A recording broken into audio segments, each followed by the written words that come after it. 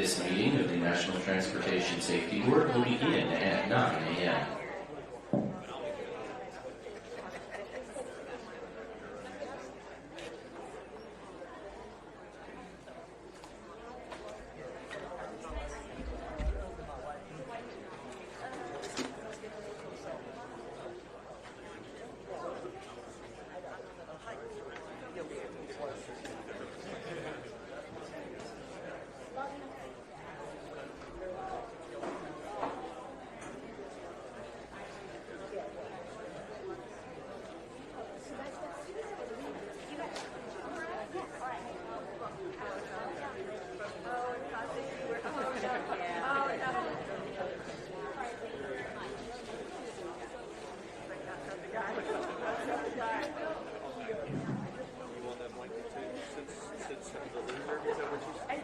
You're just sitting back here watching it happen.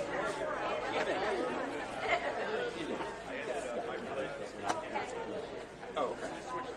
The TV camera. I'm doing that yet. That's a pool. I know. Yeah, I'm cool. I'm not cool. I'm pulling it with my colleagues. I mean, I have to. No, you're doing it. Okay.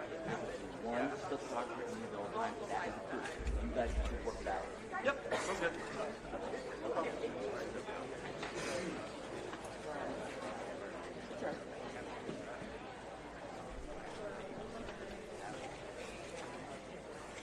How many photographers in the department? 3 stills. One. So they have 5. Oh. And they have 2.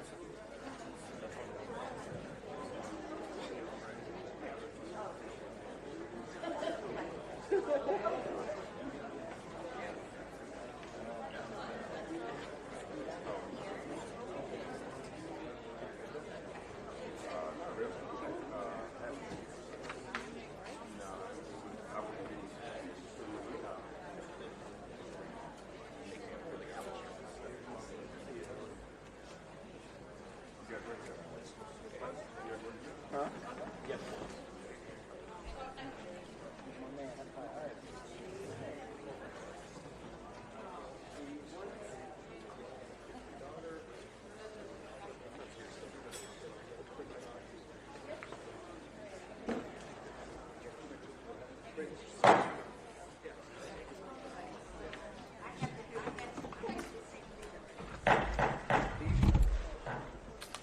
right. Welcome to the National Transportation Safety Board. I'm Jennifer Homendy, and I'm honored to serve as chairwoman of the NTSB. I'm joined by my fellow board members, Member Michael Graham, Member Todd Inman, and Member Tom Chapman. Before we begin, I'm going to yield 1 minute to Member Chapman. Thank you for the opportunity to speak briefly, Chair. I'm going to excuse myself from today's proceedings as I did prior to last summer's investigative hearing. Before doing so, I want to again explain why I will not be participating. As I have formally disclosed in various public financial disclosure filings, my family and I continue to receive flight privileges from American Airlines pursuant to what's called an executive change in control and severance benefits agreement. Without going into details, that's an arrangement which dates to a circumstance and time much earlier in my professional career. American Airlines is not a formal party to the investigation. However, I have recused myself from participation in this investigation because of the business and corporate relationship between American Airlines and PSA Airlines, and PSA is a party, of course. I commend our team and my colleagues on the board for their hard work. I've followed the investigation closely, and I'll be observing today's board meeting by video. A thorough determination and examination of the facts is owed to those who lost their lives in this terrible tragedy, and to their loved ones who are grieving the unimaginable loss. I know that some of the folks are here today, and others are undoubtedly watching online.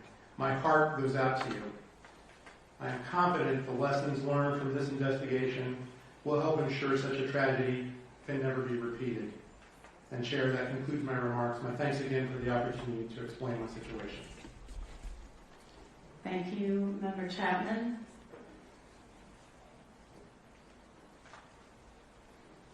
Today's meeting is open to the public in accordance with the Government and the Sunshine Act. It's the first time board members and staff have come together to discuss the draft report and to consider the proposed findings, probable cause, and safety recommendations. Before I continue, I want to pause for a safety video. Olivia?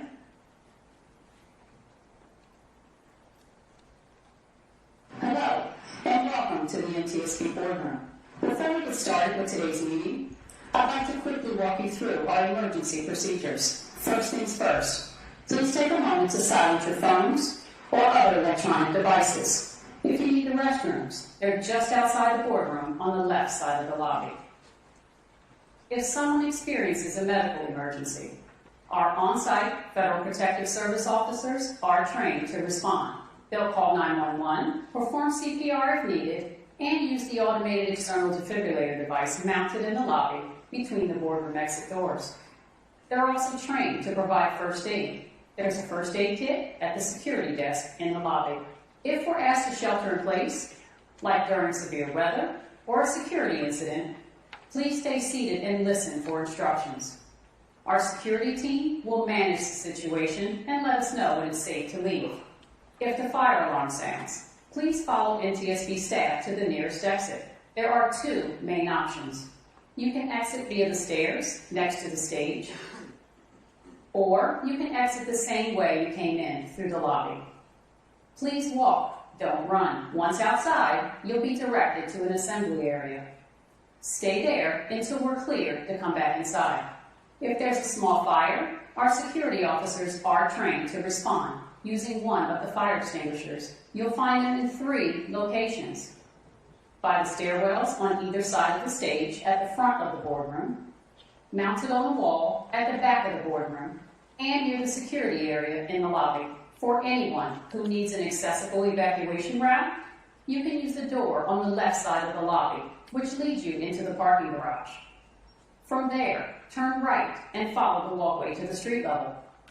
NTSB staff will be available to assist anyone who needs help. And finally, safety is everyone's responsibility.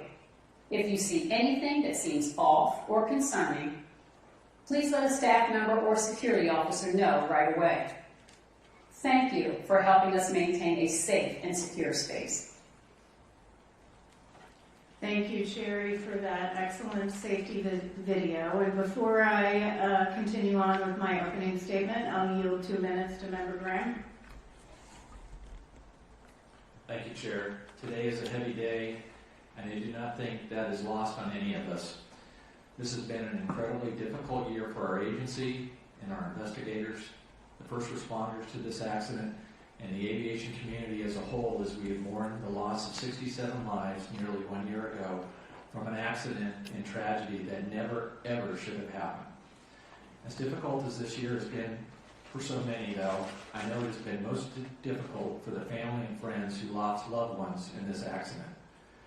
Whether you're here today with us, or online, or watching at a later date, please know that I, my fellow board members, and our entire agency mean it when we say we have not let a day go by when we are not thinking about your loved ones. They have been on our minds and in our hearts in each and every step of this process. Our investigation has been a grueling and challenging process, but I cannot imagine having to endure all of this in the eyes of the public. I will continue to pray for each and every one of you. I imagine there will be some difficult moments today for all of us as we try to provide answers to how a multitude of errors led to this tragedy. There will be some times where individual errors may be noted throughout the course of the day in relation to this accident, but I want to make it crystal clear. Any individual shortcomings were set up for failure by the systems around them. We are not here today to place blame on any individual or any organization, but we are here to ensure those systems that failed to protect 67 people on January 29, 2025, never fail again. To that end, I remain steadfast in my commitment to forcefully advocate for all the safety recommendations we adopt today moving forward. Thank you, Chair. Thank you. Excellent statement. And I do want to point out this was, as I said at the initial press conference, an all hands on deck investigation and on-scene work. Member Graham, I know that you were there. You met with families, some of which are from your home. So thank you very much for your work. Now I want to yield a couple minutes to Member Inman, who was the board member on scene for this accident. And thank you for your work. Thanks, Jim. First off, to the staff, thank you for dedicating almost a year of your life to this. I know for many of you it has been a singular mission. For many others, they've helped and supported, so we appreciate it. It is not easy what you do, nor what you face every day. To the family members, I'm sorry. On behalf of all of us, we should not be here. I told you yesterday, none of us should be here. You would hope someday we could actually get rid of the NTSB because there was no longer a need. But unfortunately, from tragedy, we draw knowledge to improve the safety for us all. So for that, I'm sorry. It will not be an easy day. I think as Mike just said, there is no singular person to blame for this. These were systemic issues across multiple organizations. And I think as you'll see, we will place a lot of the information that you're going to hear on those responsible organizations and hopefully make recommendations so that this never happens again. But while the board meeting may end today, it's not over. Tomorrow begins the advocacy. It begins the time to get the recommendations. It's the time to actually really start the hard work for a lot of people that may go on for years. But we will be with you throughout that time. We're not going anywhere. I know you're not. We're there to work with you and to help you in any way we can. So for that, again, I am sorry for us being here. I wish it did not happen. I never want to sit before another family and do the briefings like we had to do in the days after that crash. I know we cried together, and we'll probably do that again today. Thank you. Thank you, Member Inman. Appreciate that. The NTSB meets today to finalize our investigation of the mid-air collision between a Black Hawk operated by the U.S. Army under the call sign PAT-25 and a CRJ700 operated by PSA Airlines as American Airlines Flight 5342. The collision occurred on January 29, 2025, at about 8:48 p.m. Eastern Standard Time, about a half a mile southeast of Ronald Reagan Washington National Airport. Tragically, there were no survivors. The 2 pilots, 2 flight attendants, and 60 passengers aboard the airplane, and 3 crew members aboard the helicopter were fatally injured. I want to take a moment to address the 67 people, the families and friends of the 67 people who died that day. I imagine every day since January 29th has been incredibly difficult. And I imagine that today is even more difficult. And Thursday, as we mark 1 year since this tragedy occurred, since you lost your loved ones. As a mom, I can only imagine all that you've been through. You are in our daily prayers. I pray for you every single day. And on behalf of everyone at the NTSB, our entire agency, please accept our heartfelt condolences and our deepest, deepest sympathies. Unknowingly, you are also an inspiration to so many of us. You have, in the wake of absolute devastation, shown remarkable selflessness, courageously advocating for important reforms in aviation safety to save lives for others.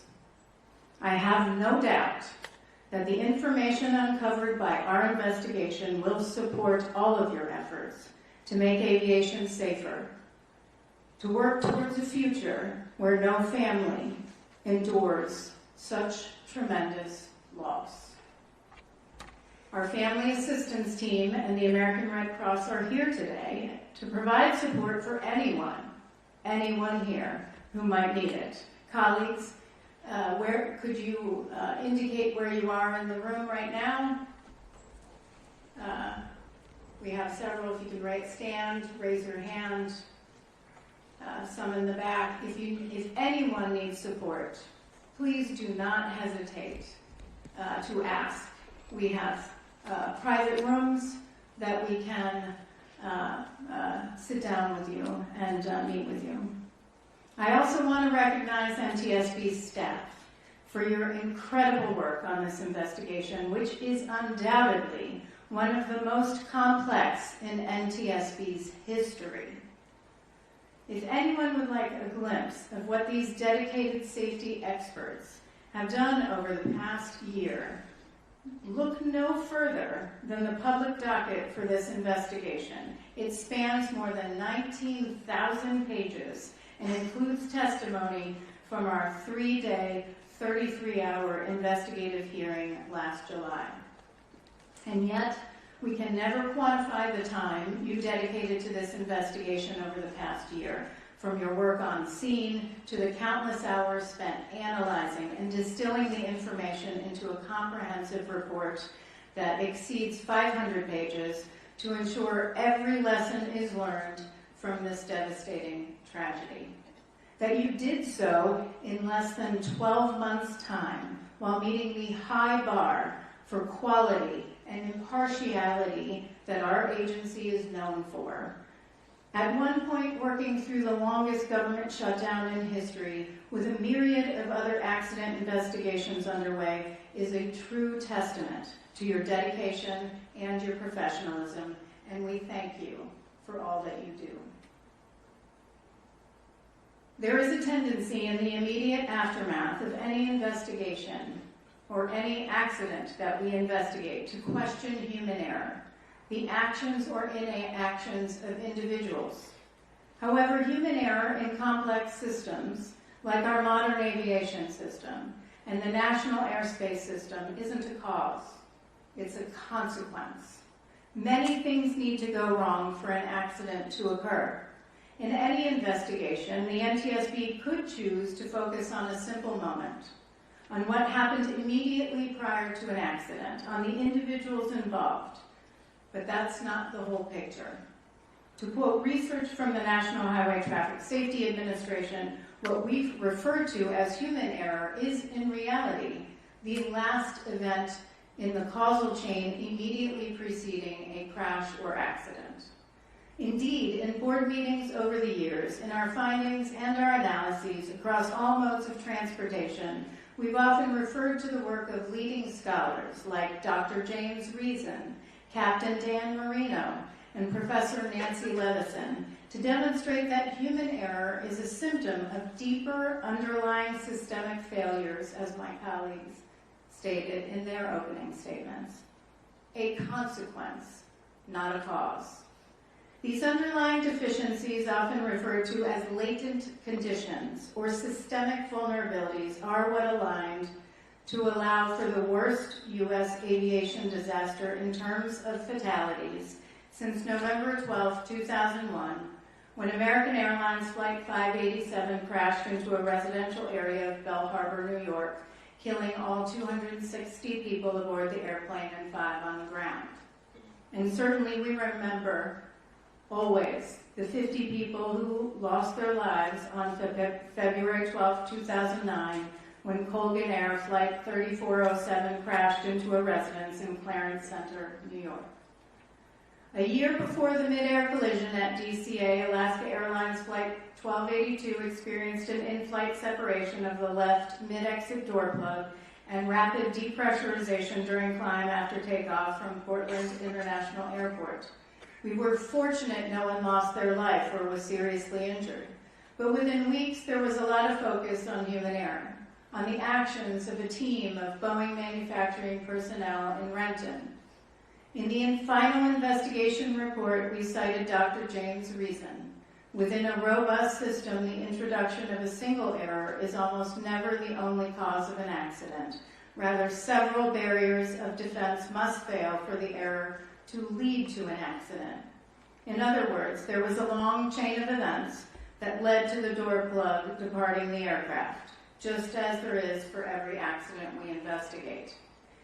In preparing for this board meeting, I reviewed a myriad, almost all, mid-air collisions we've investigated since 1968.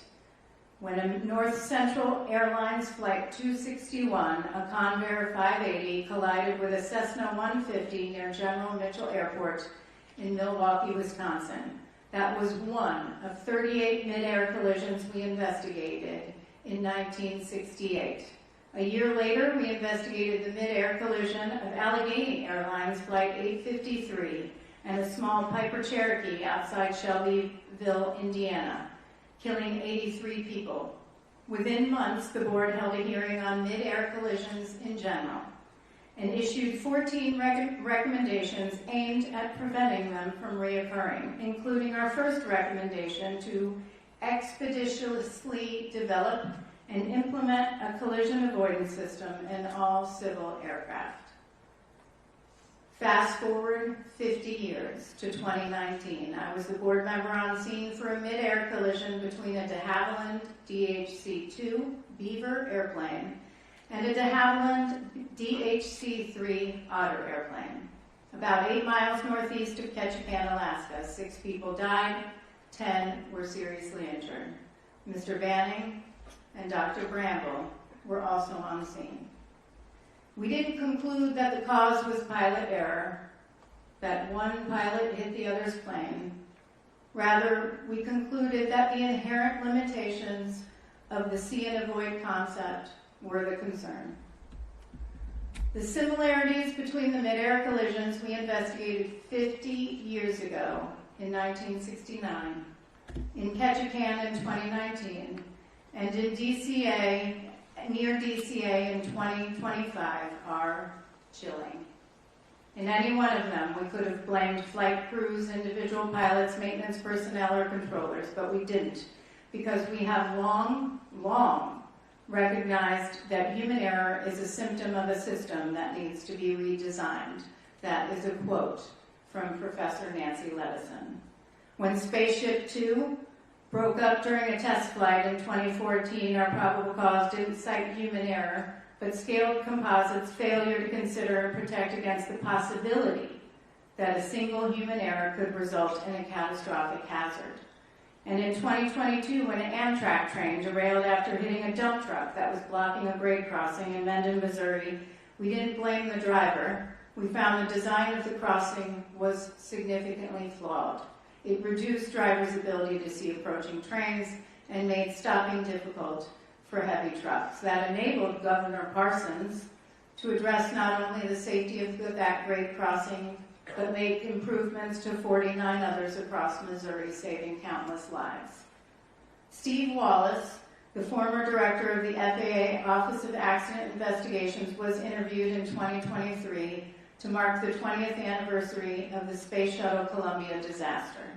After the Columbia disintegrated upon re-entry to Earth, killing all 7 astronauts on board, the NTSB was heavily involved in the investigation. In fact, one of our leading aerospace engineers who actually did the structural work for this investigation did the work on Columbia with NASA. Steve was a member of the Columbia Accident Investigation Board. In the interview, he cites a lesson he learned from our investigators. Quote, NTS people have a saying that when you find the human error, that's not the end of the investigation, that's the beginning of the investigation. What is the true root cause? The root cause is the thing that you have to change so it doesn't happen again. Commercial aviation embraced the same shift in root cause analysis, and the results were powerful. In fact, they challenged the NTSB to do better when we only focused on human error back in the 1970s and before that. And as a result, flying became safer.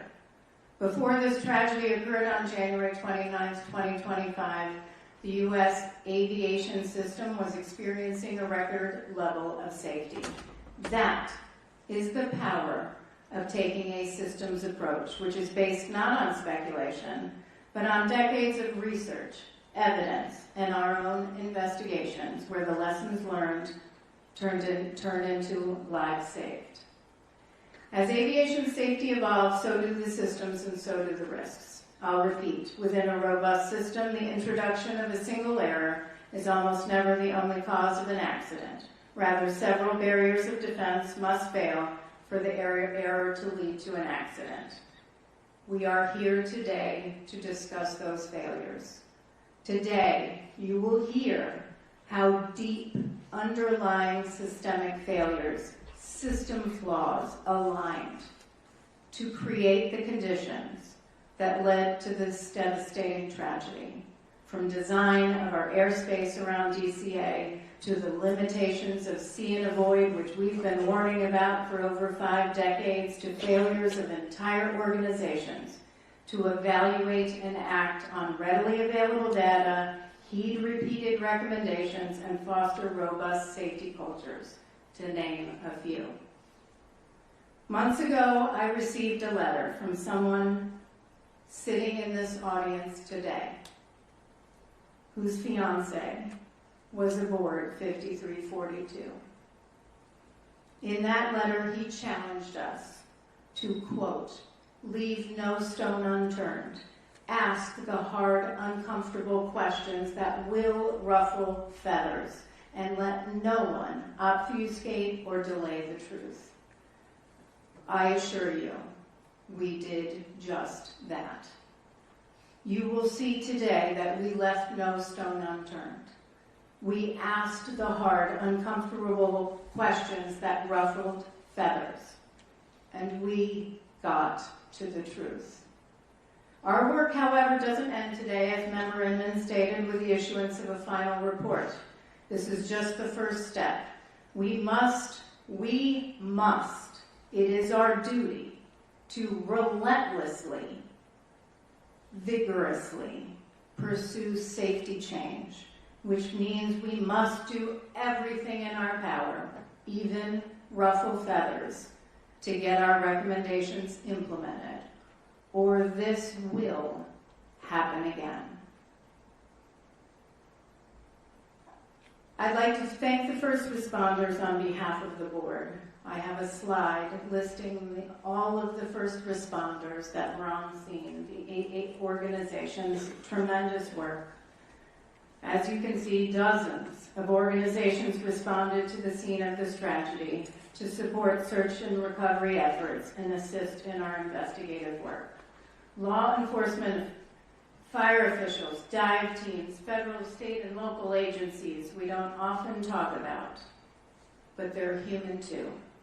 And what they experience can also be quite difficult. So thank you, if you're listening or you're here, thank you for your public service, for your dedication, and for your heart. You embody the best. You embody the best, each of you, of what public service means. Now let's turn to today's meeting. We're going to do things a little bit differently today, as there's a lot of complex information that we have to go through.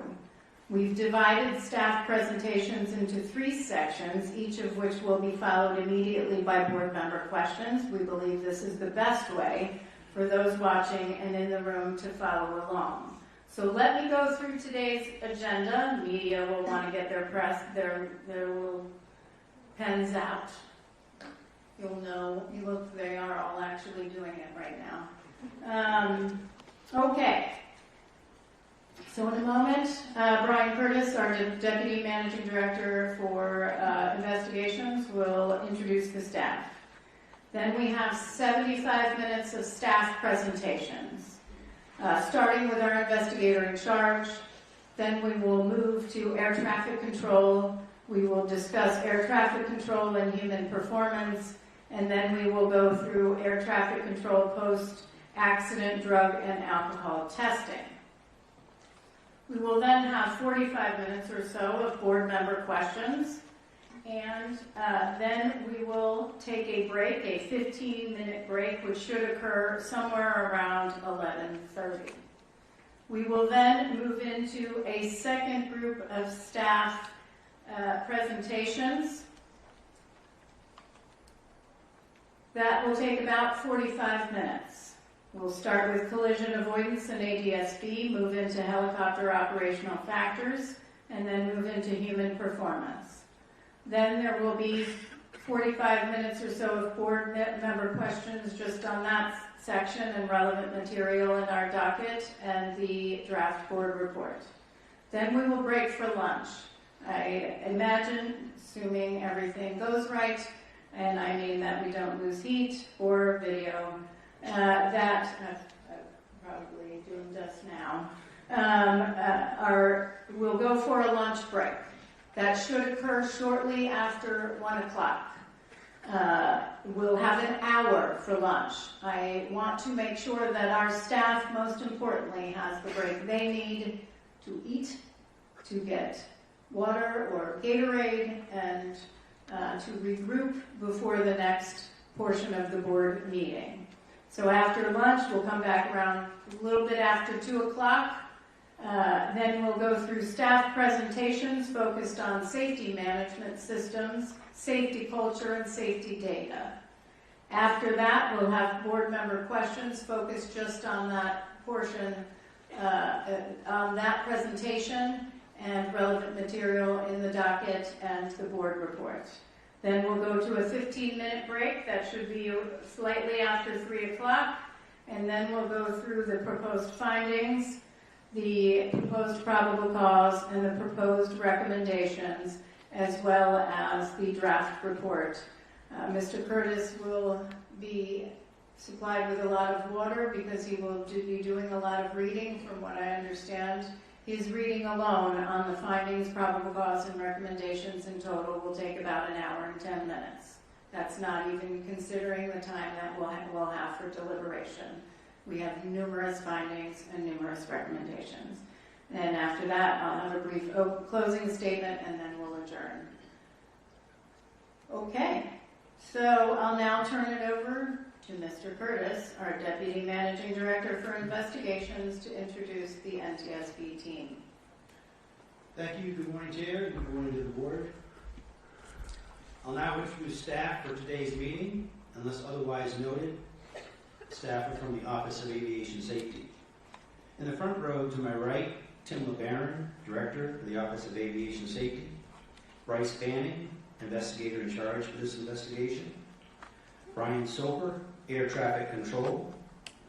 Dr. Catherine Wilson, Air Traffic Control and Human Performance. Dr. Tarang Kayagil, Medical from the Office of Research and Engineering. Behind me in the second row, left to right, Jennifer Adler, Director for the Office of Safety Recommendations and Communications. Tom McMurray, General Counsel for the NTSB. Carl Schultheis, Vehicle Performance Chief from the Office of Research and Engineering. Allison Diaz, Report Writer. Sarah Lewis, Air Traffic Control. And Marie Moeller, Aircraft Performance from the Office of Research and Engineering. And in the third row, left to right, Olivia Fowler, Audiovisual for today's meeting. Chihoon Shin, Helicopter Operations. Mike Richards, Meteorology. John O'Callahan, Aircraft Performance from the Office of Research and Engineering. And Nathaniel Hoyt, Recommendations from the Office of Safety Recommendations and Communications. Additional staff present to answer questions from the board today: Captain Van McKinney, Helicopter Operations. Dr. Janet Price, Safety Data from the Office of Research and Engineering. Dr. Bill Bramble, Human Performance. Michael Portman, Recorders from the Office of Research and Engineering. Caleb Wagner, Systems. Captain Rocky Stone, Airplane Operations. And Dr. Lauren Groff, Safety Data from the Office of the Managing Director. The presentations will begin now with an investigation overview by the investigator in charge, Bryce Banning. Mr. Banning.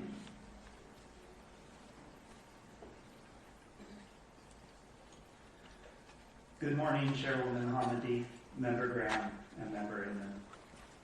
My presentation will begin with an animation covering history of flight, helicopter routes, and an overview of the air traffic control communications shortly before the accident.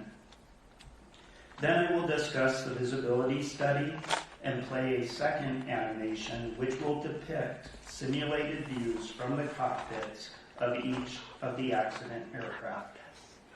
I will also cover the wreckage examination, exclusionary findings, safety issues, and previously issued safety recommendations. Air traffic control audio is included in these animations. Cockpit voice recorder audio from both airplane and helicopter are not included in these animations, but their transcript will be shown.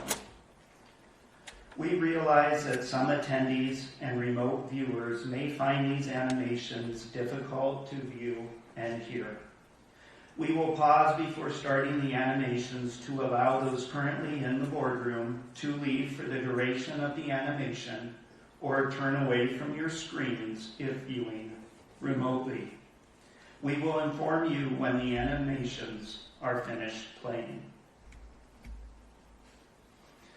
We will begin the first animation now and will pause for those who would like to leave the room or turn away from their screens. The animation will play for approximately 12 minutes. We will be dimming the lights in the boardroom so that people can see the animation better.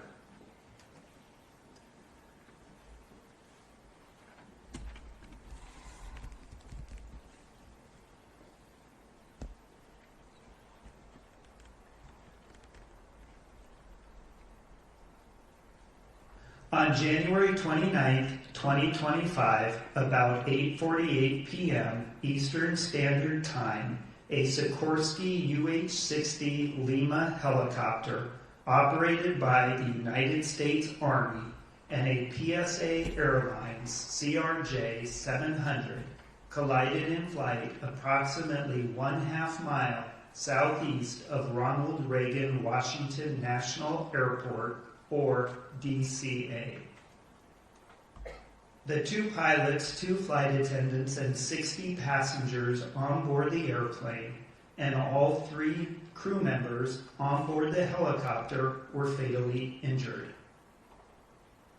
The military helicopter flight originated from Davison Army Airfield, Fort Belvoir, Virginia. The flight was an annual evaluation for the pilot with the use of night vision goggles. The airplane was operated by PSA Airlines, doing business as American Airlines Flight 5342, a scheduled domestic passenger flight under Title 14 of the Code of Federal Regulations, Part 121, from Wichita, Kansas to Washington, D.C. Night visual meteorological conditions prevailed at the time of the accident. In the radio communications, the accident airplane was using call sign Blue Streak 5342, and the Army helicopter was using call sign Pat 25. The Federal Aviation Administration provides charts that specify helicopter routes to facilitate operations in high traffic areas. The helicopter routes have no defined lateral boundaries, but they do have maximum altitude limits. The helicopter routes are depicted by a blue line on the Google Earth image. Helicopter Route 1's western section begins in Cabin John, Maryland, and follows the Potomac River southeast to Washington, D.C., through the Tidal Basin and the Washington Channel to Haines Point, and then turns east along the Anacostia River.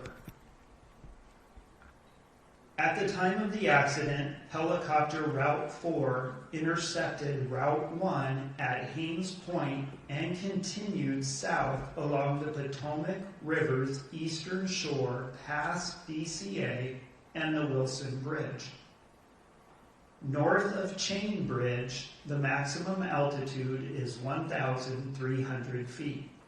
Between Chain Bridge and Key Bridge, the maximum altitude is 700 feet.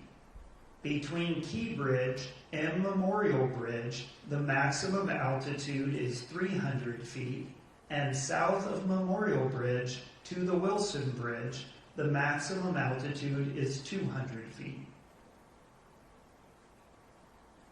At 8:33 p.m., 15 minutes before the collision, Pat 25 requested permission to travel from Cabin John along helicopter Route 1 to helicopter Route 4 to Davison Army Airfield.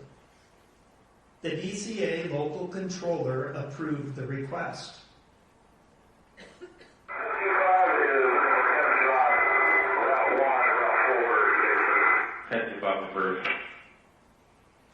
There was no communication between Pat 25 and the DCA local controller for 12 minutes. At 8:39 p.m., 9 minutes before the collision, Flight 5342 was cleared for the Mount Vernon Visual Runway 1 approach to DCA by Potomac Terminal Radar Approach Control. Select in-cockpit communications between the instructor and the pilot in Pat 25, primarily about altitude, will be shown on a black background in the animation. At 8:43 p.m., 5 minutes before the collision, Flight 5342 was handed off to the DCA Tower Local Controller. The local controller asked the crew of Flight 5342 if they could switch their approach from runway 1 to runway 33. Bushir 5342, Washington Tower 1 star 32017, you take runway 33. The crew accepted the change and they were cleared to land on runway 33.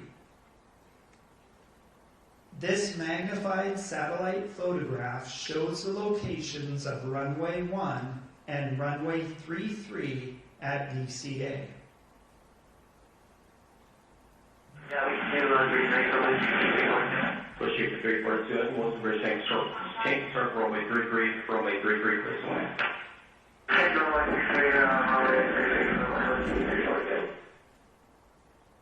There was no further communication between the local controller and the crew of Flight 5342 before the collision.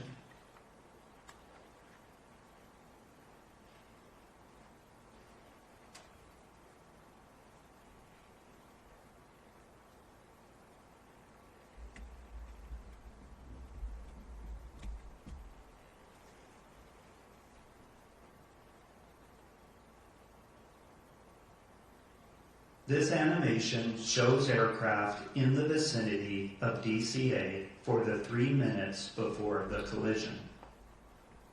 The local control and helicopter control positions were combined, and the local controller was communicating with 6 airplanes and 5 helicopters. Communications took place on an airplane radio frequency and a helicopter radio frequency. The local controller was broadcasting on both the airplane and helicopter radio frequencies, but airplane communications were only heard in other airplanes, and helicopter communications were only heard in other helicopters. The animation includes air traffic control audio for both the airplane and helicopter frequencies. A transcript of the controller communications will appear in the upper left, and the local controller will be indicated on the map. A transcript of aircraft communications will appear in the lower left, and the aircraft call sign will be highlighted on the map. The controller was also communicating with aircraft outside the bounds of this map, which will be indicated. The accident helicopter is shown in orange with the label PAT-25, and the accident airplane is shown in magenta with the label PSA 5342. Jet 79, wind bar 32015, bus 25, traffic 2 miles, no delay, runway 1 for signal. Clear takeoff, runway 1, no delay, jet 789. Flight Jet 1, rush for change for good night. Flight 25, Washington.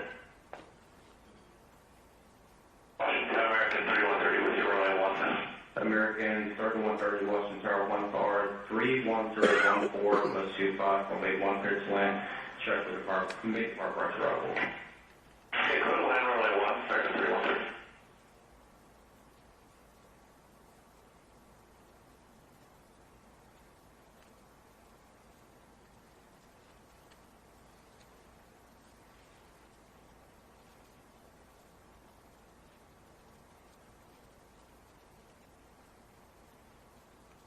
Jet 789, contact on March today. Okay.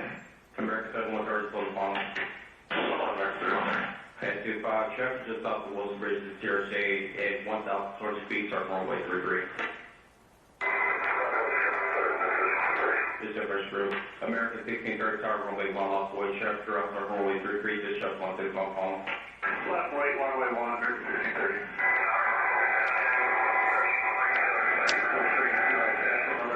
Most of stand by. Issue 5307. Keep rolling out to November, ground point in the day. November, 307.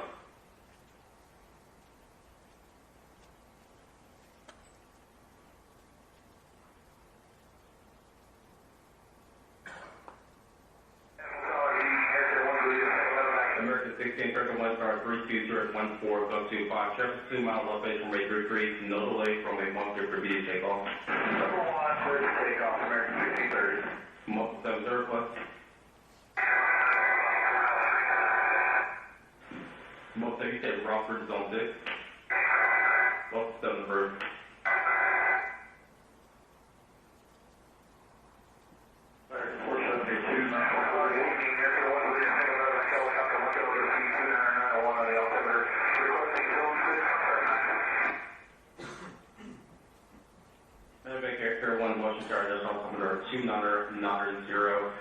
Approved loss of fast for reverse base for interior airback.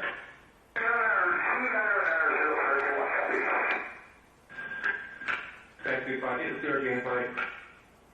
Taxi 5 F1 is CRJ. Yes, sir.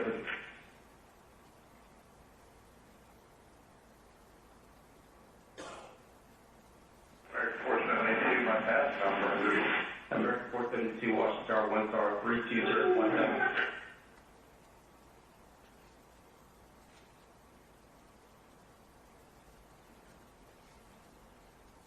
The following video shows the airplane and helicopter leading up to the point of collision.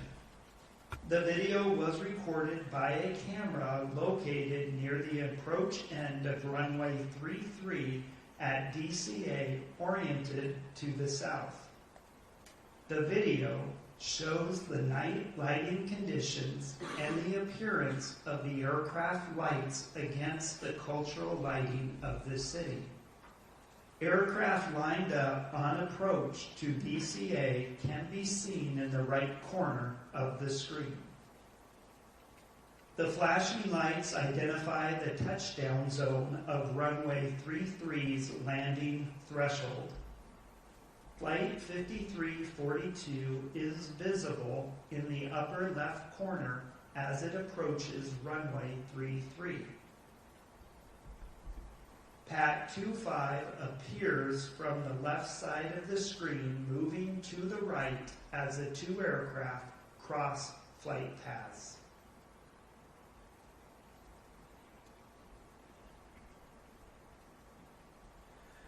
The animation is done playing.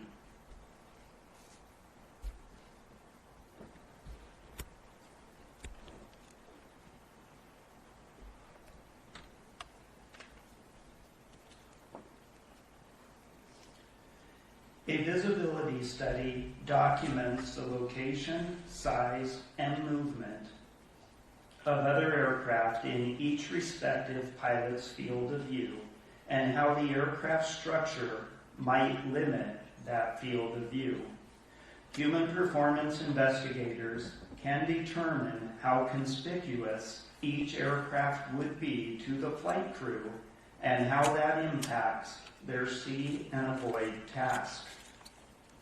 The visibility study faced additional challenges due to the night conditions and use of night vision goggles by the helicopter crew.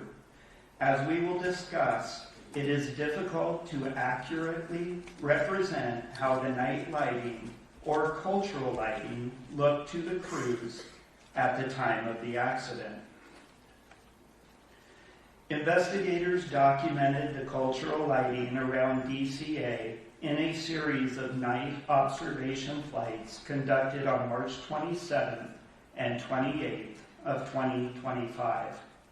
We chose these observation dates to replicate the conditions on the night of the accident. Crews flew the accident flight paths individually using exemplar aircraft, which were observed by human performance, operations, and air traffic control investigators. We recorded the view in both videos and photos from each aircraft, the air traffic control tower, and on the ground. This documentation was used to determine which available flight simulator program best represented the cultural lighting at the time of the accident and informed the human performance analysis. Shown is a video frame recorded from the cockpit of the CRJ night observation flight when turning onto final for runway 33. This captures a view of the cultural lighting in the DC area. However, no device records exactly how the human eye sees a scene. These types of images from various recording devices and the impressions of the human performance, operations, and air traffic control investigators from the night observation flights were used together to inform the analysis of the difficulty of the see and avoid task. The visibility study recreates the view from the cockpit and includes what the airplane structure would obscure. The photo on the left is of a CRJ700 cockpit and labels the 4 cockpit windows: left window, left windshield, right windshield, and right window, and indicates the location of the captain, who was the pilot flying, and the first officer, who was the pilot monitoring. The image on the right shows the field of view of the captain looking forward through the left windshield. The light gray mask indicates how the structure of the airplane would have obscured some of the view. The night imagery is from Microsoft Flight Simulator 2024, and the simulated view shown is from 35 seconds before the collision. The location of PAT 25 is circled, but it is difficult to detect and identify against the cultural lighting of Washington, D.C. The left photo shows the helicopter cockpit and labels the left window, left windshield, center windshield, right windshield, and right window, and indicates the location of the pilot, who was the pilot flying, and the instructor pilot, who was the pilot monitoring. The image on the right shows a view of the instructor pilot in the right seat looking forward. In addition to the aircraft structure, the image on the right includes a mask of the night vision goggle view looking straight ahead. While the NVGs are binocular, the brain merges the image into a single circular view. In this image, the NVG view is shown as white phosphor, but the animation will show a green phosphor display. Both types of NVGs were available to the crew. This image is from 19 seconds before the collision, and the location of the CRJ is circled. While the location, size, and movement of each aircraft in a pilot's field of view is accurate, there are important limitations to the visibility study, including: first, the accuracy of the cultural lighting. You will see in the animation that some landmarks are unrealistically bright. Additionally, not all of the aircraft south of the Wilson Bridge were visible in the simulation. Secondly, the accuracy of the external lighting on each aircraft, which affects how visible it is against the cultural lighting. The CRJ700 model for Microsoft Flight Simulator 2024 did not have functional external lighting, so a model of a Boeing 737 was used instead. The differences in the appearance of these airplanes at night is insignificant until just before the collision. Lastly, the accuracy of the night vision goggle view. The goggles are shown stationary, and the pilot's head does not move or scan. The imagery also does not include additional light sources that night vision goggles would show more brightly, such as stars. We will begin the second animation now, and will pause for those who would like to leave the room or turn away from their screens. The animation will play for approximately 8 minutes. We will be dimming the lights in the boardroom so that people can see the animation better.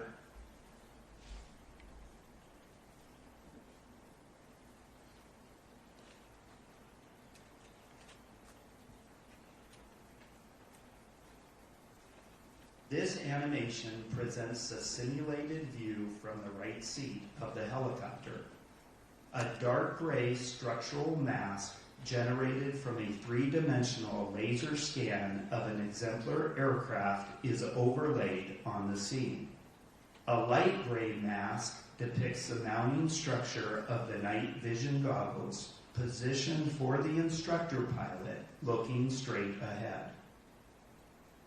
The green tint mimics a green phosphor visual effect, but the actual behavior of the night vision goggles has not been simulated. Crew communications transcribed from the cockpit voice recorder are shown as text at lower left. Audio recordings of air traffic control communications on the helicopter frequency are synchronized with the animation, with corresponding transcript text displayed in the center. Radio interference blocked some transmissions from the local controller and other helicopters. Transmissions that were blocked are indicated by striking through words in the transcript. A moving map depicting the locations of PAT 25 and Flight 5342 and synchronized with the view from the cockpit will be shown at lower right. 78 1 star 32015 plus 25, check 2 out, no delay, runway 1 for takeoff.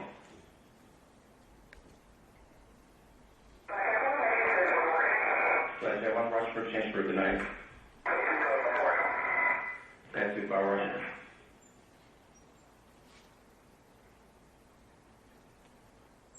American 3130 Washington Tower 1 star 31014 plus 25, runway 1 clear to land. Check with the park, mid park rush arrival.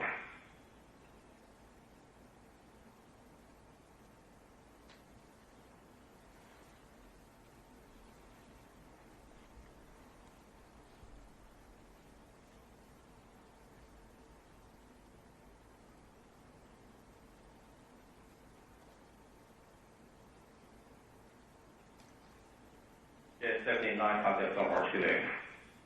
American 7130 is close bomb. Head 25, check, just off the Wilson Bridge to CRJ at 1,200 feet, start runway 33. Just a fresh group. American 1630 tower runway 1 left forward, check, throughout start runway 33, just shut 16 off column.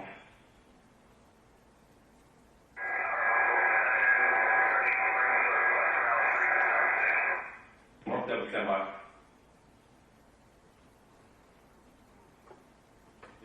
307. People are announced November conference in today.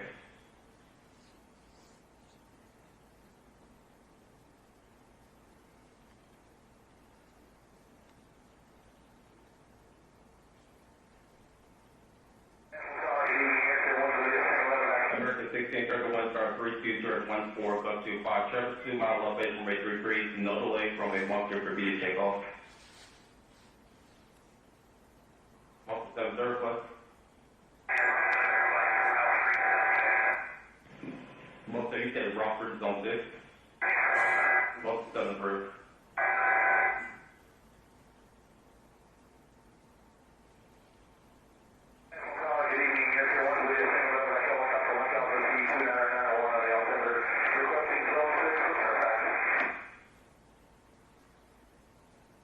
Extra 1 Washington Guard, that's altimeter 290. Approved Russell class Rover, space for Lynn Sherry Fairfax.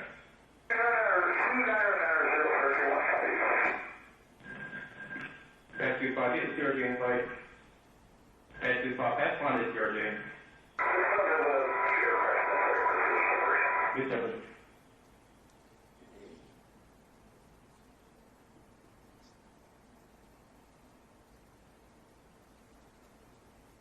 Director 472, Washington Tower 1 star 32017.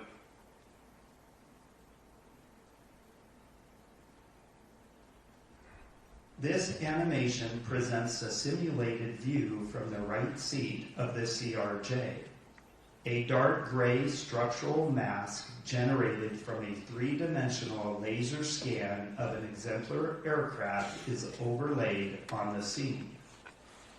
Crew communications transcribed from the cockpit voice recorder are shown as text at lower left. Audio recordings of air traffic control communications on the airplane frequency are synchronized with the animation, with corresponding transcript text displayed at lower right. A moving map depicting the locations of both aircraft synchronized with the view from the cockpit is shown at upper left. Jet 785, winds are 32015 plus 25, traffic 2 miles, no delay, runway 1 for takeoff. For takeoff, runway 1, no delay, Jet 789. Jet 1, rush for change for good night. Pass 25, rush. Washington, American 3130 with 091. American 3130, Washington Tower 1 car 31014 plus 25, runway 1 clear to land. Check with the park, mid park rush arrival. Okay, clear to land, runway 1, service 313.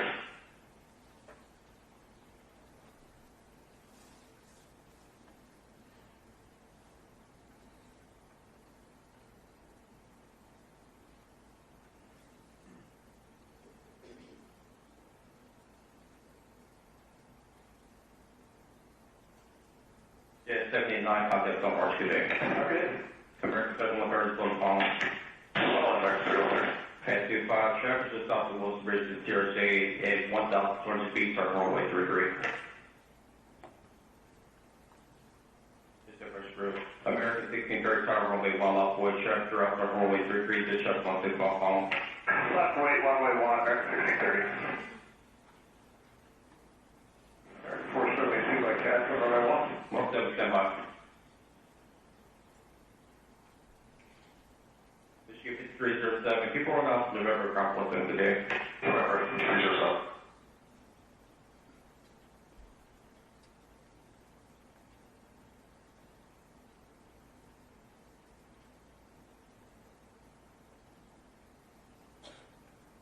American 16, Reagan National Airport, 32014 plus 25, travel 2 mile elevation, runway 33, no delay, runway 1 clear for B to take off. Number 1, clear to take off, American 1630. 730 plus. Most 30 says Rockford zone 6. 7 through.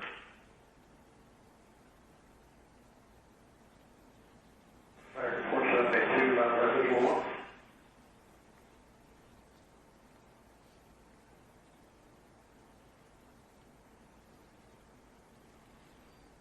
Medevac Air 1 Washington Chargers, altimeter 290. Approved Ross class Rover, space for insured Fairfax.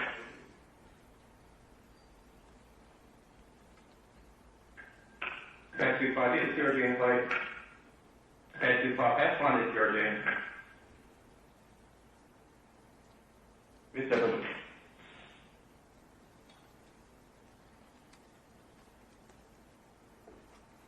American 4782 by pass. American 472 Washington Tower 1 star 3217.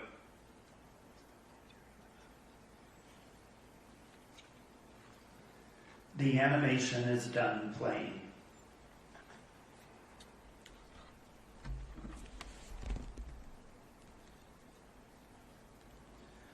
The wreckage of both aircraft were located in the Potomac River in water depths ranging between 1 to 8 feet, depending on location and tidal conditions.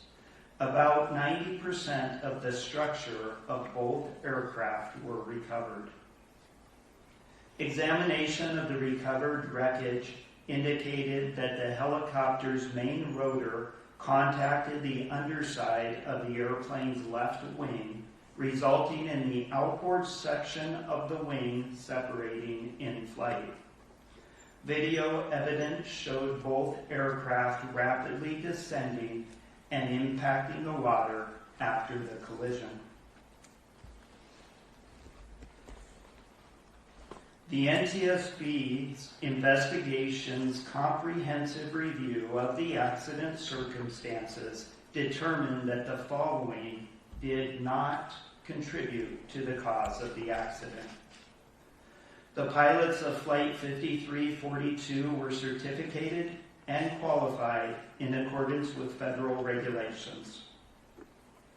The pilots of Flight 5342 were medically qualified for duty and available evidence does not indicate that they were impaired by effects of medical conditions or substances at the time of the accident.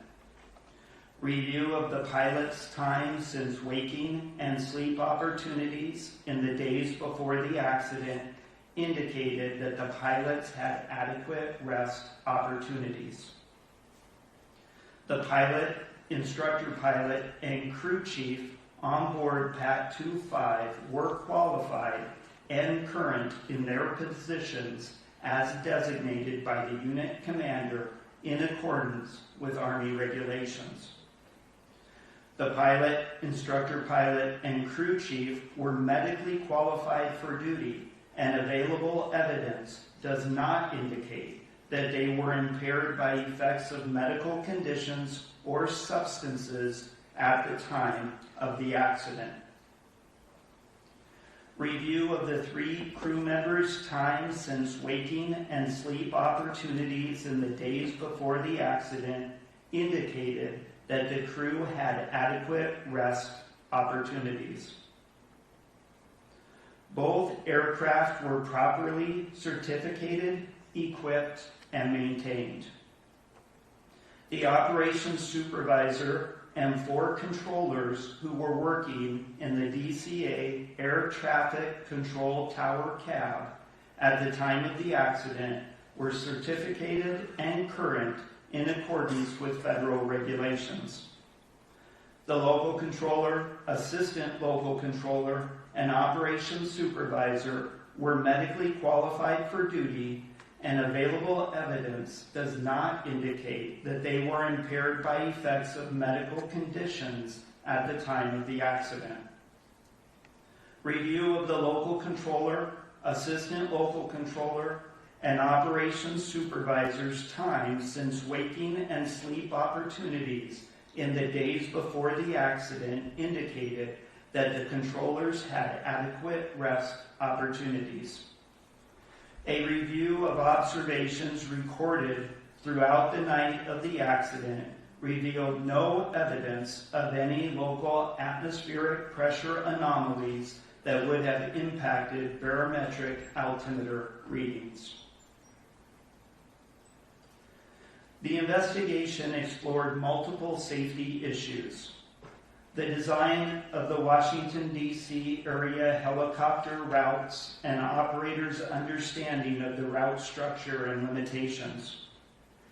Air traffic controller workload, position combining, and communications practices. The extensive use of pilot-applied visual separation and the inherent limitations of see and avoid. Deficiencies in FAA safety culture and post-accident drug and alcohol testing.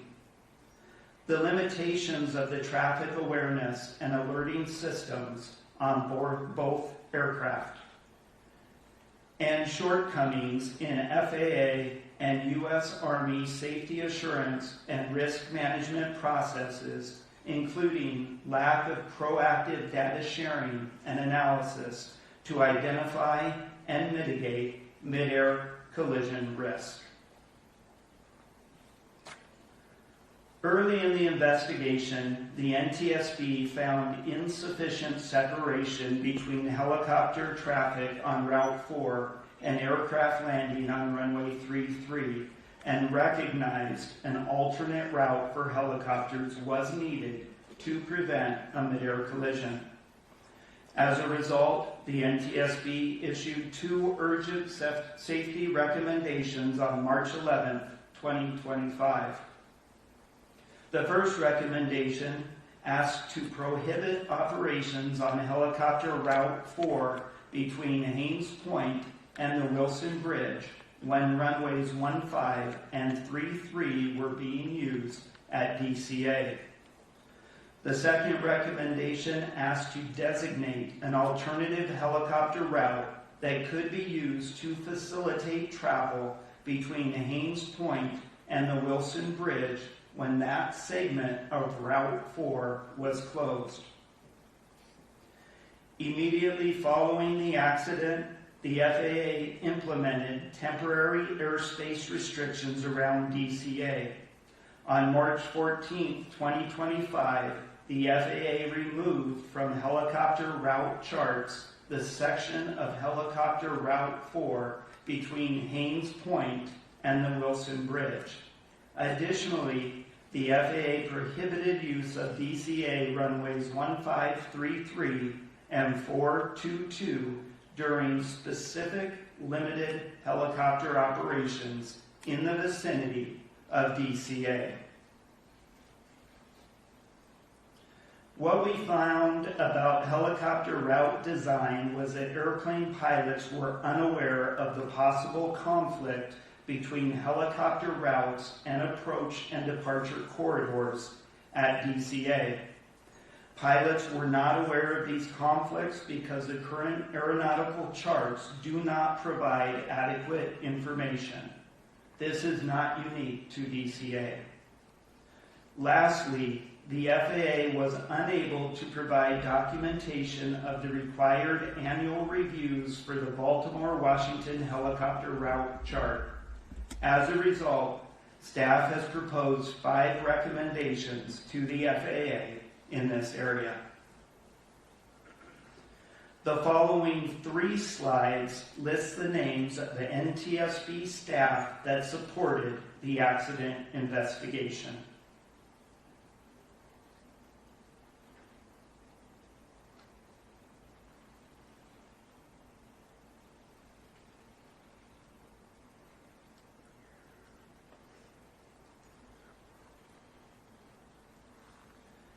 NTSB invited qualified parties to participate in our investigation.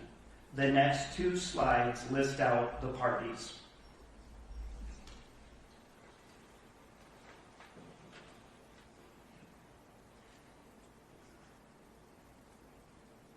In accordance with the provisions of Annex 13 to the Convention on Civil Aviation, the Transportation Safety Board of Canada, representing the state of design and manufacture of the airplane, provided an accredited representative.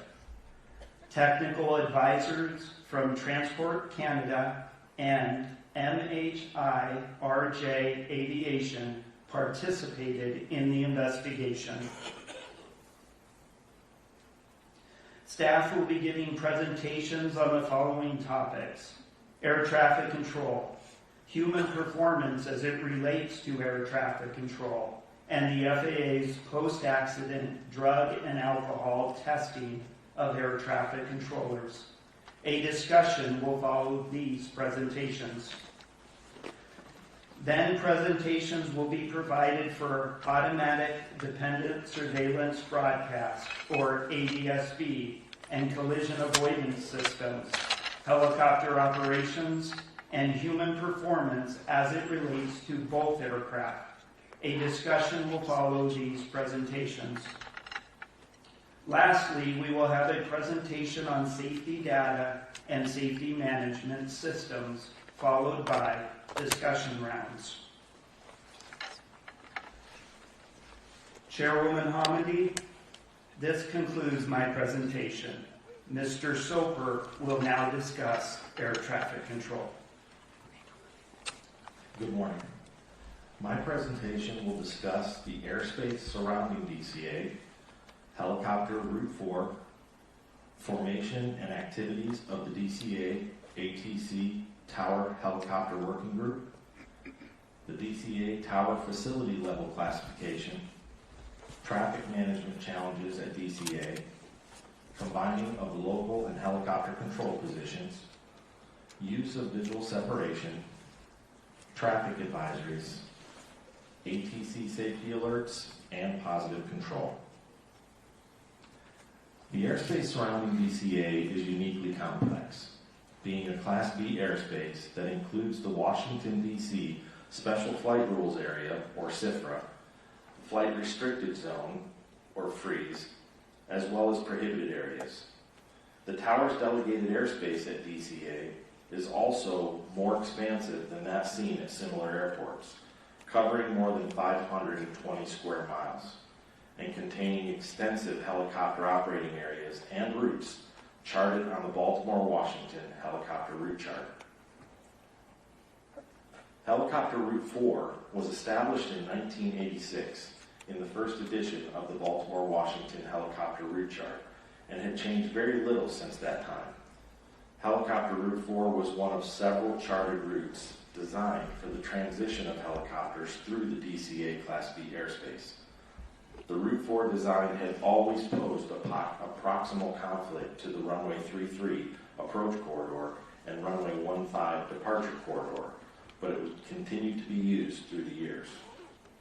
The routes were never procedurally separated, meaning there were no written procedures in place to ensure that when applied, aircraft would be automatically separated by a required minimum. While we learned from the FAA during the investigative hearing that these routes were never constructed to provide or ensure separation, we also learned that there was a lack of clear and consistent understanding and varied interpretations across user groups. The DCA ATC Tower Helicopter Working Group was formed as a direct result of a significant near-midair collision in 2013 between a helicopter and an airplane in the very same location of this accident.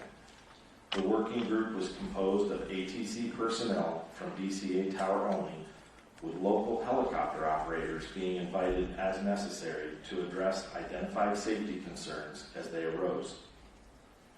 The working group proposed several recommendations to the FAA, including one to remove or relocate Route 4 in order to deconflict with the runway 33 approach corridor and runway 15 departure corridor, as well as the addition of hotspots to aeronautical charting to bring awareness to pilots about the increased risk potential when operating in these areas of the proximity events. The FAA chose not to act on the working group's recommendation to remove or relocate Route 4.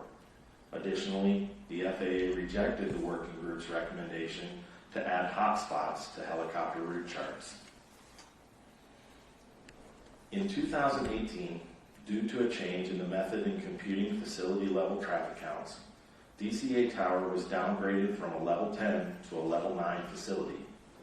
The FAA declined to provide detailed criteria or the metrics used to establish DCA's facility level, but information available suggested that total traffic count was the driving factor in determining facility levels in general. Staff feel that there was an inadequate consideration given to airspace, airport, and operations complexity in the downgrading of DCA's tower facility level, and negatively impacted facility health as they experienced an inability to retain or recruit the experience level needed in control staff. In addition, no consideration appeared to be given to the high cost of living in the DC area, with a 15% difference in pay between levels 9 and 10, the biggest salary gap between any two air traffic control facility levels.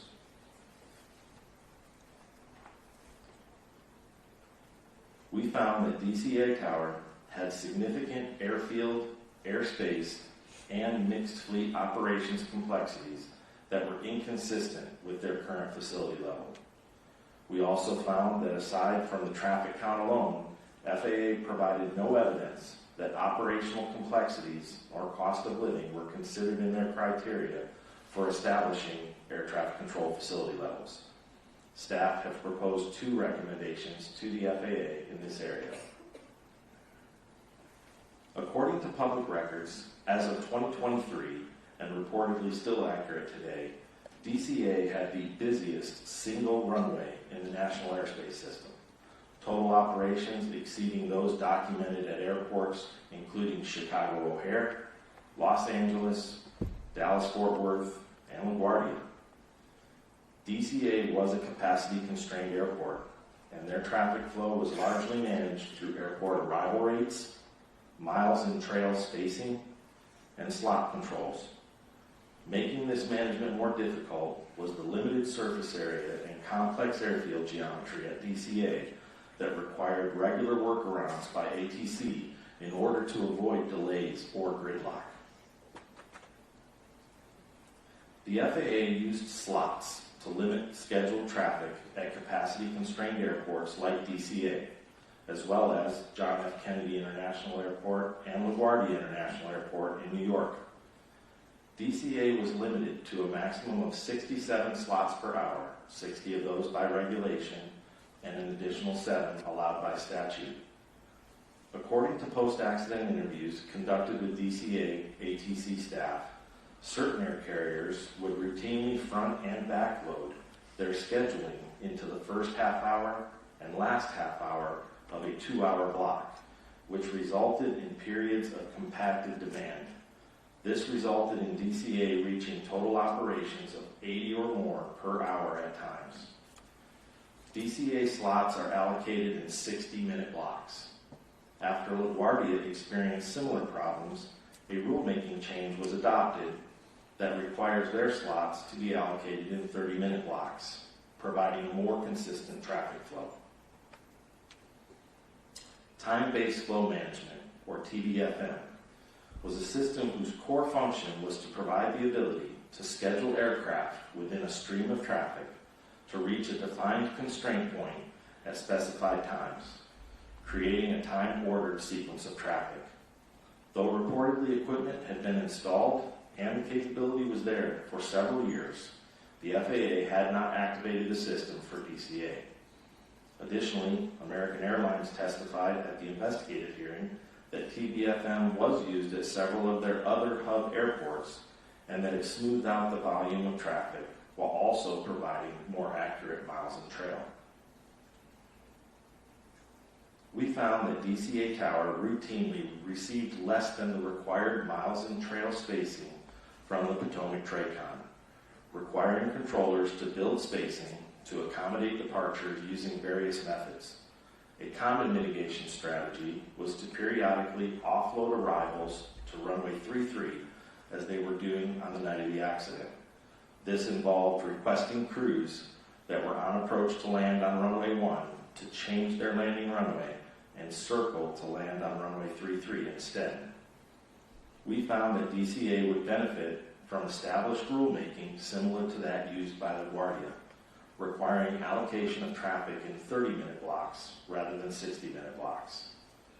We also found that time-based flow management would provide DCA Tower with a consistent flow of traffic, more accurate spacing, and greater predictability. We recently learned that Phase 1 of this went operational in October of 2025, with full implementation planned to be completed by March 2026. Staff have proposed 3 recommendations to the FAA in this area. Combining of the control positions is commonplace in air traffic control, and in facilities like DCA Tower, detailed policy guidance is required to reduce the risk by preventing the combining of positions under the wrong circumstances. The policy at DCA regarding staffing of the helicopter control position had changed several times over the years, becoming less restrictive each time. During prescribed hours, the policy went from helicopter control must be open in 2016 and only authorized to be combined with air traffic manager or support manager approval to 2023 becoming helicopter control must normally be decombined, meaning staffed separately. In 2024, it became helicopter control should normally be decombined, and it authorized the positions to be combined at the supervisor or controller in charge level's discretion. The softening in this policy from helicopter control must be open to helicopter control should normally be decombined, with no requirement of a corresponding log entry or rationale, opened the policy up for varied interpretation.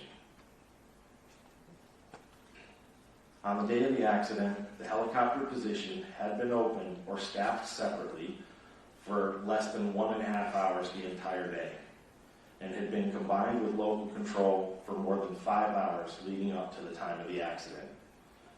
There was no requirement to log the combining of helicopter and control positions nor any position combination at DCA Tower. Staff have proposed one recommendation to the FAA in this area. We will now show an animation and will pause for those who would like to leave the room or turn away from their screens. The animation will play for approximately 3 minutes. We will be dimming the lights in the boardroom so that people can see the animation better.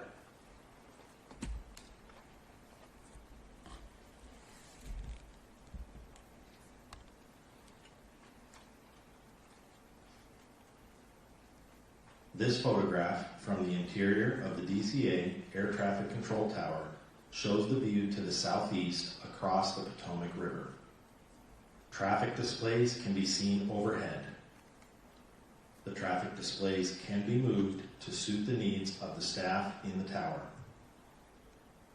This animation presents a simulated view from the tower. The point of view was based on the local controller's recollection of his position. The local controller could have changed position or orientation slightly on the night of the accident. The underlying animation was produced by the Federal Aviation Administration Target Generation Facility Simulation Branch. A dark gray structural mask generated from a three-dimensional laser scan of the tower conducted by NTSB staff is overlaid on the scene. Audio recordings of air traffic control communications are synchronized with the animation. Local controller broadcasts are shown in text at lower left. Aircraft broadcasts are shown in text at lower right.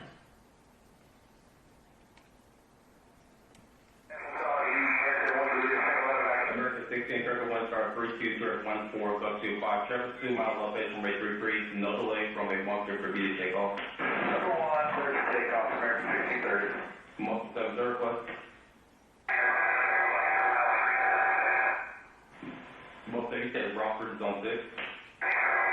Most 7 first.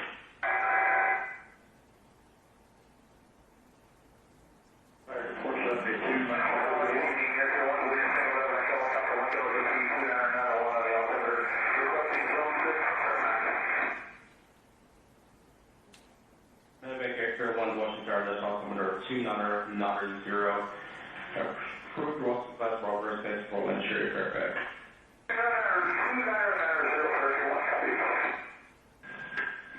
Pass 25, get the CRJ invite. Pass 25, pass find the CRJ. Yes, sir.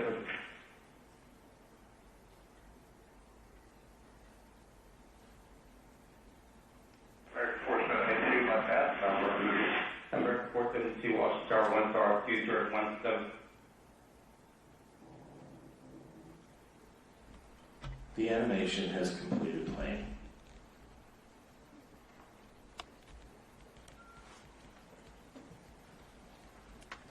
There are two types of visual separation.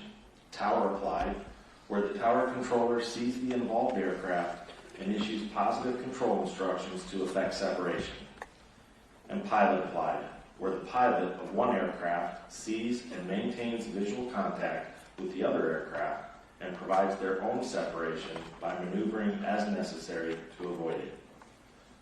Visual separation was heavily relied upon and was the primary means of separating helicopter and fixed-wing traffic in the DCA area when weather conditions permitted. To not increase controller workload, traffic congestion, and traffic complexity, controllers were motivated to and routinely authorized visual separation for helicopters transiting the DCA airspace, and helicopter crews were encouraged to request visual separation as early as possible. According to facility records, DCA Tower had a documented history of controllers lacking in the understanding of basic fundamentals in pilot-applied visual separation, as well as a history of the misapplication of pilot-applied visual separation. The local controller's initial traffic advisory provided to PAT 25, reference PSA Flight 5342, was technically compliant, but no follow-on or updated traffic advisories were provided. There was no corresponding traffic advisory provided to PSA Flight 5342 at any time. The conflict alert first activated between PAT 25 and Flight 5342 26 seconds before the collision, while they were still about 1.6 miles apart and on converging courses. Considering the proximity of both aircraft and their continually converging courses, according to the radar replay of the event, targets were such that merging target procedures should have been provided, which would have included traffic advisories to both aircraft. The local controller stated they were concerned about both the close proximity of PAT 25 to PSA Flight 5342 and their converging courses. This, coupled with the conflict alert that was active at the time, the controller should have issued a safety alert, which would have included updated traffic advisory information and an alternate course of action if feasible. Neither were done in this case. Had a safety alert been issued, it would have increased the situational awareness of both crews and alerted them of their closing proximity to one another. Additionally, a timely safety alert may have allowed action to be taken by one or both crews to avert the collision. Positive control is defined by the FAA as the separation of all air traffic within designated airspace by air traffic control. And other FAA guidance included elements of positive control as taking command of control situations and not acting in a hesitant or unsure manner, and that a controller exercising positive control observes present and considers forecasted traffic to predict task overload and takes appropriate action to prevent or lessen the situation. Positive control was not exercised at all times on the night of the accident. Had the local controller exercised appropriate positive control with timely safety alert on the evening of the accident, one or both flight crews may have been able to take action in time to divert the collision. Thank you. Dr. Wilson will now continue with her presentation. Good morning. I will discuss DCA air traffic control tower use of visual separation on the night of the accident, the concept of situational awareness, combining the local control and helicopter control positions, recognition of impending collision and expectation-driven process, the conflict alert system, radio communications when the local control and helicopter control positions are combined, time on position limitations, threat and air management, and risk management. Given the proximity of helicopter routes and zones to the approach and departure corridors for fixed-wing traffic, applying pilot-applied visual separation reduced controller workload and airspace congestion and complexity. As such, DCA ATC tower controllers were motivated to provide a traffic advisory and authorize visual separation for helicopters transiting DC airspace as early as possible. The local controller's expectation that PAT 25 crew had Flight 5342 in sight was not necessarily valid. As a result, there was potential for the local controller to overestimate the level of traffic awareness the PAT 25 crew had and to underestimate the level of information and assistance they might subsequently require to ensure collision avoidance. Situation awareness forms a basis for decision making. Situation awareness is not only what the controller is perceiving in the current air traffic situation, but how they interpret that information and use it to project the future state of traffic moving in their airspace. Controllers must maintain awareness of each aircraft they are managing to include, for example, location, altitude, and airspeed, and anticipate where the aircraft will be in the seconds and minutes to follow. A controller's ability to maintain situation awareness is impacted by task and environmental factors, such as their workload and divided attention, and individual factors such as training and experience. As cognitive capacity is reduced, for example with increasing workload due to increasing traffic complexity, traffic volume, and/or frequent radio communications, a controller's ability to maintain situation awareness is reduced. Because the local control and helicopter control positions were combined, the local controller was responsible for coordinating arrivals and departures, as well as VFR helicopter traffic transiting DCA airspace. In a post-accident interview, the local controller stated that he felt a little overwhelmed about 10 to 15 minutes before the accident when the traffic volume increased to 10 aircraft, consisting of 5 airplanes and 5 helicopters. But he felt the volume was manageable when 1 or 2 helicopters left the airspace. About 90 seconds before the collision, the traffic volume increased to a maximum of 12 aircraft, consisting of 7 airplanes and 5 helicopters. Radio communication showed that the local controller was shifting his focus between airborne, ground, and transiting aircraft. Keeping the local control and helicopter control positions combined on the night of the accident increased the local controller's workload and reduced his situation awareness. Controllers routinely monitor the current state of an aircraft and predict its future location in relation to other aircraft. Conflicts that develop slowly, particularly at night, are inherently difficult for people to recognize due to reduced visual cues. Gradual change can reduce situation awareness and delay recognition. The local controller expected that PAT 25 would remain clear of Flight 5342 because the PAT 25 instructor pilot stated that he had the airplane in sight and would maintain visual separation. The frequent use of pilot-applied visual separation reinforces the expectation that the pilot of one aircraft will maintain separation from another aircraft. Because it has repeatedly worked as expected, it can be more difficult for a controller to notice deviations, especially when workload is high, like on the night of the accident.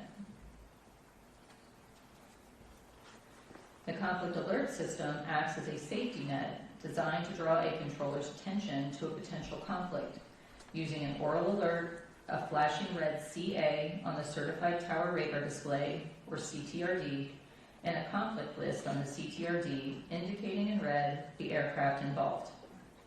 The image on the right depicts the red conflict alert that appeared for the accident aircraft. Conflict alerts are presented the same regardless of the severity of the conflict. Conflict alert activation is common at DCA ATC Tower. NTSB staff are concerned that frequent nuisance alerts may desensitize controllers to the alerts and lead to slower reaction time. Providing controllers with additional salient cues regarding the severity of a potential conflict would reduce controller cognitive load and likely improve response time. Staff have proposed 2 recommendations to the FAA in this area. The DCA ATC Tower utilized a discrete frequency for communicating with helicopters to avoid interference and frequency congestion, even when the local control and helicopter control positions were combined. Separate frequencies also made the process of decombining the helicopter and local control positions easier. When the local control and helicopter control positions were combined, airplane and helicopter pilots could hear all transmissions made by the controller. However, transmissions made by helicopters were not audible to airplanes, and transmissions made from airplanes were not audible to helicopters. This alleviated frequency congestion. However, pilots reported that hearing all transmissions would improve their situation awareness. Staff have proposed 1 recommendation to the FAA in this area.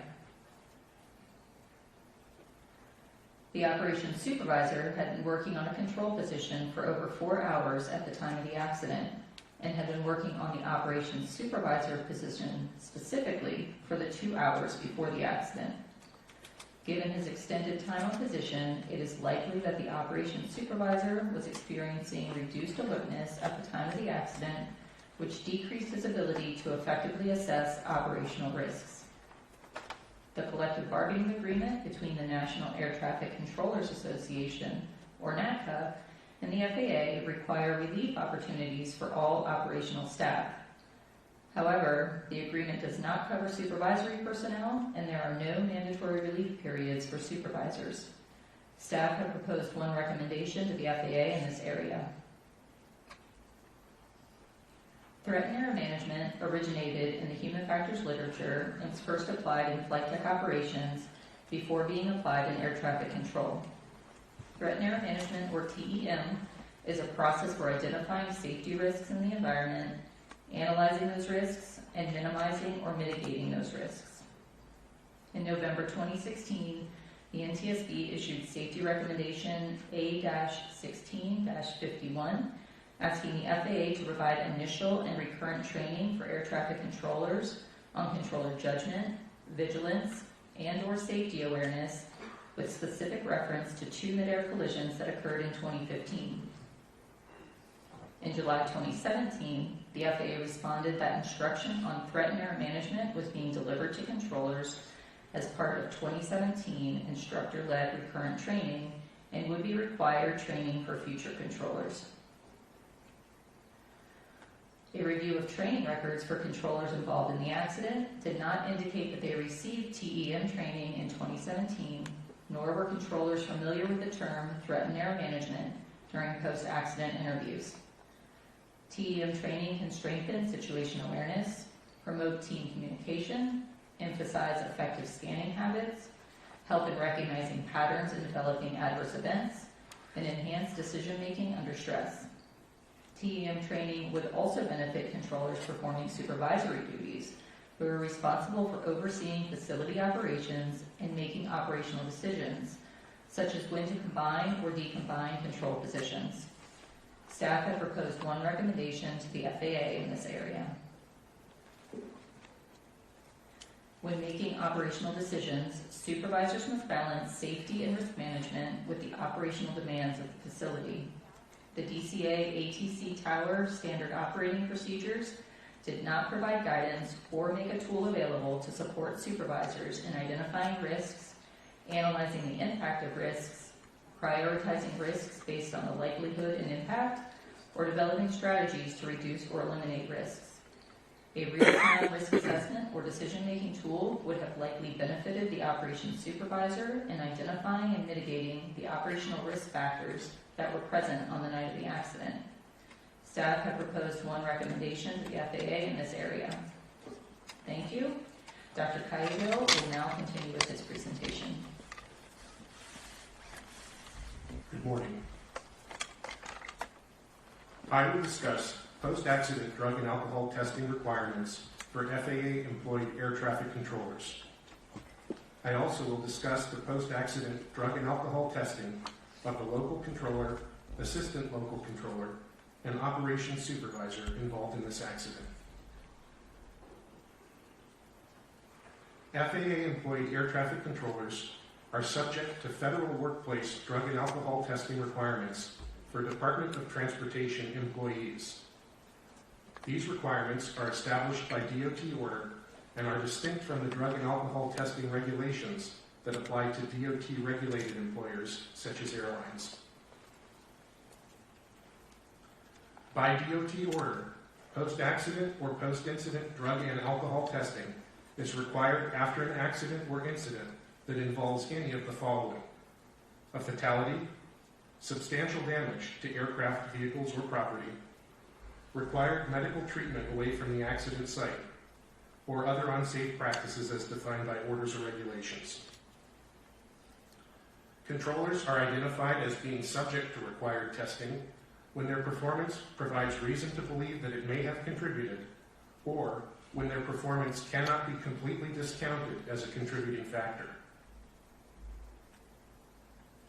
By DOT order, required post-accident drug and alcohol testing must be conducted as soon as possible following an accident. Whenever possible, required post-accident drug testing must be completed within 4 hours of the accident, and required post-accident alcohol testing must be completed within 2 hours. The DOT order allows for drug testing up to 5 days after the accident, and alcohol testing up to 8 hours after the accident. The controllers in this accident underwent workplace post-accident urine drug testing about 18 to 20 hours after the accident. This testing did not find any evidence of prohibited substance use. Post-accident alcohol testing, although required, was not performed. This investigation determined that the FAA Air Traffic Organization made the drug and alcohol testing determination almost 3.5 hours after the accident. The decision was made to test for drugs only because the controllers already had been released from the facility about 15 minutes earlier. Drug testing was scheduled for the afternoon of the day after the accident.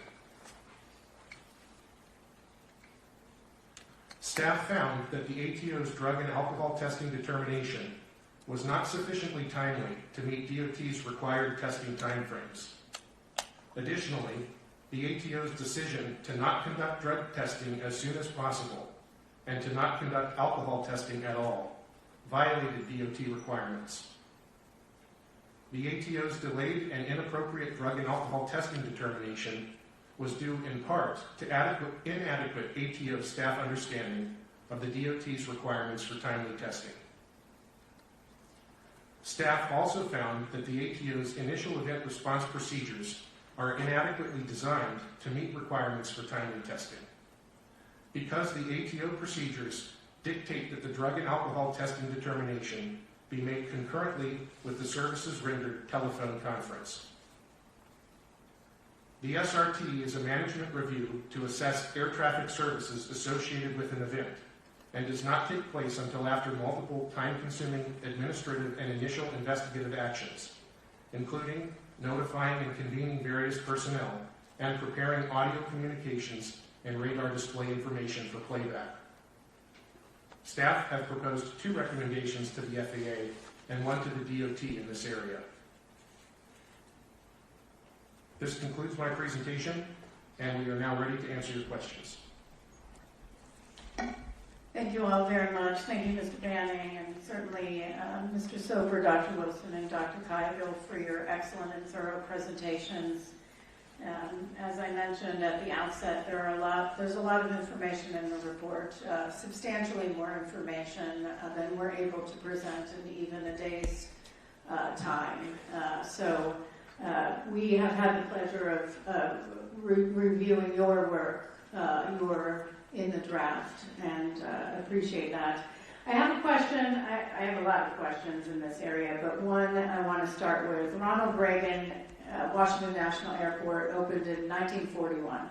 Runway 1533 was part of the airport's original configuration since it opened. The Baltimore-Washington helicopter route chart was published in 1986, maybe went through one small change to add a compulsory reporting point around Wilson Bridge. Between 1991 and the time of the accident, there had been changes to route altitudes and police zone boundaries, but not any substantial changes to the route. You mentioned that the routes were never designed to ensure separation in your presentation. Yet we know over time concerns were raised repeatedly, went unheard, squashed, however you want to put it, stuck in red tape and bureaucracy of a very large organization, somehow didn't make it up. Repeated recommendations over the years, so much so that DC Tower took it upon themselves to create a helicopter working group because they had concerns. How is it that no one, absolutely no one, in the FAA did the work to figure out there was only 75 feet, at best, 75 feet of vertical separation between a helicopter on Route 4 and an airplane landing on runway 33? How is it nobody, until we did this investigation? That's a great question, and we've asked the same question amongst staff, and that's precisely why we have recommended the assessment of these helicopter routes, not just what was there at the time, but everything that exists today for this airport. They've conducted others, but we're focused on this one right here, so we have recommended that in our recommendations. Yeah, in fact, in our findings of our urgent recommendation report, we stated existing separation distances between helicopter traffic operating on Route 4 and aircraft landing on runway 33 are insufficient and pose an intolerable risk to aviation safety by increasing the chances of a mid-air collision. I'm going to ask Mr. Banning and Mr. LeBaron, your pilots, is there anywhere in our airspace that 75 feet of vertical separation is acceptable?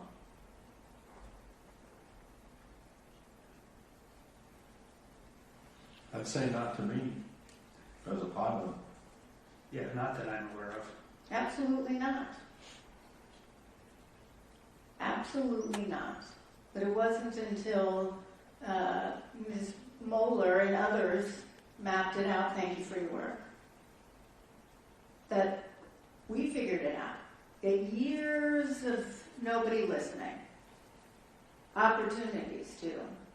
So I'm going to ask, FAA order states that terminal operations service area directors are responsible for conducting annual reviews of existing helicopter route charts to determine their accuracy and continued utility. Do we have any evidence that these annual reviews were conducted? No, we do not. We asked for that information and they were unable to provide that nor identify the individual that you just named. Right. Since then, it has been changed to the air traffic manager responsible for those, but at the time of this event, it was that individual that you named, and we have no evidence of any of it. Do we even know who the terminal, so we have no idea who the Terminal Operations Service Area Director is for the Baltimore-Washington helicopter route chart. That was the requirement, and the person responsible for conducting these annual reviews at that time. That's correct. We do not know, and as of 2 days ago, the FAA responded in the same manner. They did not either.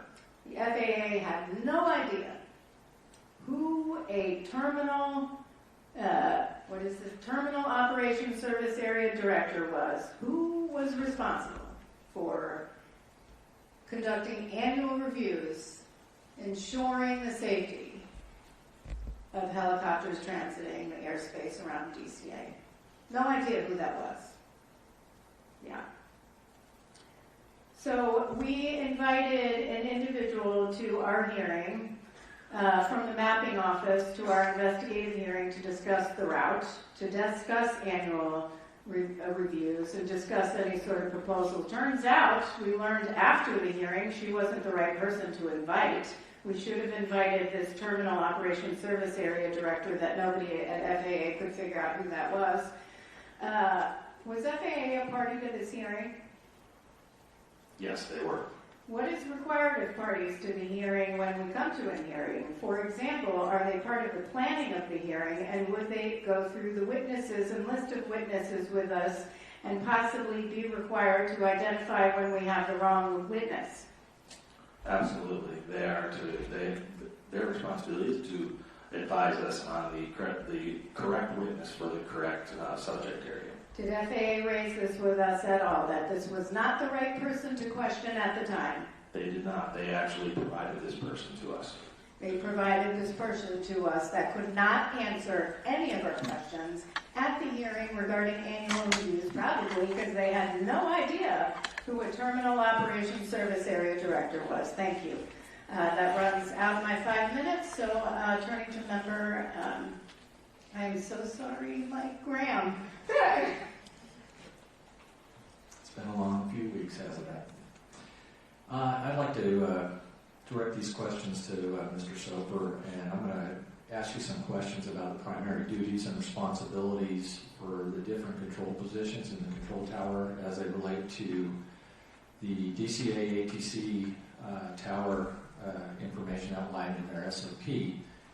As a former controller yourself, I want you to share your perspective on which duty or responsibility is most important for each of the following positions.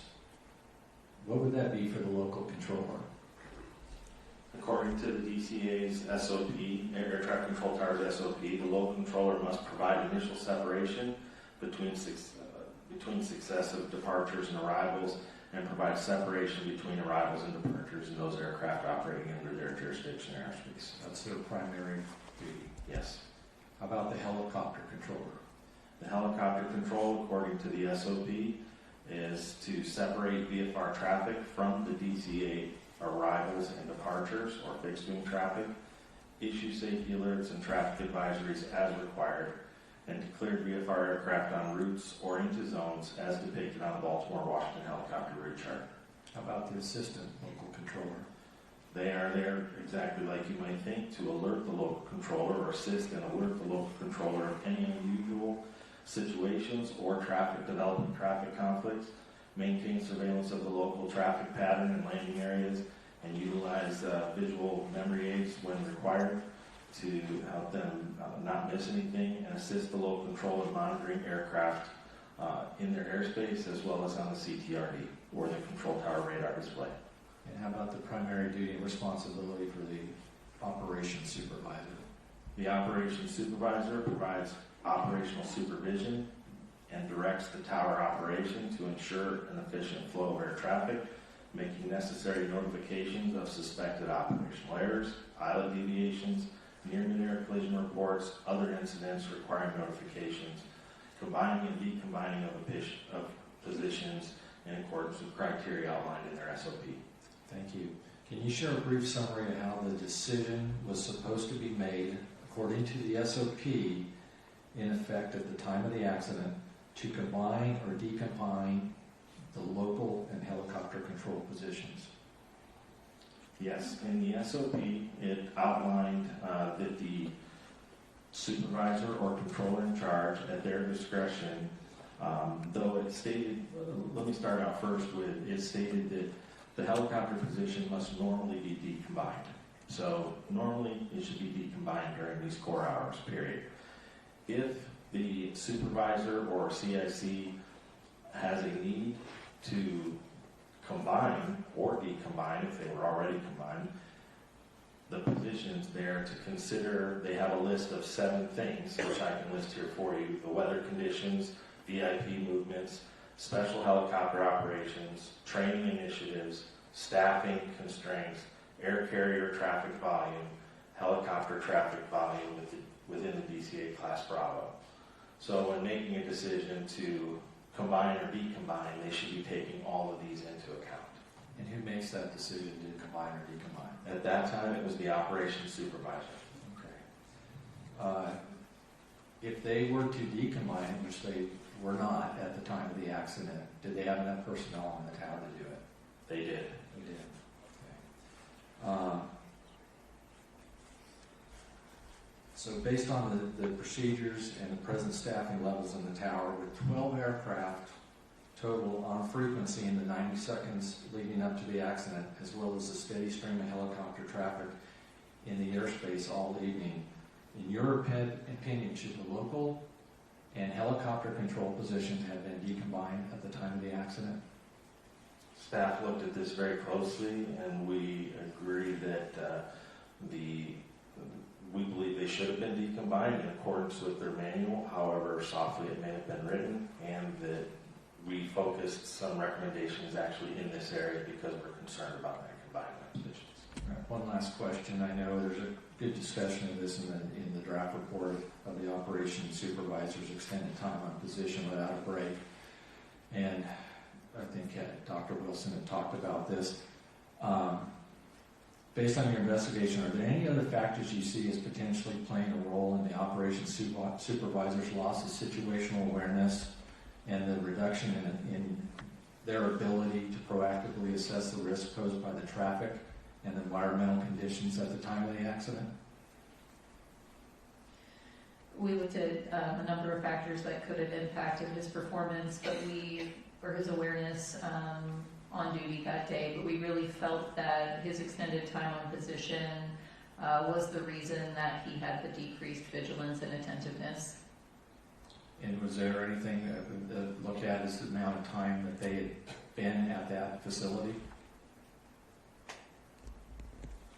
Could you clarify what you mean by that supervisor? How long had they been at that facility and making their tenure there? That's okay. I'm past my time. I understand what you're saying. So yeah, he was a relatively new operations supervisor, and one of the recommendations that we have, particularly for the threat and error management, is we think that would have benefited him on making better decisions that day as well. But they had prior experience as a controller, correct? Yes. He did. that He was new facility. to being an operations supervisor, but had been a controller for some time. Thank you. Member Inman. Ken, I'm going to follow up just a little bit on that, because you mentioned threat and error management. We made this recommendation in 2016 based on something we had seen, and the response we got was, yes, we're going to do it, and all new controllers are going to get it. We were promised that this was happening, right? We were. Did they do it? When we reviewed the training records for the controllers involved, we did not see that they received the integrated safety training workshop, which included threat and error management training.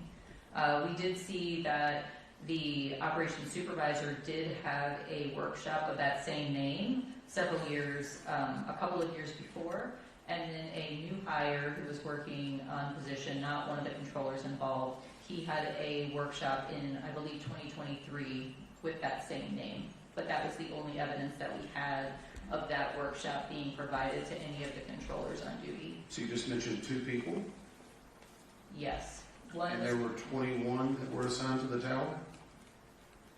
we only looked at the training records for the controllers that were involved the night of the accident. Okay. But obviously, what we were told that has happened and was occurring did not actually occur. We don't have evidence that it occurred. It's okay, I can say that. Thanks, Kat. It's kind of like congressional testimony. I'll get you there eventually.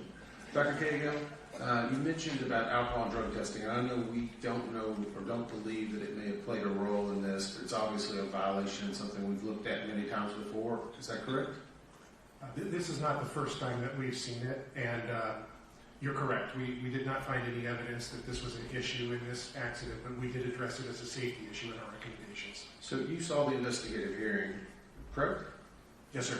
And Nick Fuller testified at that point that they were aware of their shortcomings and they were going to make modifications and changes. Is that right? That's correct. Mr. Fuller testified that the FAA was working to revise the FAA's order for initial event response procedures, which are the orders that tie the drug and alcohol determination to the services rendered telephone conference. And do we know if they've done that yet? As of this date, they have not published that as a revised procedure, no, sir. Exactly. The answer to the question is no, because I was in Louisville, Kentucky when 15 people died and they didn't test then either. So they're not learning a lesson, obviously, nor what they're telling us seems to be factual all the time. It's okay, it's a rhetorical question. I want to go back to this, Mr. Soper.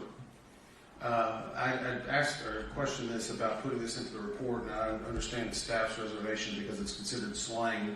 But can you tell us what squeeze play is? It was mentioned in several of controller interviews and was discussed somewhat in the reports.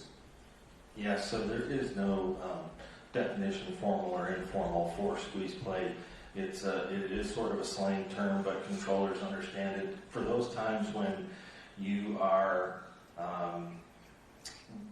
taking action to get a departure out in between arrivals that might be a tight space, or to fit one into an arrival sequence, and maybe in a radar situation where they're having to expedite everything and everything has to kind of work just right for us. So I think you're describing this type of scenario that happened with 5342. Is that correct?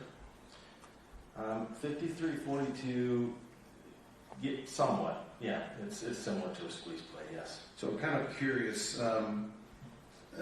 The controller had asked them to circle so they could offload a departure. We look back at American 1630 was the last aircraft to be cleared for takeoff prior to the accident. And it departed 12 minutes early. They have safely arrived 25 minutes early. I guess, do the controllers know when they're prioritizing an aircraft so it can leave early, or should they even be aware whenever they're trying to attempt this, or are they trying to just, I know we've heard some testimony in regard to the geography at DCA, but should they be aware of that? So they would generally not necessarily be aware if they were early. They would be aware if they had been assigned a departure time based on traffic initiatives or something where they actually get an assigned time. So in those cases, they would know they have to get this aircraft out in a particular window. As far as if a aircraft had taxied maybe a little bit early, they might see the fact that he was scheduled for departure at 2020 and he was ready for departure at 2015 or something. They might see that, but it wouldn't necessarily alarm them. Or I mean, change something. Okay. I'll wait for the next round. Thank you. At the time the helicopter and local control positions were combined, are the communications for air traffic control all on speaker? For local control, yes, they are. At this tower, they keep local control communications on speaker all the time. So the operations supervisor could hear what was being stated? He should have been able to. Okay. Potomac, my understanding is that at some point the operations supervisor received a phone call from Potomac Tracon requesting a reduction in miles and trail, correct? That is correct. And essentially what that means is to reduce spacing to allow for more arrivals. Correct. What does that do for the controllers? When you start decreasing below that miles and trail that was requested or that was in for the restriction, it makes it much more difficult to get departures out in between those arrivals. And when they accept that, is there any sort of criteria or look, or did the operations supervisor say to the local controller, hey, you know, is this okay? How do you feel about this? Or it was just approved? We have no evidence that he asked anybody, and according to the recording, it was relatively quick. When he asked, he responded immediately that it was approved. That it was approved. So they would reduce spacing and get more arrivals then, increasing workload for the controllers. What was the assistant local controller doing at this time? At the time that they made the decision to...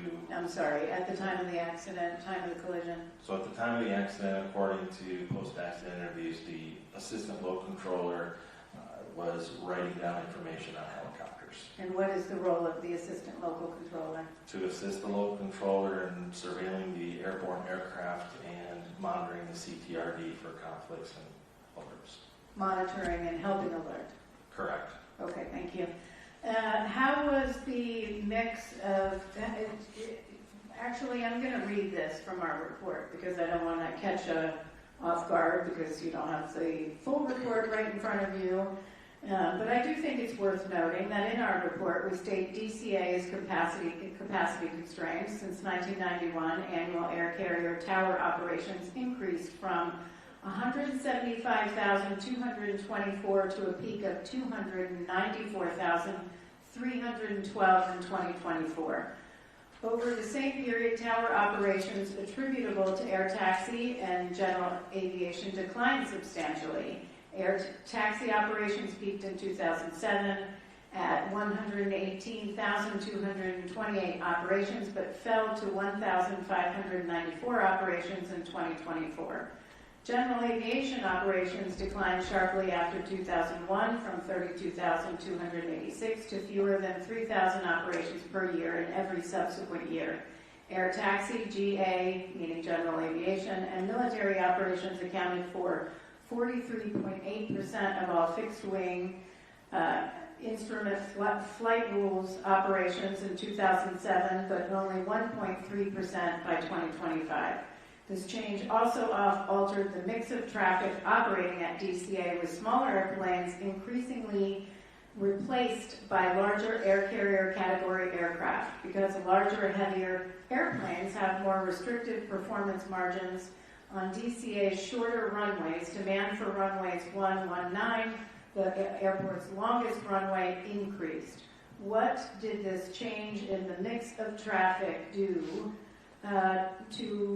did this increase workload for the tower and any sort of coordination demands for local and ground controllers?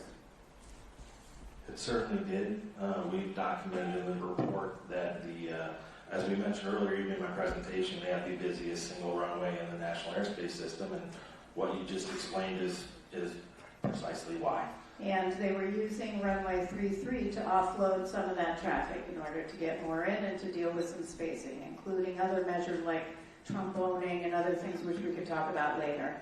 But my point is, this did increase workload, and did anyone in the FAA ever say, hey, maybe we should look at how things have changed at DCA?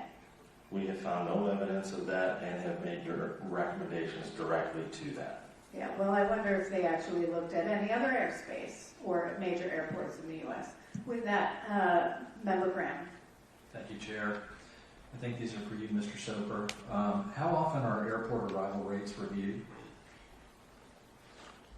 According to FAA procedure, they should be reviewed annually every February. Okay. And what factors go into those reviews to determine if an arrival rate needs to be reduced? I'm going to look at my notes real quick. No problem.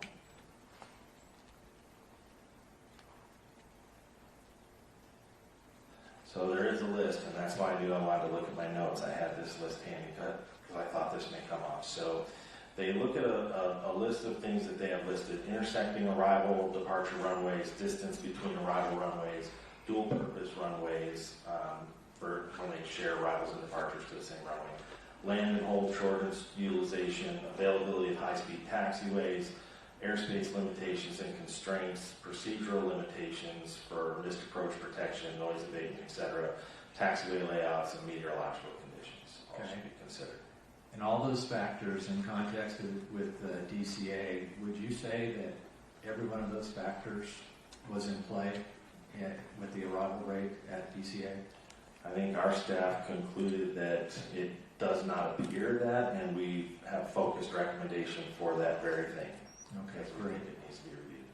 Can I ask for Table 18 to be pulled up? And as I do that, I know it's going to take a few minutes. I got a couple other questions before that.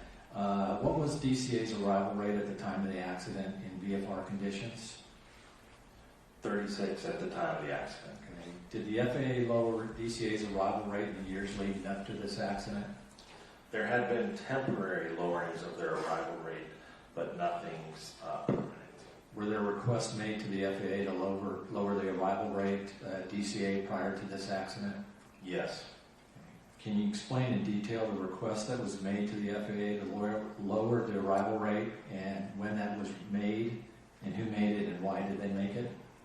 Yes, in May of 2023, actually, as we heard in our investigative hearing, and we spoke to this individual as well as part of our post-accident investigations, the air traffic manager from Potomac Tracon submitted a request to lower the arrival rate, specifically due to the fleet mix change that had occurred over the years and the fact that it didn't appear the arrival rate had been reviewed in quite some time, as well as the challenges they were having with miles and trail and being able to provide adequate miles and trail, and the limited constraints they have on the surface area there. It was getting difficult to be able to keep up. So they submitted a request to lower the arrival rate at that time.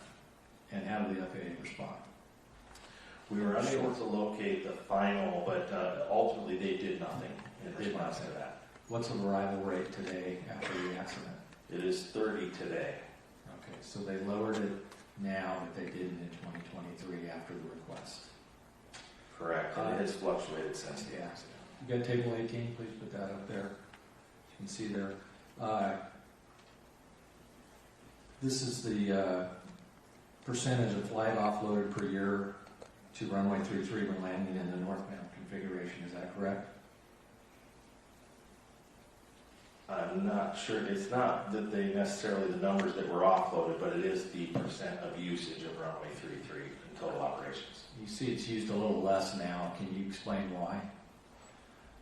Absolutely. I mean, that's the fleet mix that we keep talking about. Different type of aircraft. Less aircraft can take that runway because of its shorter distance. Okay. I know you had are there any other ways that a controller can offload going to runway 1 other than runway 33?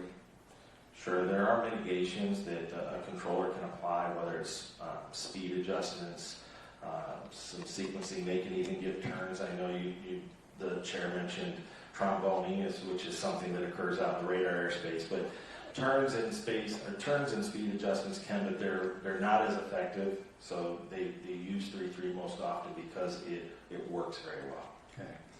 And I know you had a very good presentation on the slot program and the front end loading and back end loading and all that. My final question for this round here is, we put this all together. What impact does a higher arrival rate than an airport can sustain, less alternatives to offload traffic due to larger aircraft and compressed airline scheduling have on air traffic controllers.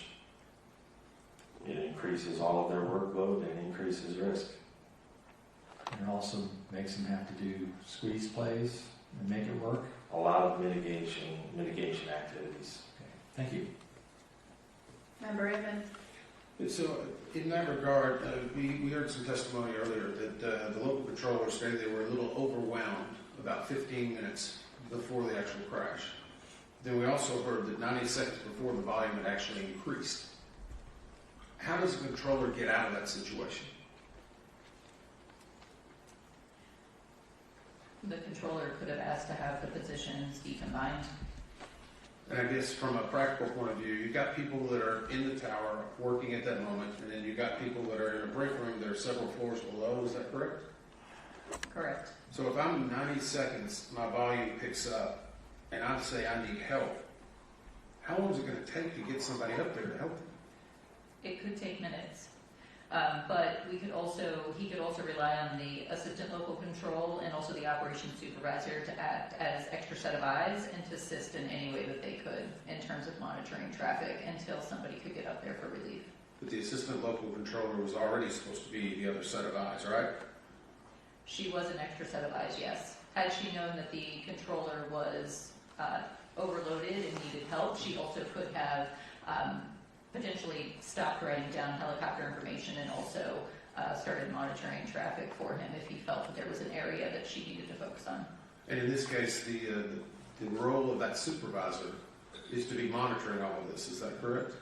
Yes. So what role did they have in monitoring this? They were on station for 4 hours, and I know we kind of talked about that, but in this case, the supervisor should be the one who starts to realize it before anyone else, right? Yes, which is why we've recommended the threat and error management training, which we believe would help with that, as well as a risk assessment tool that they can use in real time.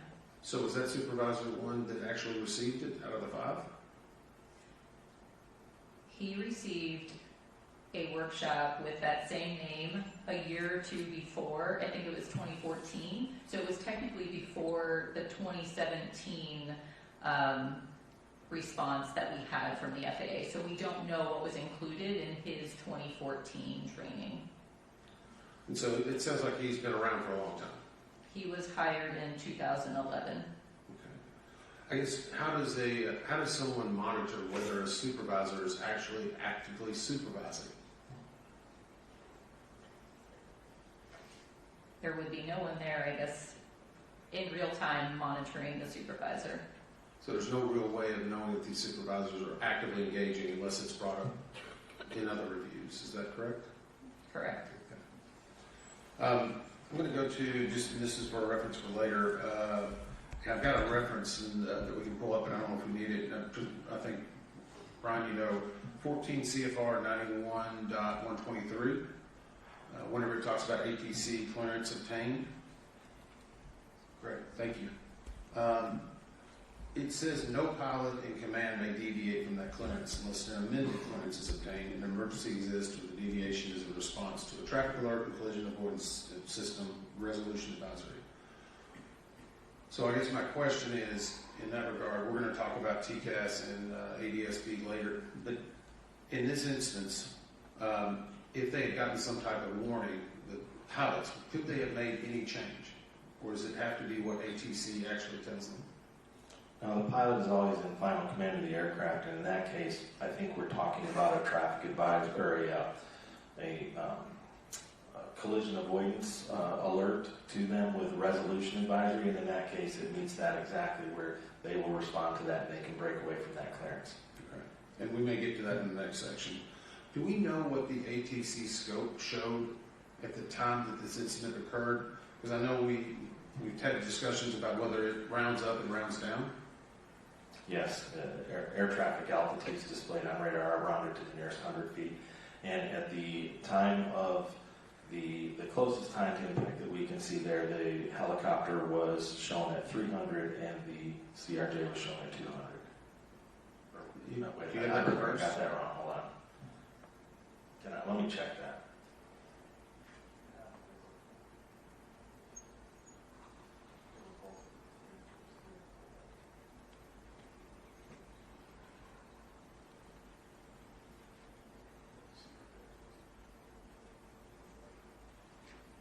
We can look and check on that, but essentially we believe the CRJ showed above the helicopter, but the helicopter climbed right just before impact. It showed a climb from 200 to 300. I do know that. Okay, so we can go on the next round. You can maybe answer that for me if that's okay. Yes. Okay, great.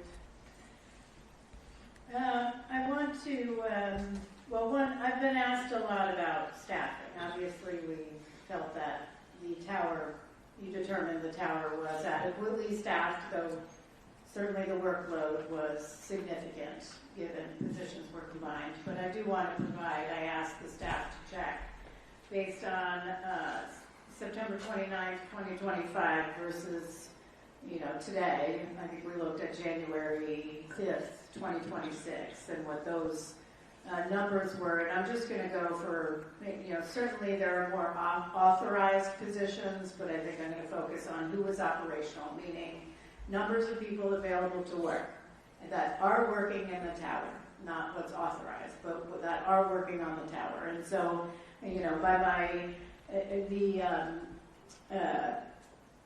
the draft report shows for certified professional controllers on January 29th, operational was 25. Today, 20. Traffic management coordinators, they had 2, today 0. Operational. Operations supervisors, 4 on that date today, or as of January 5th, 3 operational. Operations managers, 1 on January 29, 2025, just a few weeks ago, 2. Support manager, 1 at that time, now 2. Air traffic manager, still at 1 temporary, was what existed on January 29, 2025. Today, still 1 temporary. Staff support specialists, although authorized to have 3, there are 0. So by my calculations, you actually have a lower number of personnel today that are operational in the tower than existed on January 29th. It's not a question, it's just we provide that in the report, and so we're not going to talk about it, but I want to make sure that folks are aware of that. Certainly there are several trainees in the process, but we are at a lower number than we are today that are operational. With respect to the facility level, I do want to get into that. Talk about a little bit on, it was a level 10 facility, now it's a level 9. Why was it changed? It was due to a change in the way they computed traffic counts. So they had traffic counts for Potomac Tracon, they had traffic counts for the tower, which included helicopters, and at some point they said, you know what, we're going to give all those counts to Potomac Tracon, we're going to take it away from DC Tower. Once they took those counts away, the level decreased to a 9.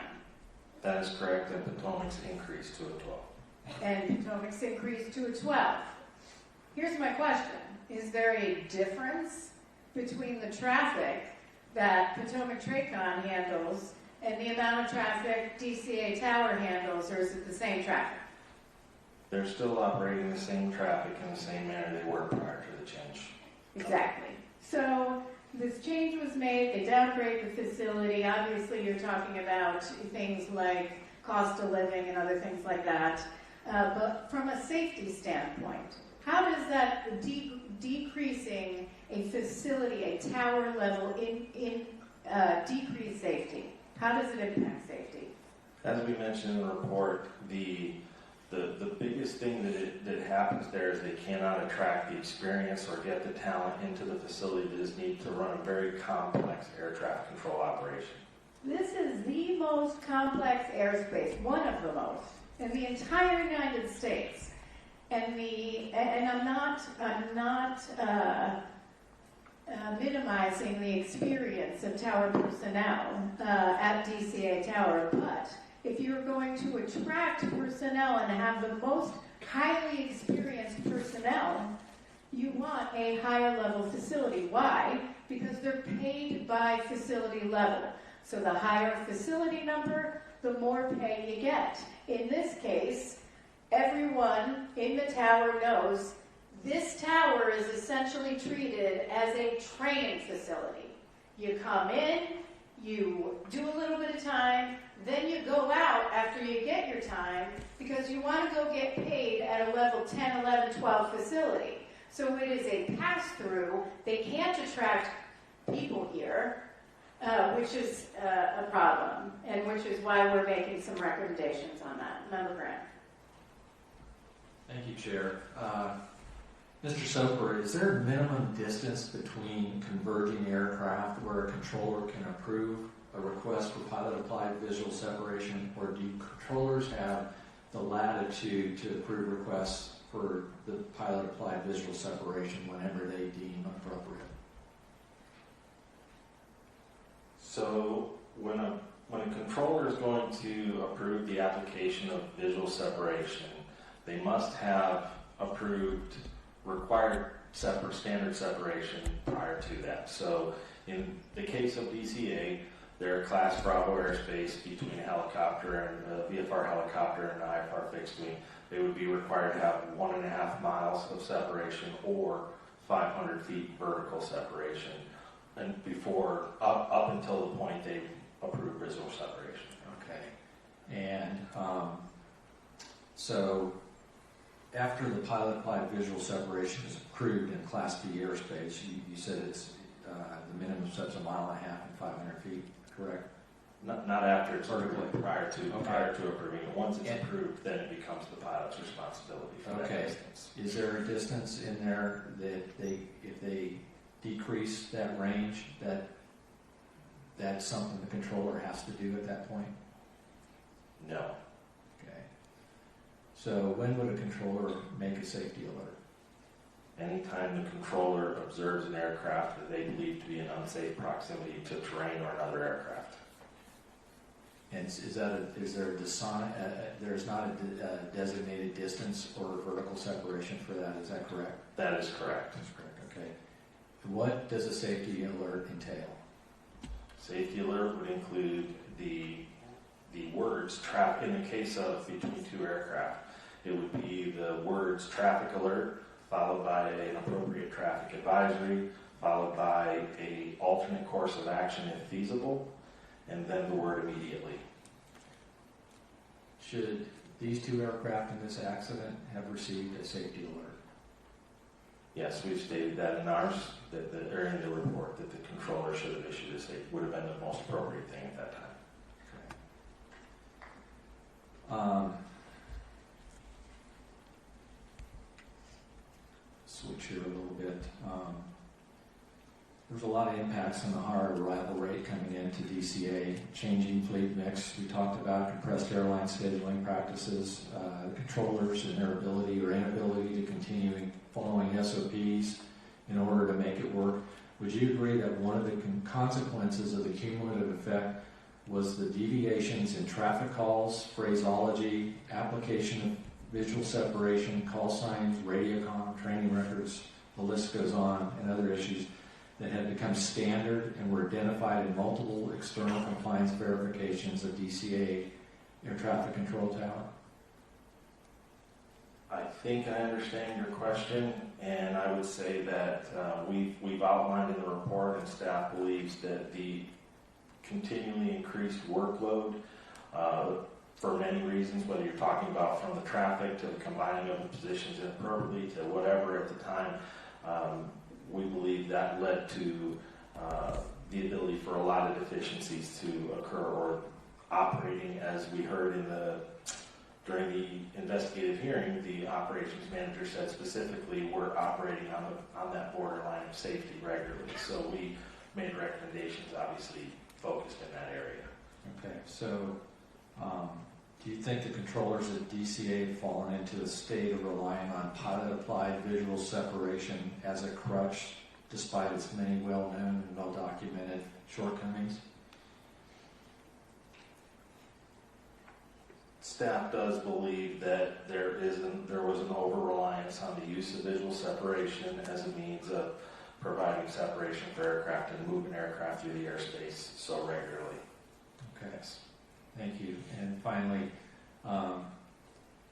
the last communication between the controller and PAT 25, was that an appropriate safety alert?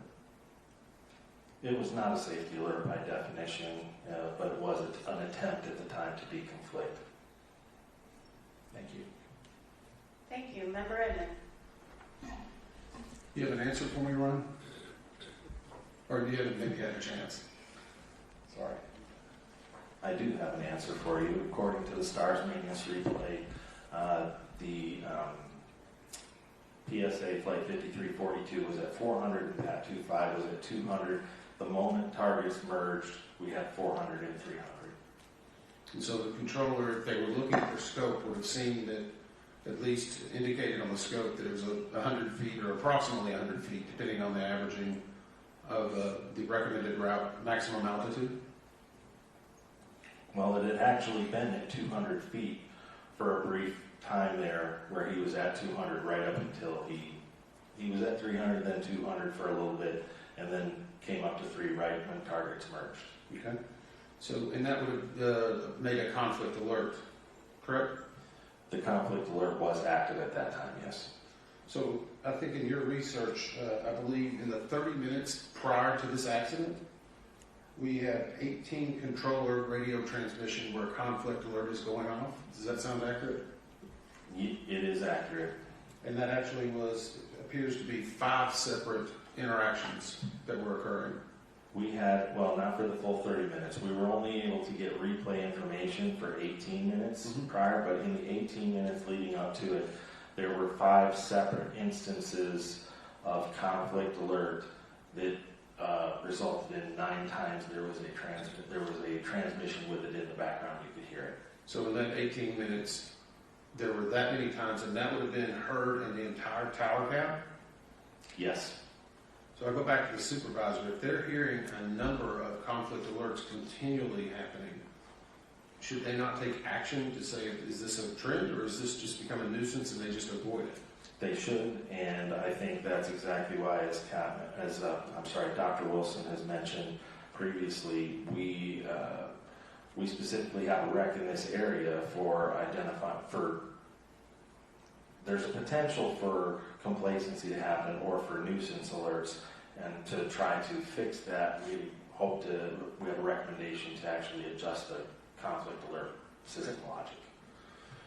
We actually we visited the tower last month. I know Graham and I did, and tried to see it in almost the exact same moonlight that was occurring on the night of the accident. Can I take you back to that? And yes. The question I have, it was on the simulation that was being done, and the pictures indicated these monitors that were hanging from the ceiling. And if you look very closely, as you look at the converging paths, it's almost that the monitors are blocking the ability to see, depending on how high or short or tall you are. Is that a problem in just a tower configuration issue?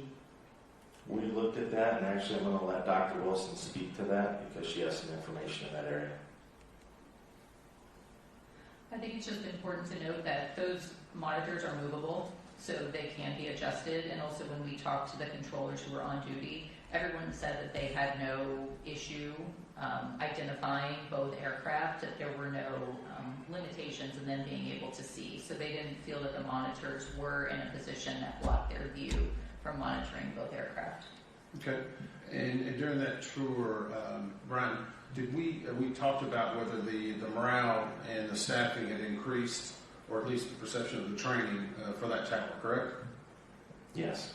During that discussion, did we hear anything about any other towers that might be having the same issues that DCA was having at the time of the crash?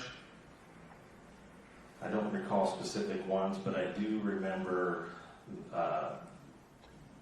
maybe 1 or 2 people from the FAA just kind of socializing that there's several, there's facilities across Manassas experiencing staffing problems and training deficiencies and the ability to staff appropriately.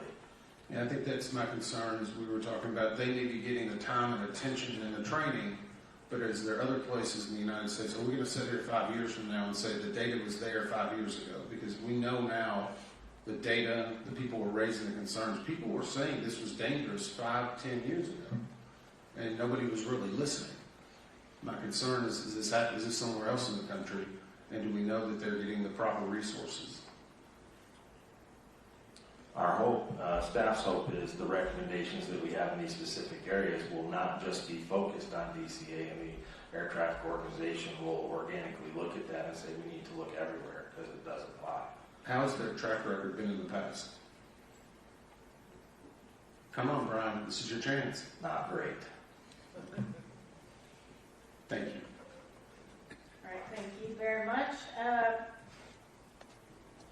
actually want to ask along the lines of where Member Inman was, because I do have this question about the operations supervisor.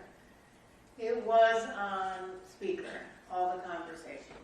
I mean, all the communications going back and forth. He took a call to then reduce essentially miles and trail and improve that reduction by Potomac Tracon. And I want to point out, something in our report. In the 20 minutes before the accident, the total number of aircraft the local controller was handling fluctuated between 7 and 12. At about 10 to 15 minutes beforehand, he said he was feeling a little overwhelmed. The operations supervisor said it was totally fine, no problem.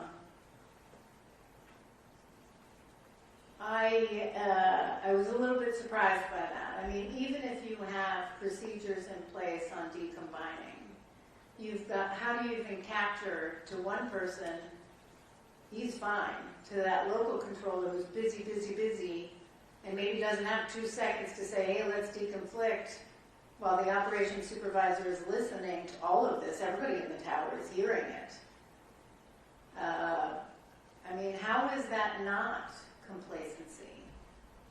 I mean, we talk about reduced alertness and vigilance, but I raised this earlier about, is it complacency?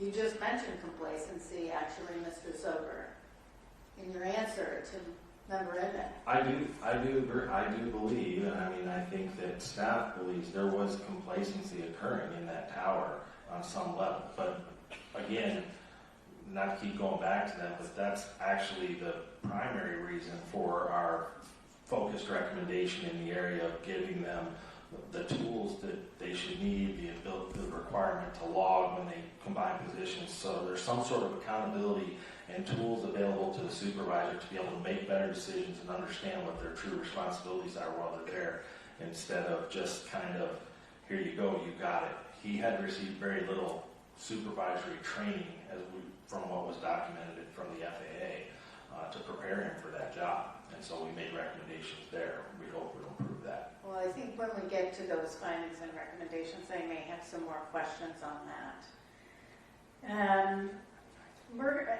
You talked about, Member Graham had asked about what are essentially merging target procedures, where you do issue a safety alert. At what point, and Member Graham had asked about a communication, at first it was, do you have visual on that? Do you have visual on that CRJ? First of all, you can't distinguish between the CRJ700 and anything else in the dark with night vision goggles at that point. But at 8:47 and 41.9 seconds, the communication of pass behind the CRJ was made. Yes. Okay, so 8:47:41, then the collision is 8:47:59, so we've got about 18 seconds in between. Is that when that safety alert, should that safety alert been issued instead of pass behind the CRJ? Is that when, I'm asking when that should have been issued? So from the stuff there, the time in which the safety alert should have been issued was when he first asked him, do you still have that CRJ in sight? Okay, so 8:47:39 seconds. So that provides about 20 seconds. Yes. Okay. My last question is, given that no one, apparently no one, we interviewed was aware of routine close encounters of helicopters other than people in the tower, was any organization in your opinion, effectively monitoring the potential for the risk of a midair collision between military helicopters and civilian aircraft in that area? I believe that's going to be discussed with some depth in the third panel In today. the third panel. Yes. We'll go with that back in the third panel, and Dr. Price, thank you for that. Okay. Do you have any additional questions? You have one more. Member Grant. Let's talk about the supervisor at the time. This was brought up about the situational awareness. What did they say in the interview when asked about how many helicopters they thought were on frequency at the time? I'm sorry. Yeah, the supervisor only recalled one helicopter. But yeah, leading up to it, there were 5. It varies between, That's 3 and 5. considerably different. Yeah, loss of situational awareness, I'd say. Thank you, that's all I have. Member Edmund? I've got just a little bit of follow-up, and I want to go back to the helicopter route structure itself. And this was a little bit baffling to me that we got so many different answers from the FAA. Is there a maximum altitude for a helicopter route? Yes, they do have maximum altitudes published on the chart, as we found. Then why did their testimony say it was only recommended? Because they had conflicting information on the helicopter route chart, as we outlined in the report, and produced recommendations to hopefully correct that. That in one place it said altitudes are recommended, and then in another place it said altitudes are maximum. Where I'm from, that's called talking out of both sides of your mouth. Right. And I mean, just to add on to that, the letters of agreement with all of the helicopter operators are clear that the altitude maximum is what they are being cleared at. They are to maintain that altitude through the airspace. That's their Class Bravo clearance, actually. Okay. And the same thing in this route structure. I continue to be amazed as we learn more about it. How can the Coast Guard tell me the exact depth of every piece of terrain that's on the Potomac, and yet someone tells us that this route is drawn with a Sharpie on one side and a riverbank on the other? Again, we do have recommendations to that effect too, because of the vagueness of that routing, or to at least explain better so operators understand fully what their responsibilities and restrictions are. And I guess I'll go to Bryce if you don't mind, just because of being a pilot, not going to let you off that easy. Is it not concerning that, I mean, you have 16,000 hours, I think? About 8,000. Sorry, double. It's a long time ago. 8,000 hours. Is everything usually very precision in regard to not only landing, approach plates, everything is lined out with GPS, exactly where you have to be when you're on the bug, IFR? Is that not just a science that's defined? Yeah, in the instrument flying world, it is very regulated, and yes, and it was disturbing to see that these helicopter routes had no lateral boundaries, and the confusion on the charts with regard to altitudes. So it was set up for failure just by the administration of what they were telling the aviators. It was most certainly not clear, and there was a misunderstanding about what those routes also provided, which we'll, I think, discuss in more detail in another panel. Thank you. Just a few for me. Dr. Kayaville, why is it important? You know, obviously, we were not concerned about anybody having been impaired by alcohol. We didn't think that was the case here. But, you know, time and time again, they're not doing testing.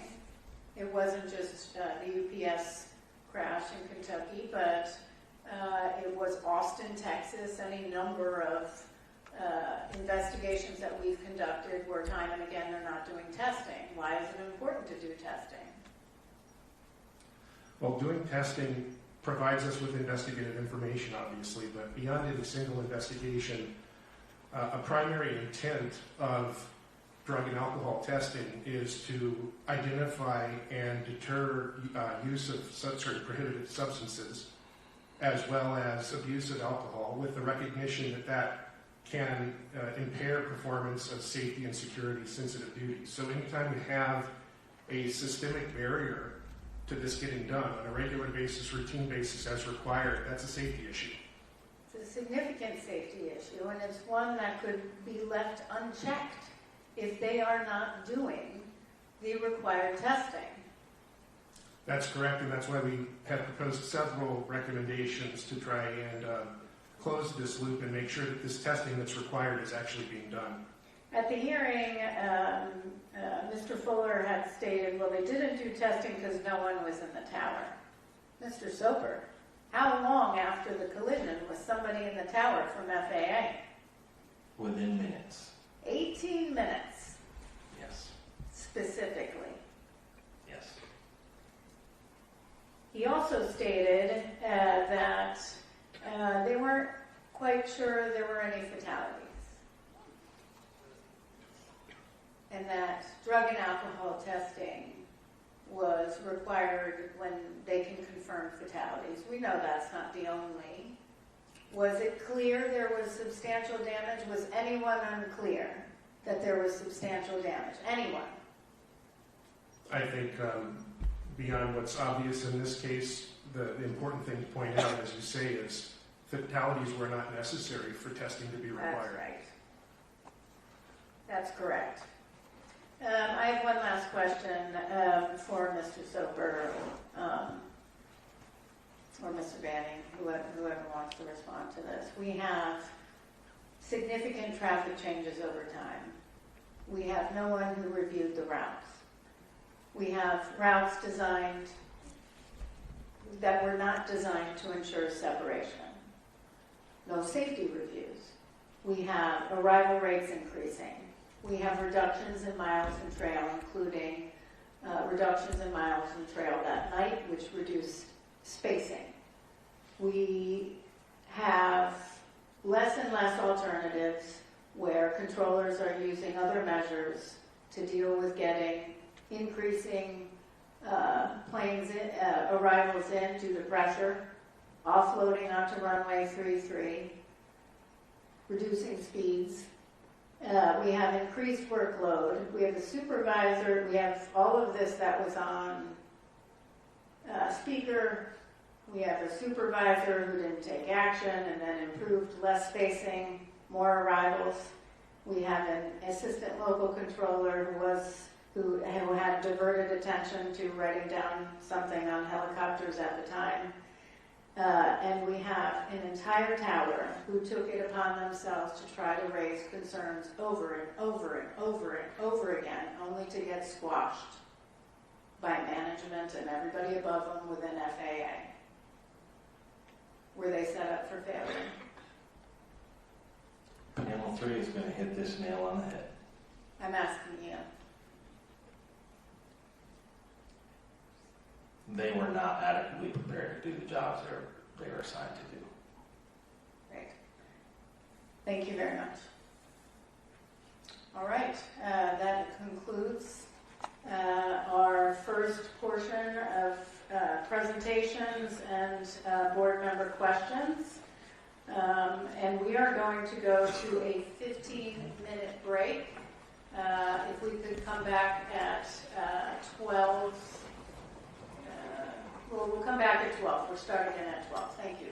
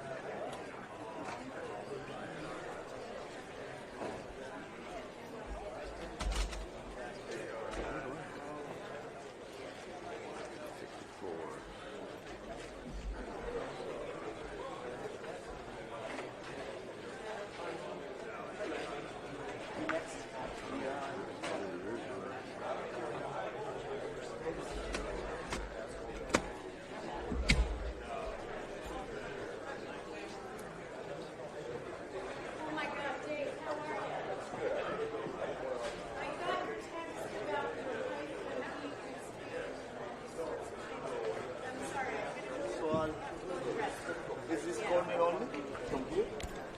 Yeah, and then this is a camera. So they'll stand here. Okay. Like here, or like sitting there. We're kind of like right there. Yeah. But this is pretty wide. So don't stand here. The green is the... Wow.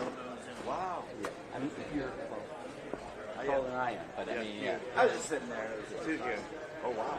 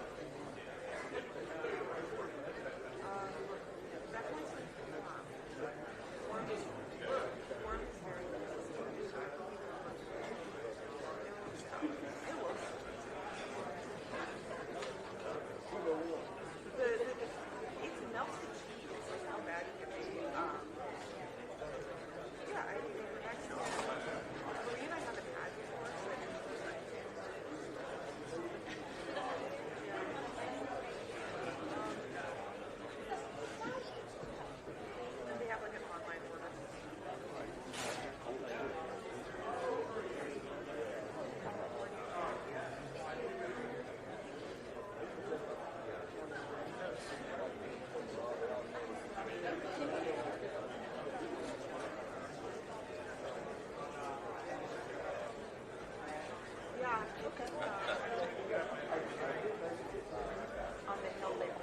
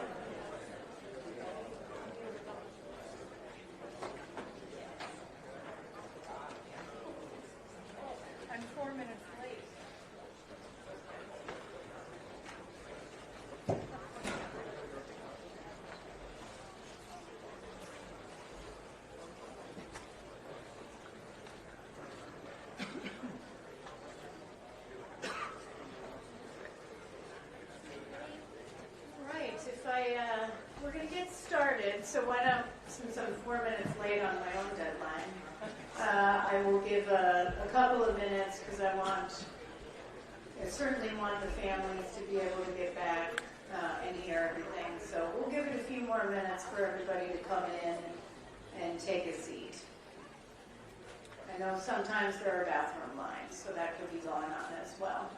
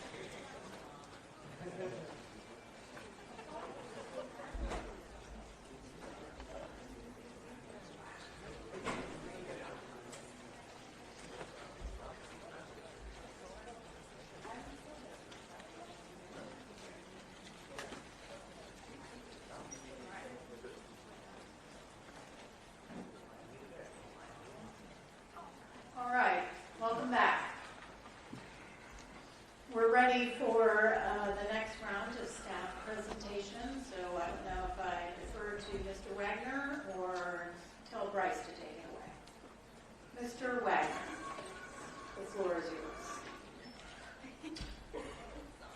Good afternoon, Chairwoman Hamidi, Member Graham, and Member Inman. My presentation will begin with background information on Automatic Dependent Surveillance Broadcast, or ADSB, and the Airborne Collision Avoidance System, or ACAS. Then I will discuss the limitations of the airplane's collision avoidance system. Finally, I will present new collision avoidance technology for both commercial airplanes and rotorcraft. Automatic Dependent Surveillance Broadcast, or ADSB, is a surveillance technology that uses GPS, aircraft avionics, and a network of ground stations to determine an aircraft's location with more precision than legacy radar technology. ADSB includes two different services, ADSB out and ADSB in. ADSB out works by broadcasting information from an aircraft at least once per second regarding the aircraft's GPS location, velocity vector, altitude, ground speed, and other data to ground stations and other ADSB-in equipped aircraft. Since January 1st, 2020, ADSB out has been required on all aircraft in most controlled airspace within the National Airspace System. ADSB-in is the capability to receive ADSB information. This information can be received via air-to-air transmissions from nearby aircraft that are broadcasting ADSB out, or via ground-to-air transmissions from nearby ground stations. Once an aircraft has ADSB-in data, it can be used by various applications to provide the pilot with information such as displaying or alerting of nearby traffic. The FAA does not mandate ADSB-in. The accident airplane was equipped with and transmitting ADSB out. It was not equipped with ADSB-in. The Airborne Collision Avoidance System, or ACAS, is an onboard system that operates independently of ATC to reduce the risk of midair collision by displaying traffic information and alerting the pilots. ACAS works by monitoring the position and altitude of nearby aircraft that have an active Mode C or S transponder. ACAS serves as a last resort safety net when other safety barriers have failed. As shown in the figure on the right, ACAS iterations include the Traffic Alert and Collision Avoidance System, TCAS-1, TCAS-2, and ACAS-X. ACAS products can issue two types of alerts to pilots. Traffic advisories, or TAs, are aural and visual warnings used to alert the pilot of a potential collision threat. Pilots can use a display to help them visually acquire the intruding traffic. FAA and operator guidance instructs pilots not to maneuver based on TAs alone. On the other hand, resolution advisories, or RAs, are aural and visual warnings with vertical maneuvers to avert a midair collision.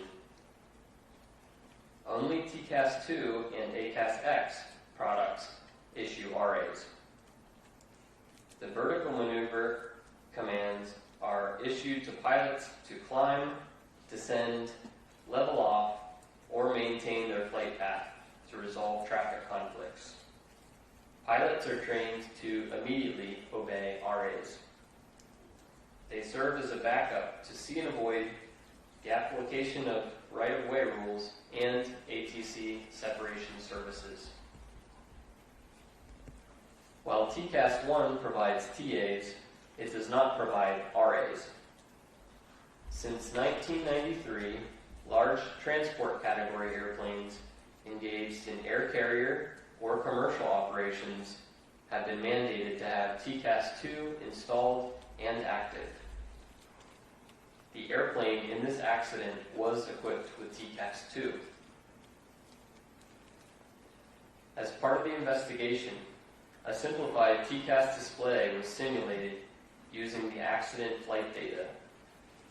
Due to technological constraints, the simulation omits details that would have been available to the crew, such as the airport symbol, course overlay, extended runway centerline, or terrain.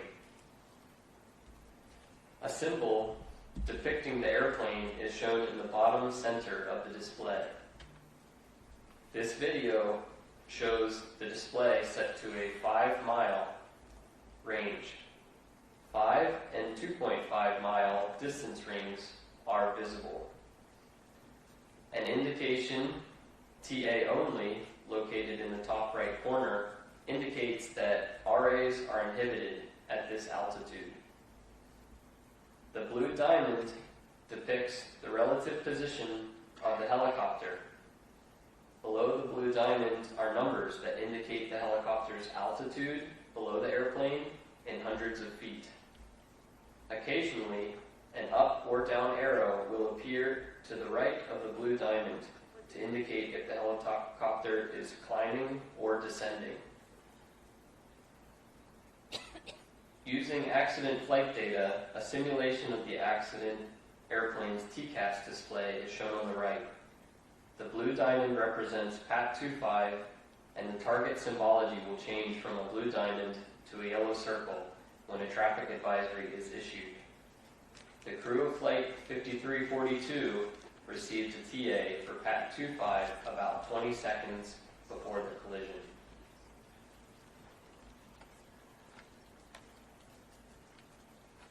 Traffic. This is in accordance with the TCAS standards. The airplane's TCAS did not issue an RA, which would have commanded a maneuver to the airplane's crew to avoid the collision. This functioned as designed per the TCAS standard. TCAS 2 inhibits RAs below 1,100 feet above ground level when climbing and below 900 feet when descending. Above these inhibit altitudes, a TA will always progress to an RA if the threat of collision increases. During the development of the TCAS 2 minimum operational performance standards in the late 1980s, significant research and testing went into establishing the inhibit altitudes as a trade-off between maximizing the effective alerting envelope and minimizing nuisance alerts. This trade-off was made based on the technological limitations available at the time of TCAS 2 development. The accident airplane was below the RA inhibit altitude, resulting in no RA being issued to avoid the collision. ACAS-X was developed as the next evolution of TCAS 2. The goal was to create a system that improved existing collision avoidance alerting while reducing the number of nuisance alerts. There are several variants of ACAS-X, including ACAS-XA, designed for commercial airplanes, and ACAS-XR, which is designed for rotorcraft. Advances since the development of TCAS 2 standards allow ACAS-XA to provide improved alerting. Among other enhancements, ACAS-XA systems utilize ADS-B-in information in addition to transponder interrogations and replies. ACAS-XA includes improved algorithms to more accurately reflect actual collision risk. The ACAS-XA standards are approved by the FAA. A series of simulations conducted by MIT Lincoln Laboratory using the circumstances of this accident showed that the crew of Flight 5342 would have received a TA about 8 seconds earlier if the airplane had been equipped with ACAS XA, even though ADSB information directly from the helicopter was unavailable. Staff have proposed 2 recommendations to the FAA in this area. Although ACAS XA can deliver earlier and more accurate alerts than TCAS 2, the current RA inhibit altitudes under ACAS XA are the same as those of TCAS 2 and would have prevented ACAS XA from issuing an RA under the accident circumstances. Simulations of the accident conditions were performed wherein the airplane was equipped with ACAS XA. This time, the RA inhibit altitudes were lowered to 300 feet above ground level. The results of the simulations indicated that the risk of a near midair collision was with lower RAs was reduced by more than 90%. Staff have proposed 2 recommendations to the FAA in this area. Other traffic display systems, such as ADSB in-displays, can show directional traffic symbols that indicate a target's direction of flight, increasing pilots' situation awareness and reducing the time pilots need to visually acquire traffic. As depicted on the screen as a blue diamond, pilots must monitor the display over time to determine in which direction the target is moving. Alternatively, as depicted on the screen as a blue arrowhead, systems with directional traffic symbols rotate the symbol to indicate the target's direction of flight. Most TCAS 1 and TCAS 2 systems display non-directional traffic symbols. Although ACAS XA systems can display directional traffic symbols, they are not required for certification as the minimum operational performance standards are currently written. Staff have proposed 1 recommendation to the FAA in this area. Another feature that could reduce the time to visually acquire target aircraft is the detailed traffic callouts in the ADSB Traffic Advisory System, or ATAS. ATAS generates verbal alerts indicating the clock position, relative altitude, range, and vertical tendency of proximate traffic. For example, traffic, 2 o'clock, high, 2 miles, descending. ACAS does not include detailed traffic callouts that could reduce pilots' time to acquire a target. Staff have proposed 1 recommendation to the FAA in this area. The accident helicopter was not equipped with TCAS or an integrated ADSB in traffic display, nor was it required to be. ACAS XR, the version of ACAS X designed for rotorcraft, is still under development. Therefore, no ACAS XR systems are commercially available. The simulations using the circumstances of this accident showed that had the helicopter been equipped with ACAS XR, the risk of a near mid-air collision would have been reduced by more than 50% without changing the airplane's TCAS 2 inhibit altitudes. Staff have proposed 1 recommendation to the FAA and 1 recommendation to RTCA in this area. This concludes my presentation. Now Captain Kenny will present.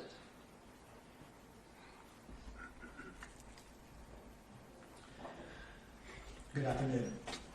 My presentation will discuss U.S. Army helicopter operations and specifically ADSB out policies, transponder issues, UH-60 Lima altimeter errors, and night vision goggle characteristics.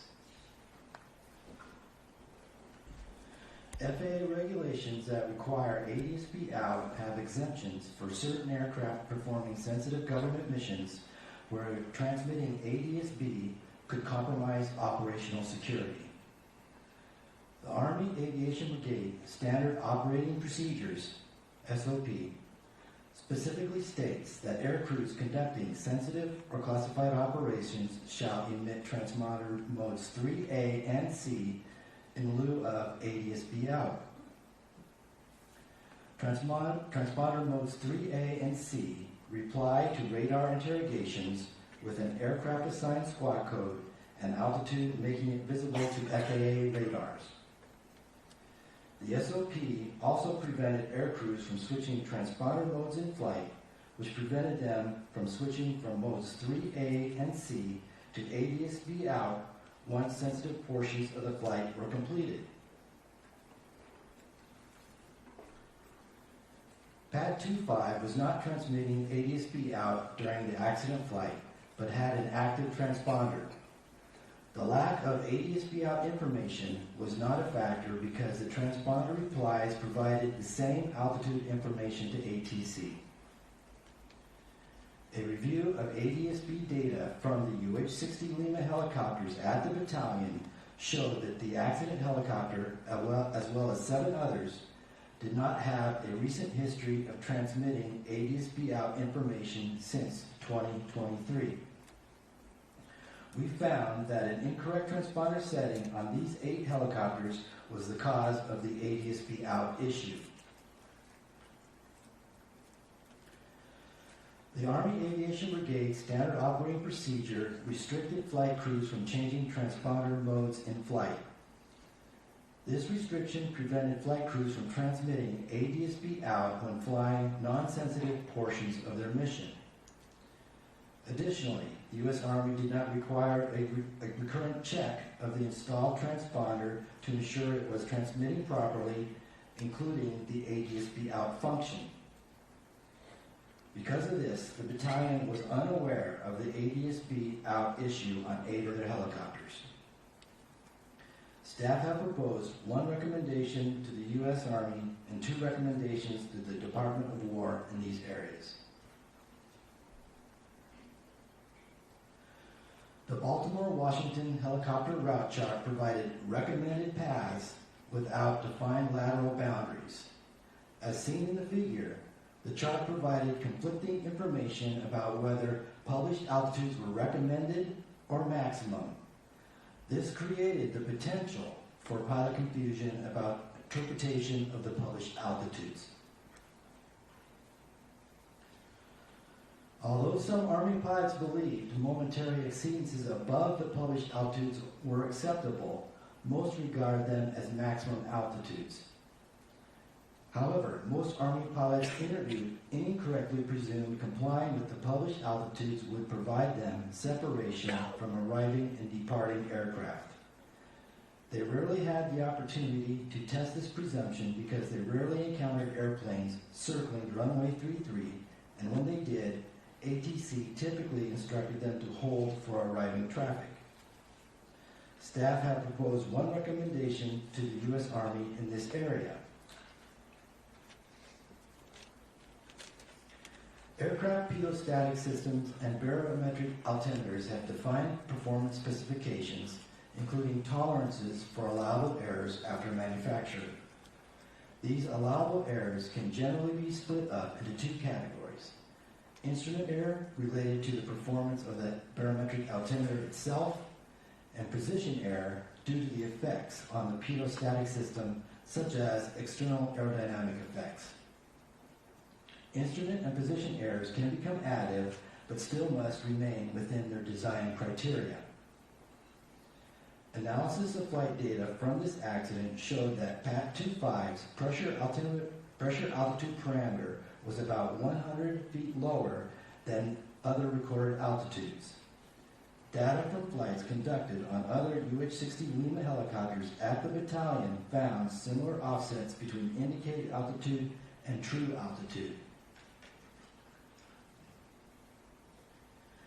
The crew of PAT 25 was trained to fly the helicopter routes using the barometric altimeter including Route 4, where the altitude ceiling went down to as low as 200 feet. The crew of PAC-25 likely saw an indicated altitude that was 100 feet lower than the helicopter's true altitude and believed they were at or below the prescribed altitude ceiling for Route 4 when they were actually about 100 feet above the altitude ceiling. The U.S. Army UH-60 Lima Operator's Manual did not contain information on possible indicated altitude errors, such as how the installation of the external wing tanks can increase position error. This information would be crucial for flight crews when flying on helicopter routes with low altitude ceilings, such as the 200-foot altitude ceiling of Route 4. Staff have proposed one recommendation to the U.S. Army in this area. Night vision goggles, or NVGs, amplify low ambient light levels to provide enhanced vision at night. As with all technology, NVGs have advantages and disadvantages. Helicopter operators generally consider the advantages to outweigh the disadvantages. The advantages include improved nighttime visual acuity of low illuminated objects where normal night adjusted vision acuity is greatly reduced, along with the ability to identify objects, obstacles, and other aircraft at a distance.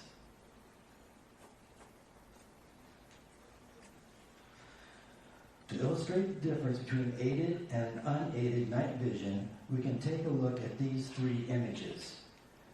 The images were taken about the same time from the same location looking south from Haines Point. The image on the left is normal unaided night vision. Images in the center and on the right are looking in the same direction using green and white night vision goggles. In the NVG-aided images, stars can be seen along with aircraft approaching DCA as far as 14 miles, which are distinct points of light against the sky background. The water features and lights along the distant shoreline are clearly discernible.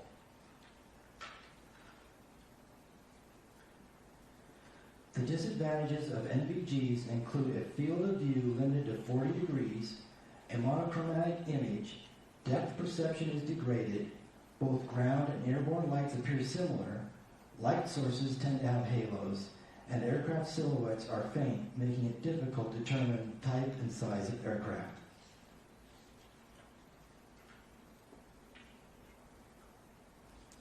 The pilots are trained to compensate for the narrow 40-degree field of view by using a focused visual search in sectors by turning their head. Using NVGs along the low-level helicopter routes of Route 1 and Route 4 allows for better visual detection of obstacles such as cranes and towers, which are located along these routes. NVGs allow for the detection of aircraft above the horizon at a distance. However, detection of other aircraft below the horizon surrounded by cultural lighting is difficult, especially if relative motion of that target is negligible. Determining the other aircraft size, type, distance, and orientation is difficult because of the monochrome nature of the image, degraded depth perception, halos around point light sources, and the difficulty in perceiving the aircraft silhouette. All three crew members of PAC-25 were using NVGs at the time of the accident and had 4 NVG sets on board, 2 green and 2 white. However, the investigation could not determine which crew member was wearing or using which color NVGs. Thank you. Dr. Bravo will continue with his presentation. Good afternoon. In this presentation, I will define visual separation and see and avoid, and I will discuss factors affecting see and avoid for each flight crew. Visual separation is a method for separating aircraft in terminal areas and en route airspace.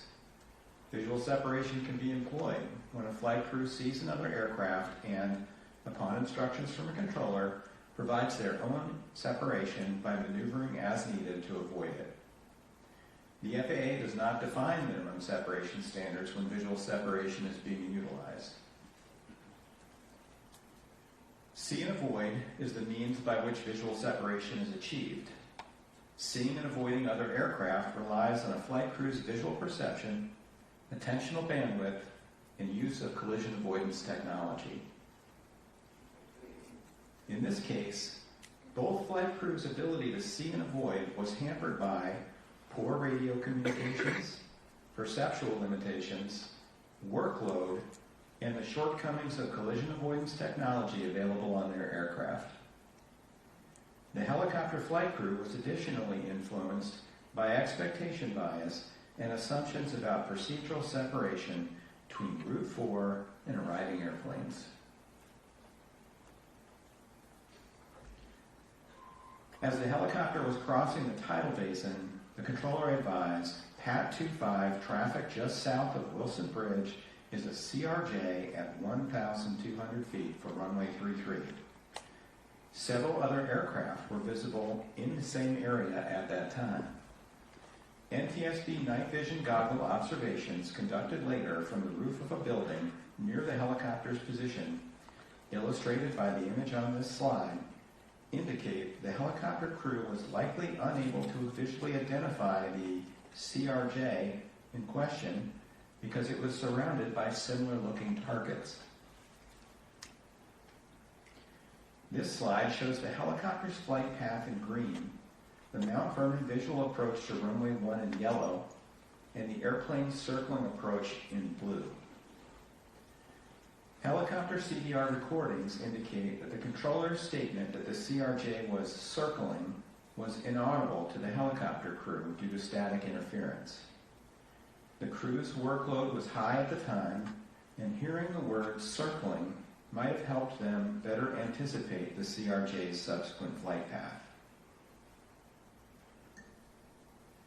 As the helicopter traveled down the Potomac River, perceptual limitations subsequently reduced the ability of the crew to notice the airplane as a potential traffic conflict.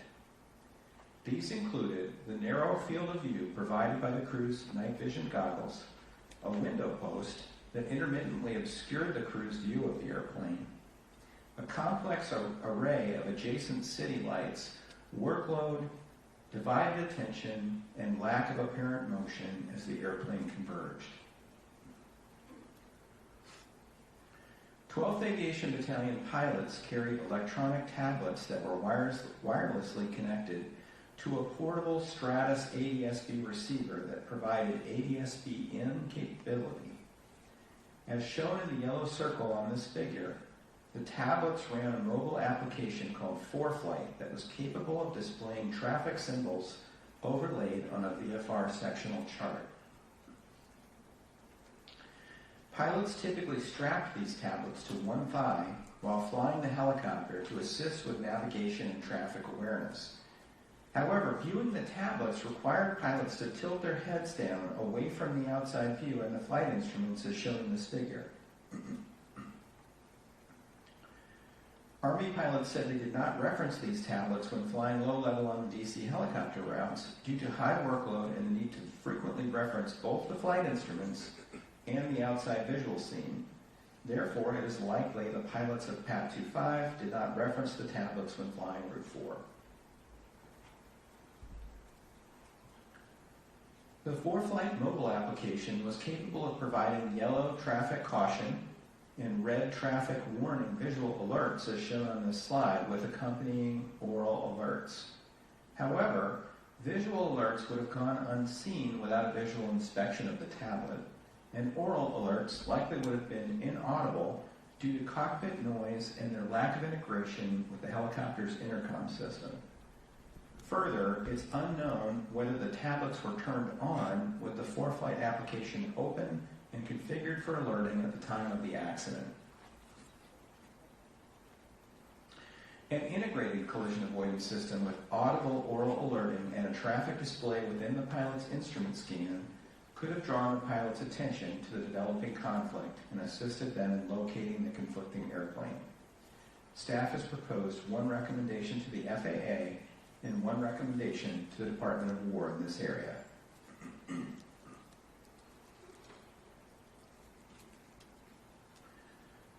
Radio communications came into play again when the controller asked if Pat 25 had the CRJ in sight. The controller did not provide a clock direction or distance. As a result, the helicopter crew did not know where to look for the target. As shown in this figure, there were multiple other airplanes in view that could have been mistaken for the CRJ. The local controller directed the helicopter crew, Pat 25 passed behind the CRJ. However, the crew was unable to hear the words 25 passed behind the due to a partially blocked audio transmission. As a result, the message the helicopter crew received was Pat CRJ. The instructor pilot responded that the crew had an aircraft in sight and requested visual separation. The controller, unaware that his transmission had been partially blocked, approved the request. Hearing the instruction to pass behind the CRJ might have prompted the helicopter crew to ask a question of the controller or perform a broader visual search. Staff is concerned that blocked transmissions can lead to miscommunications and reduce flight crew and controller awareness of potential hazards. As a result, staff have proposed one recommendation to the FAA and two to the Department of War in this area. The helicopter crew's communications and actions leading up to the collision indicated that they lacked an accurate mental model of the CRJ's location and intended flight path. As a result, baseline expectations likely drove the instructor pilot's visual search. Only 5 to 7% of northbound arrivals typically landed on runway 33. Therefore, the pilots likely assumed the CRJ, referenced by the controller, was one of several airplanes approaching runway 1. The instructor pilot's comment, "kinda come left for me," reinforces the idea that he thought one of the airplanes approaching runway 1 was the airplane in question, because although deviating to the left would have increased the distance from those airplanes, it would not have alleviated the conflict with Flight 5342. Moreover, neither the helicopter pilot nor the instructor executed an avoidance maneuver or vocalized any concern prior to impact, indicating they were unaware of Flight 5342 approaching from the left. I will now discuss factors affecting the airplane crew's ability to see and avoid. The local controller never provided a traffic advisory about PAT 25 to the crew of 5342.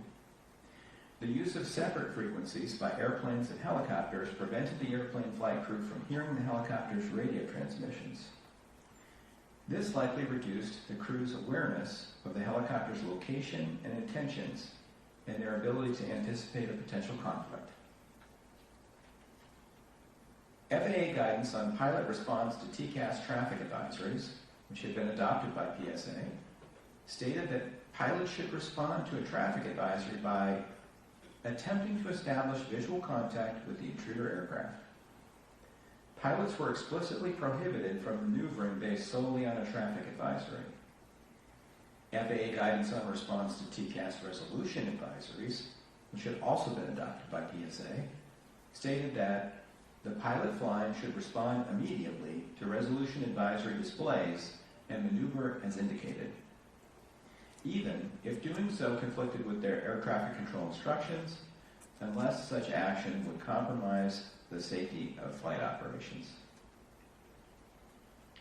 When an aircraft is below resolution advisory inhibit altitudes, TCAS automatically switches to TA-only mode. PSA's Flight Operations Manual listed TCAS inhibit altitudes.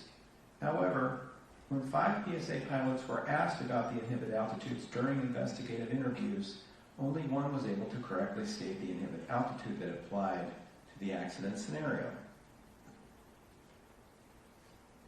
Flight crew workload was high at the time the traffic advisory occurred, resulting in limited capacity to look for and acquire the conflicting traffic, and the pilots did not see the helicopter until it was too late to avoid. The pilots likely would have performed an avoidance maneuver if a resolution advisory had occurred. However, no resolution advisory occurred, and the crew was likely unaware of the severity of the developing conflict until just before impact. The captain was manually flying the airplane and turning left onto final approach for runway 33 and decelerating when the traffic advisory occurred. This required careful control of the airplane's lateral path, thrust, airspeed, and vertical path. Doing so required the captain to reference the flight instruments, as well as the runway 33 edge lights, and a precision approach path indicator, or PAPI, on the ground. The captain likely did not have the spare capacity to perform an extensive visual search for conflicting traffic at that time. As pilot monitoring, the first officer was also responsible for ensuring the approach remained stable. Doing this required him to reference the flight instruments, the runway 33 edge lights, and PAPI. In addition, the first officer was likely monitoring the airplane departing runway 1 to ensure it would not conflict with their landing on the intersecting runway. Thus, the first officer's capacity to search for potentially conflicting traffic was also constrained.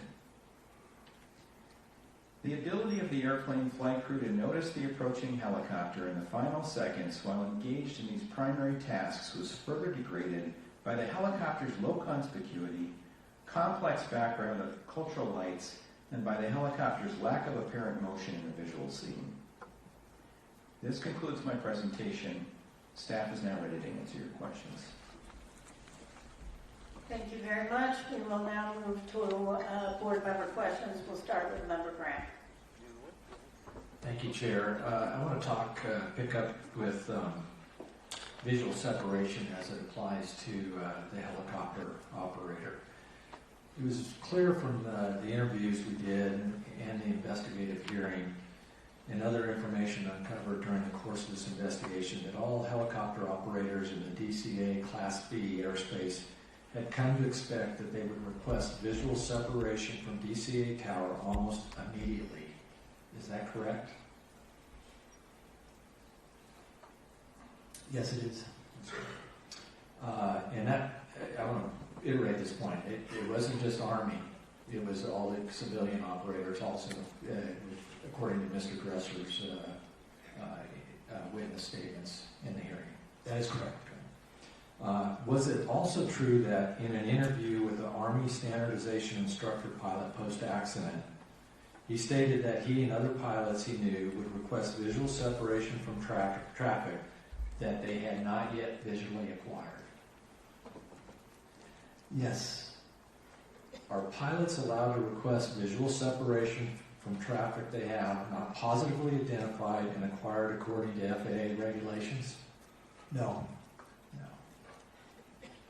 Kind of amazed by that comment in the interview.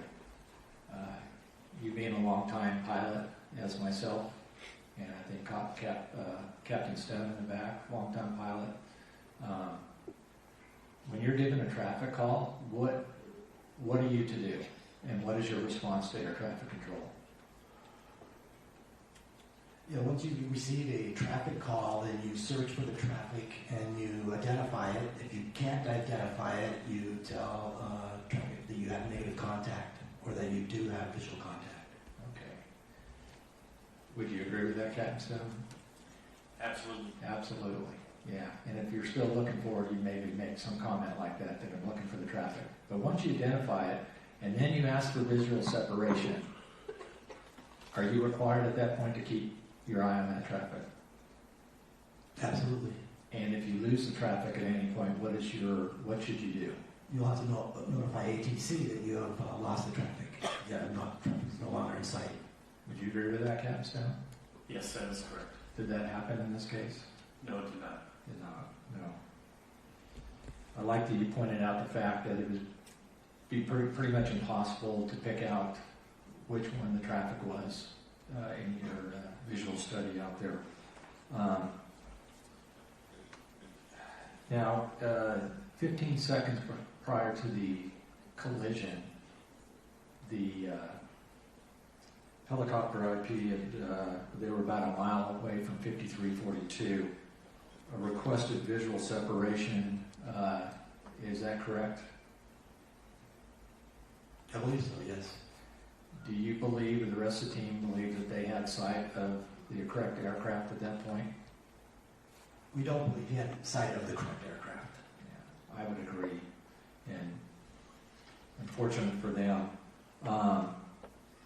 Do you think if they, and this is an opinion question, if they had sight of that aircraft where it was, they would have made some kind of positive control movement to deconflict with the aircraft? Absolutely.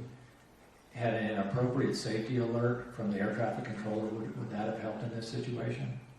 I believe it would have, because it would have directed their direction they needed to look for the traffic. So they would have looked in the 1 to 2 o'clock position for the traffic, and they would have possibly identified it. I agree. Do you feel, and I'm going to ask this of Dr. Bramble, do you feel the lack of the circling call that they did not hear the helicopter crew, do you think that played into them not being able to visually inquire the aircraft? I do think it had an impact, yes. Now they did, as far as we can tell, did hopefully hear 3-3, but how do you think that played into this at all? So they were high workload at the time, calling out cranes in the middle of a turn. The instructor was giving the pilot feedback and use of paddle, and they heard this partial transmission that said the CRJ was going to 3-3. Realizing that was going to conflict with their flight path further on Route 4, required them to do a fair bit of thinking about the transmission, and it appears that they didn't process that information very deeply, just thought that target is a long ways away, we'll worry about it later. If they had heard the word circling, that would have been a salient cue that something unusual was going on here that they might need to keep an eye out for. We'll talk more about this when I come back on it. Thanks. Thank you, Member Inman. So, I just want to establish something, I guess, a little bit of baseline. Bryce, have we established what we believe to be the exact altitude at which this crash occurred? Yes, I think we have. I think we believe it came together at 278 feet. Is that correct, Ms. Wheeler? Yes. Okay.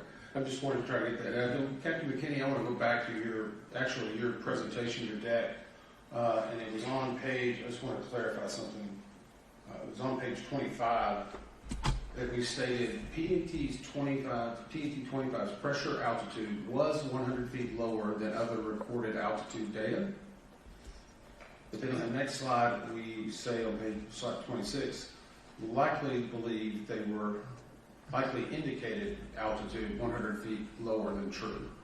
Do we have a difference between what we verified and what we know to be absolute?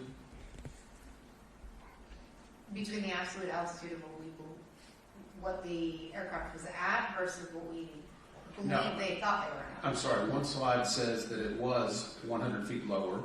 The next slide says likely was 100 feet lower.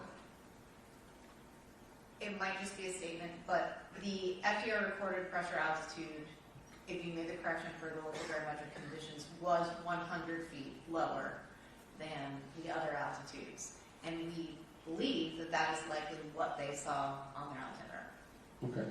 I'm just trying to get to that area, because it's whenever we say likely and was, sometimes that can be a little bit different. So we indicated, at least in the airworthiness report, that flight testing by Sikorsky found that the installation of the external store systems would increase this position error, meaning that would change possibly what the altitude would be. Is that correct?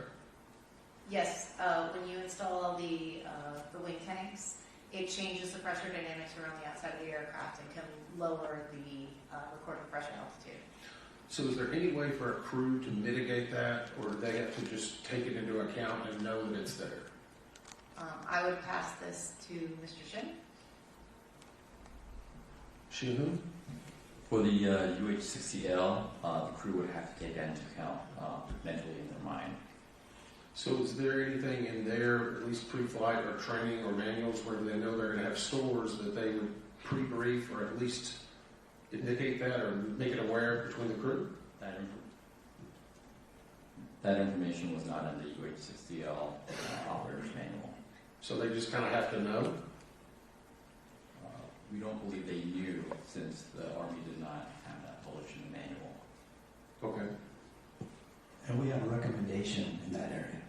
I'm just trying to build into some of the, as we said before, there's not individuals. This is a systemic issue with a lot of manuals and a lot of policies. How do they educate Army air crews on the position error when they will encounter with the CSS? Is that in their flight training? Is it passed down? Do we get any information of how flight crews would know this? They wouldn't know it. It's not in their manual. It's not in the training. Okay. So in the health, I'll go on to a different area real quick. So we did some discussions in regard to ADSB and the alerts. And I guess if the helicopter, so let me go back. If an ADSB display indicates a traffic advisory or an RA, does that override a controller's instruction as a pilot? Yes. But earlier in the last panel, we showed where it needed to be an emergency, where it had to be something in the FAA circular, specifically what the controllers were told. And no pilot in command may deviate from that unless a minute clearance is obtained, or emergency exists, or the deviation is a response to a traffic alert and collision avoidance system resolution advisory. Yes, if it's coming from an ACAS system and it's a resolution advisory, then the pilot is authorized to deviate from the ATC clearance by the FAR that you had up on the screen earlier. So I guess my question is, if we ask them to lower the RA threshold from the 900 feet down, does that mean that all air traffic controllers will have to be retrained, as will pilots? There will be training, yes. I'm just curious if that injects additional risk. There's always some risk associated with that, but I think the staff has thought this through and think there's much more benefit to it than risk. I'm not disagreeing with your recommendation. So when we think that, I'm just trying to make sure we get all the facts out there. Thank you. Good thing we have an FAA that will, when doing rulemaking, determine any risk and address that risk, including training needs.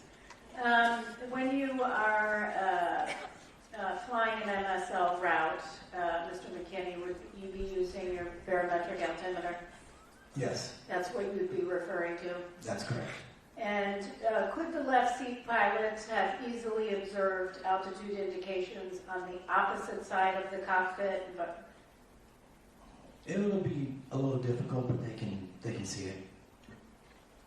Looks a little difficult from across cockpit, yes. Yes, we actually did an observation in the simulator. It was very difficult to see the instruments on the opposite side because they're inset and you'd be looking from the side. Correct. So 17 seconds before collision, the aircraft were about 0.84 nautical miles apart. The helicopter's recorded radio altitude was 281 feet. They would have thought, given our assessment that the barometric altimeters, they thought they were 100 feet lower, they would have thought they were below 200 feet, correct? Correct. 6 seconds before collision, it was 266 feet. Again, they would have thought they were under 200 feet. That's correct. 4 seconds before collision, 278 feet. Again, they would have thought they were under 200 feet. They would have not known. That's correct. Okay, so we have established that they thought that they were below 200 feet. We conducted 3 demonstration flights. All 3 showed barometric altimeter readings that were 80 to 130 feet lower than true altitude. We also looked at the ESSS, which would add an additional 30 feet. Were the instrument, and so we've got instrument errors, we've got position errors, and then from rotor downwash, right? And then we've got some adjustments for temperature on the day. Were the instrument and position errors known by the Army? Army, not the pilots. Yes. How about the pilots? No. Should they have been? Yes. Would it have made a difference if they actually knew they were below 200 feet? I believe it would. They would incorporate that into their training, and then they would fly at a more appropriate MSL altitude on those routes. Yeah. So you have this tolerance stack of a bunch of instrument position errors. You've got temperature correction, which all add up to this 100 feet. Then you've got the addition of 30 for the ESSS. What is the Army doing to address this?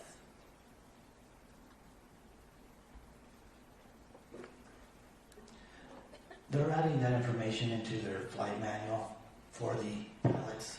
Are they going to not just have it in writing on a manual, but actually train their pilots accordingly on what to do there? I believe so, yes. Yeah, okay, so 100 feet difference may not make a difference in Afghanistan, but it certainly makes a difference when you're on helicopter Route 4 crossing civilian aircraft on approach to landing to runway 33 where there's only 75 feet of vertical separation. There's zero buffer, nothing. Yeah.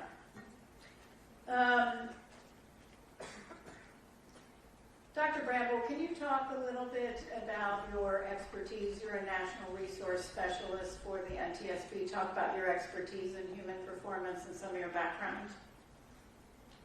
Sure. I have a PhD in human factors from an interdisciplinary program in psychology and industrial engineering, and I worked for a flight safety, a flight training and simulation company for a few years. I've been at the NTSB for 27 years, investigating major accidents for the last 24 years, and I chaired the Human Factors Working Group for the International Society of Air Safety Investigators, and I currently chair the Government Specialist Subcommittee with other human factors investigators from 10 other countries. Do you believe the limitations of see and avoid, which we've referenced back to 1968 in numerous investigations, 96 alone within the past 2 decades, could be overcome simply by telling a pilot to do better, pilot diligence in scanning for traffic? No, we need to do a better job supporting pilots in that task. And I'll come back to that. Member Graham. Thank you, Chair. I want to go back to trying to figure out why PAT 25 crew didn't positively identify Flight 5342. Dr. Bramble, can you explain what expectation bias is? Sure.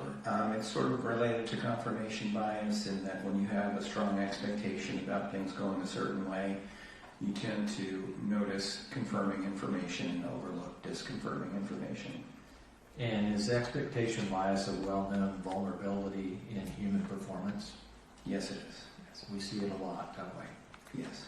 Captain McKinney, did Army 12th Aviation Battalion flight crews receive any specialized training on the route structure, including approach and departure paths at DCA? They did not receive specialized training. The training they received was general aerial familiarization, and of course, their basic airmanship. They recognize, runway alignments and traffic in that way, but there's nothing specific about DCA. Okay, so would it be fair to say that their expectations for where traffic would be arriving and departing from a DCA would be driven by their experience? Yes. Okay, rather than formalized training, correct? Correct. Okay. As we pointed out in that table I had up earlier, table 18, we see that about 90% of that traffic, even at night, goes on the north flow, landing runway 1. Majority of that traffic was landing on runway 1. So, with their prior experience, I would say the majority of the time, if not almost all of it, they would have been seeing traffic landing on runway 1 and not on 33. Would that be correct? Yes, that's correct, and that's what we heard in their statements also when we interviewed them.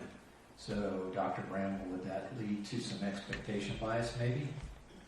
Certainly, that's perfect setup for it. Yeah, I mean, I might have a little theory here and be speculation, but I don't think that hearing anything on 3.3 or the circling before 3.3 would have made a difference in this case, unfortunately.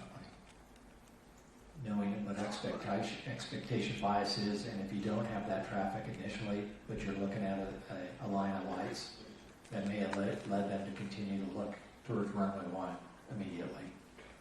Just, it's a theory, but we don't know, and we'll never know. Let me move on to Mr. Wagner. I'm going to talk a little bit about ACAS XR. How has ACAS been adapted for the rotor-wing aircraft?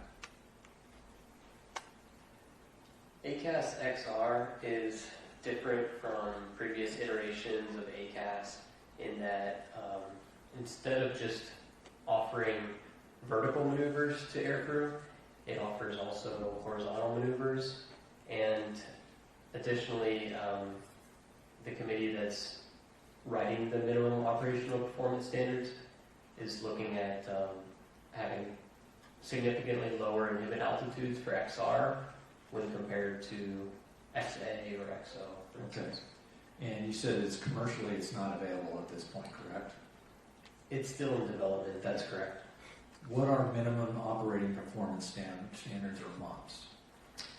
So minimum operational performance standards, MOPS, those are basically a set of criteria that an organization like our DCA develops to say what a company would need to verify that their product meets those standards in order to get a certified product.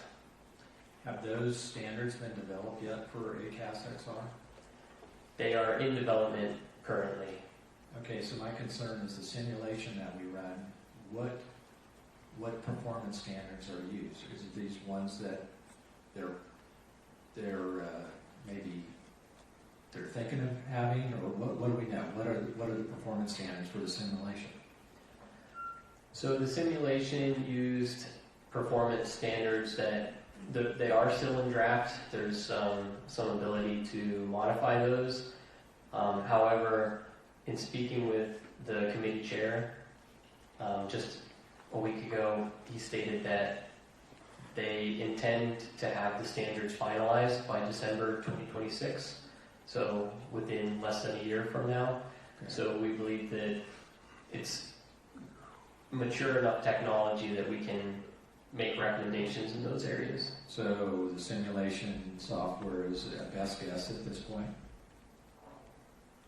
of how it's going to be, the standards are going to be? I wouldn't characterize it as a best guess personally. I think there's still a couple small things that they need to validate before they finalize the standard. Okay. I think Captain Stone may be able to offer a little bit more information. Be quick, I'm past my time. I would say that the standards are 95 to 98% complete, so they're much more than just in development. Okay, how long have they been developing this for? A long time. Long time? Okay, thank you.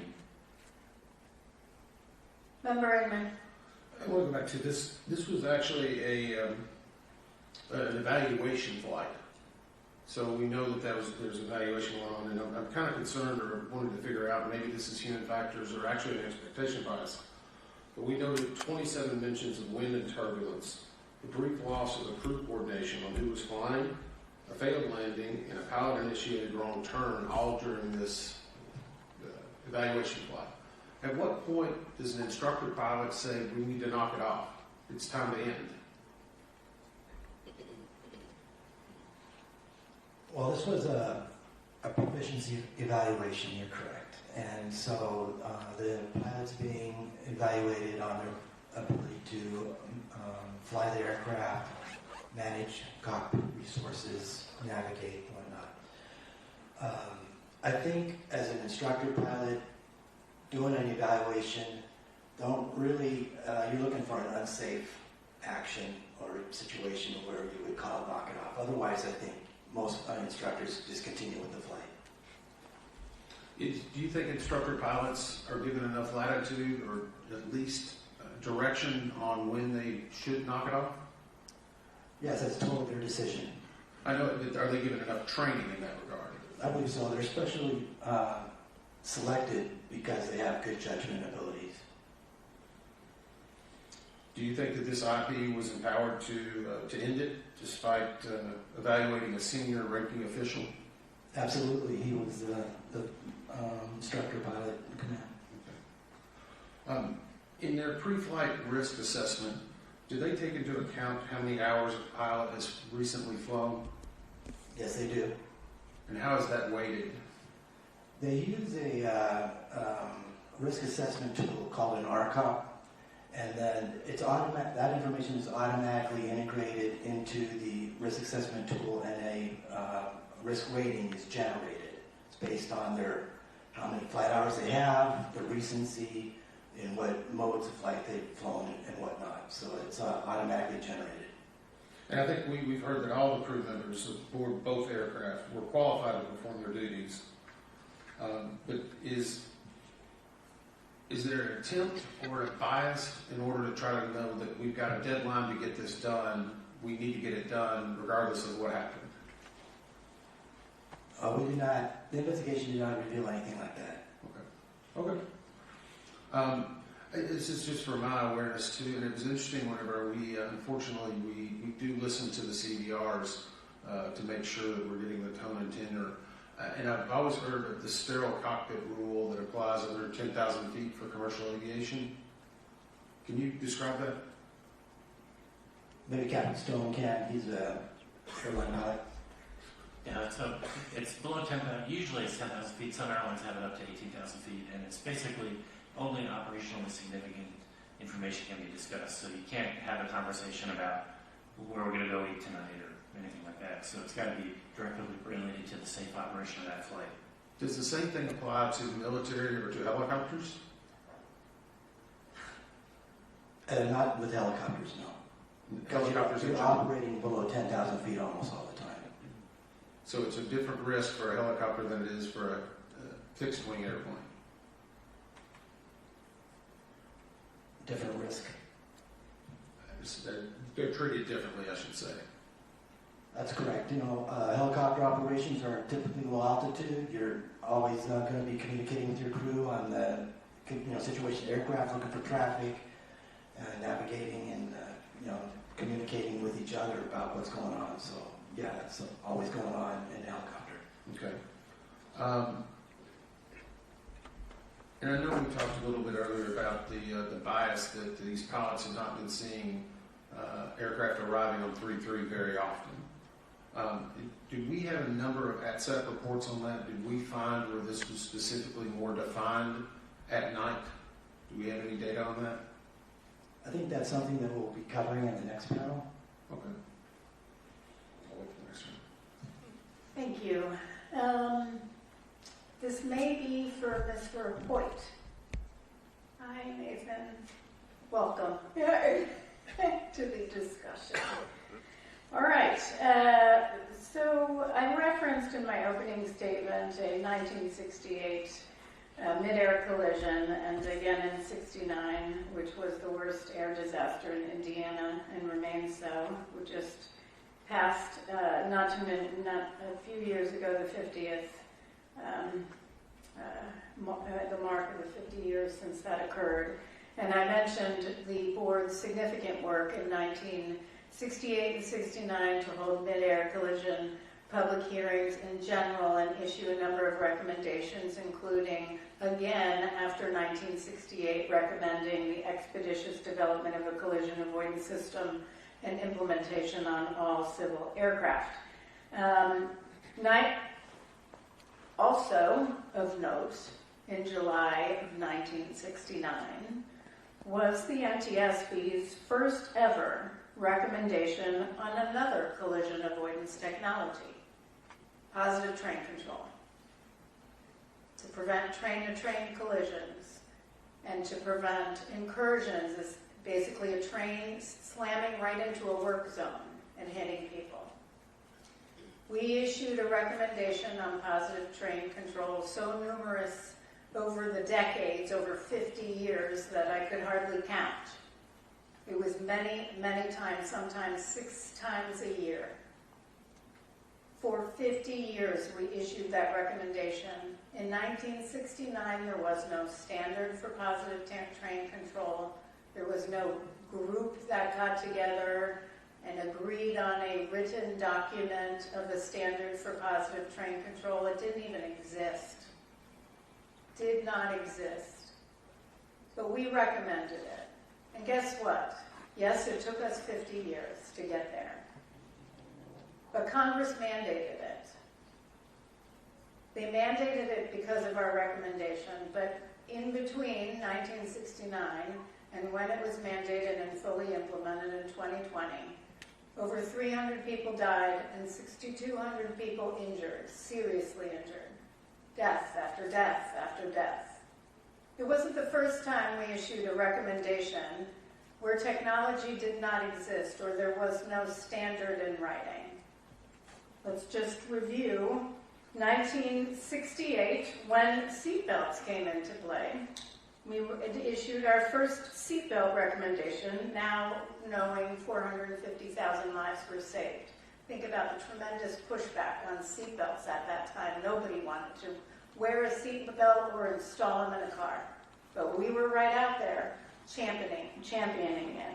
1970, we issued a recommendation to rapidly shut down failed pipelines, now known as automatic and remote control shutoff valves. Didn't exist in 1970, but we investigated 15-something explosions, including one at a daycare that killed so many people. So many people over the years. Excess flow valves is another one, to shut off distribution pipelines before a house exploded. We kept after that one time and again. An excess flow valve didn't even exist at the time. Ground proximity warning systems, 1971. Wind shear detection technology, 1973. Car seats in passenger vehicles, 1983. Runway incursion technology, or ASDX, 1990. Direct pilot alerting, we're still after it, 1990. Automatic emergency braking forward collision warning, 95. Fuel inerting systems, 1996. Electronic stability control, 2002. Advanced speed limiting technology, 2011.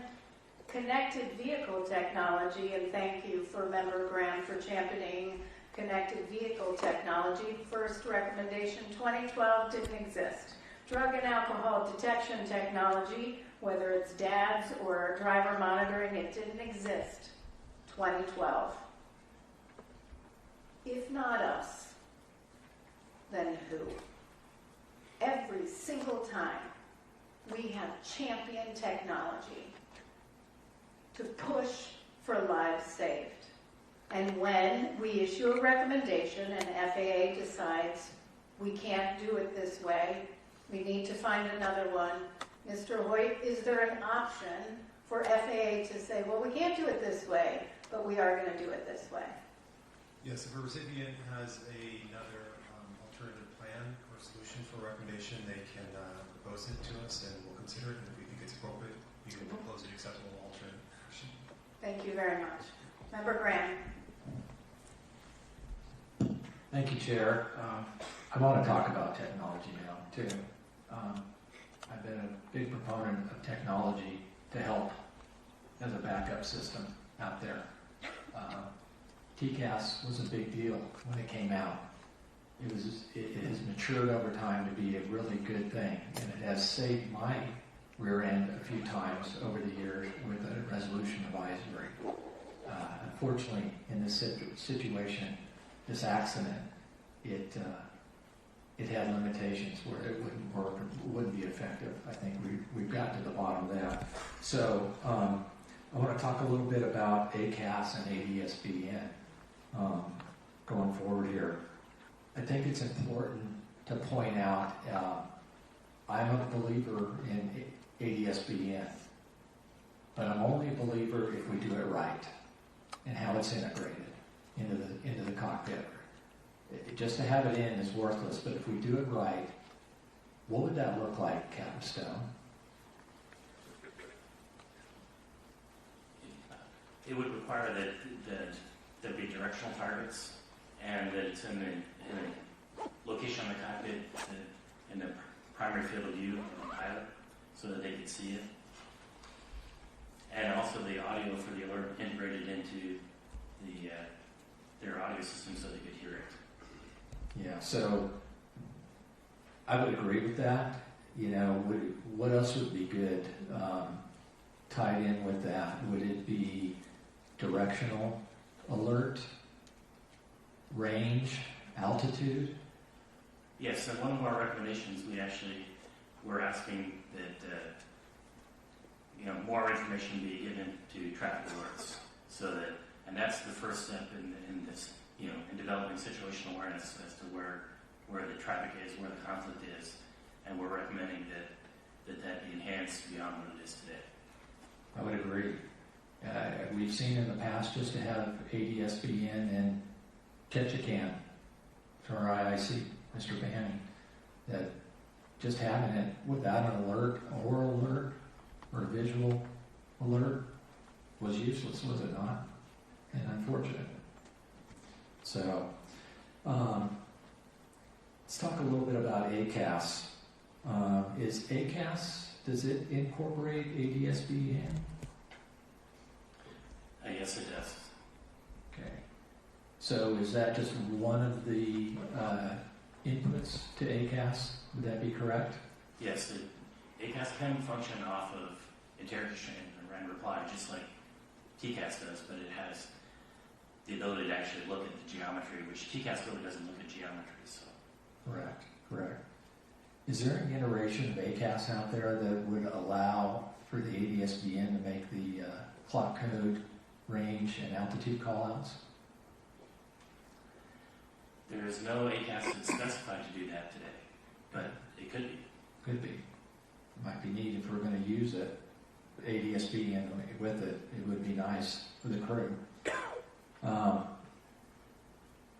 So these systems are great, but they're not the primary means of traffic deconfliction in most cases. Is that correct?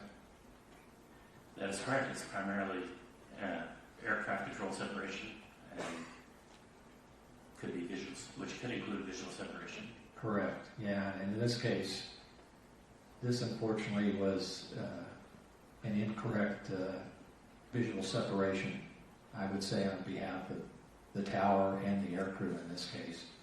And yet, if we had some of this technology in the future, maybe this accident doesn't happen. But it was a breakdown initially in the visual separation. I see my time's up. Thank you. Member Inman. I appreciate you bringing up the PTC, and it actually resonates with me a lot. And I would go back to whenever I was the Chief of Staff of the U.S. Department of Transportation, 2020, we actually got that implemented.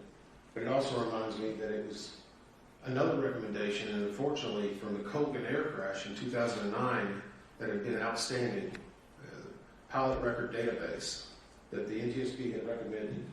And it took from 2009 until 2019 to get the FAA to adopt that. And I will say this, I'm being on the receiving end of that, and I'm going to speechify a little bit, but it's going to take everyone in this room and everyone that's watching.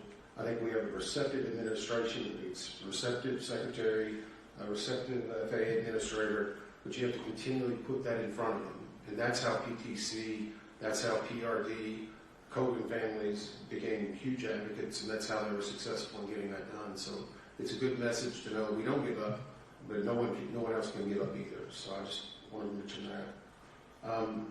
Let me go back to see and avoid. Are pilots trained differently to see and avoid versus a helicopter pilot versus a fixed wing pilot? Not particularly.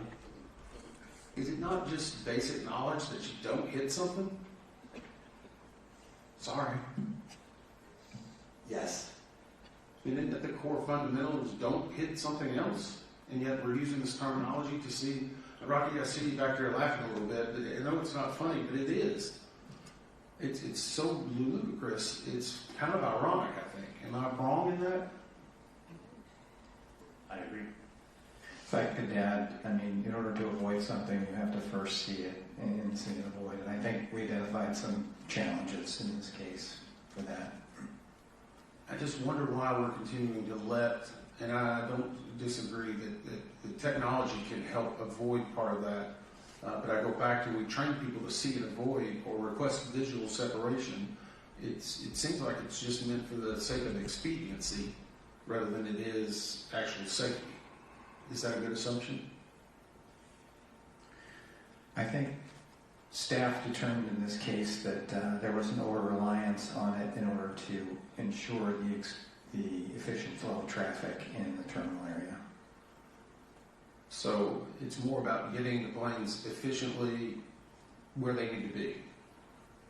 We believe there was a drift in operating practices due to that pressure, yeah.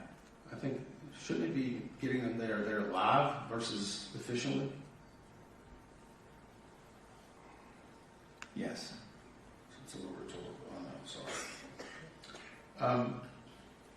In regard to night vision goggles, is there ever a time whenever a helicopter crew would advise air traffic control or they would let them know that we're in a training, either in a training flight, a proficiency flight, or using night vision goggles? Right now, there's no requirement to do that. But we've identified increased risk, obviously, when helicopters are using night vision goggles and operating in a complex airspace. There's advantages and disadvantages in using night vision goggles, and all the helicopter operators in the National Capital Region use them because they think it's advantageous. But it doesn't, they do, it's advantageous because they're able to better discern oncoming traffic, or because we've seen from our visualization, it significantly reduces your field of view.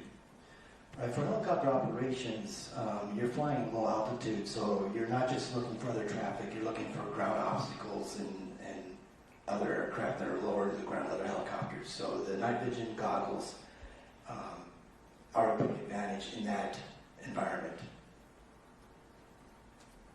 Dr. Brandon, did you have something you want to add?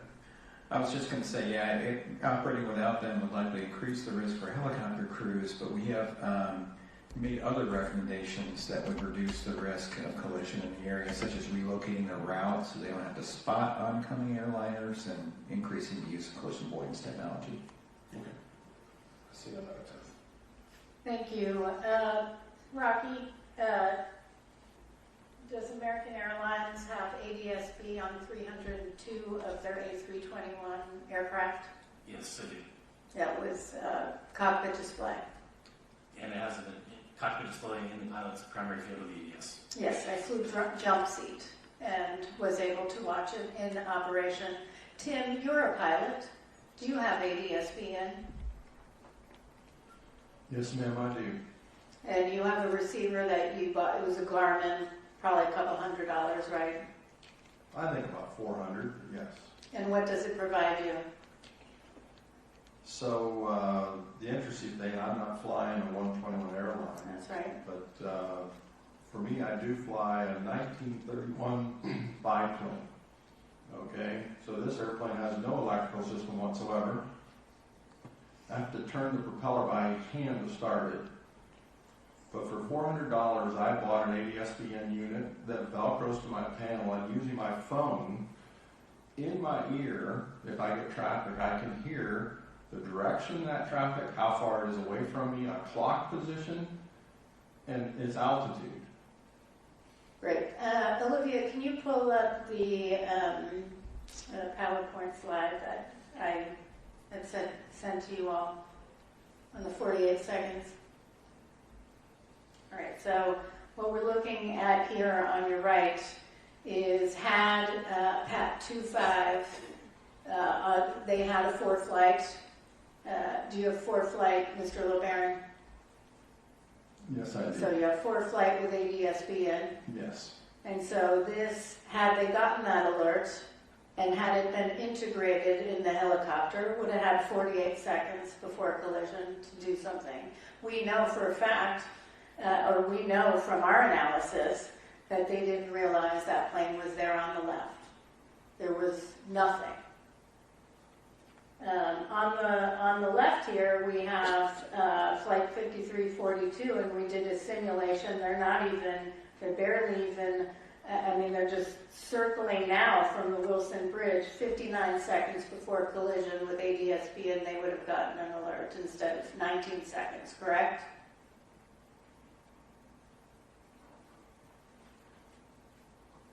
Anyone? Yes, that's correct. That is correct. So would you rather have 19 seconds or 59 seconds? Well, I'm not sure of the questions too, but I'd rather have the 59 seconds. That's correct. That's right. I mean, look how far out they are. That is our simulation. So let me tell you, with respect to ADSB, the NTSB has recommended ADSB out and in supported airborne traffic advisory systems that include oral and visual alerting functions 17 times since 2006 on Part 121, Part 135, and general aviation aircraft. In 2008, the board took a position in response to an FAA notice of proposed rulemaking which required ADSB out. That the NTSB expressed concern that the FAA did not plan to require ADSB in capability. We stated the safety board believes that the benefits of ADSB technology warrant rapid adoption.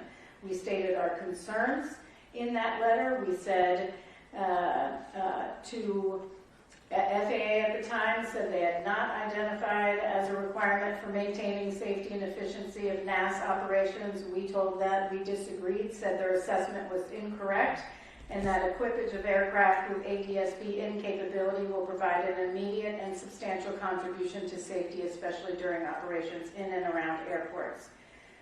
We went on to say ADSB in provides a ready method of sending warning information to pilots, providing confirmation of clearances, on and on. It is a backup. Because why? Humans make errors. We know this. Why do you have technology? I mean, Member Inman talked about, they implemented positive train control. Guess who wrote it in legislation? That'd be me. Why? Because of your work. Over and over and over again. And so we went on to continue recommending ADSB in. I wonder where we would be today if they actually did it when ADSB out was required.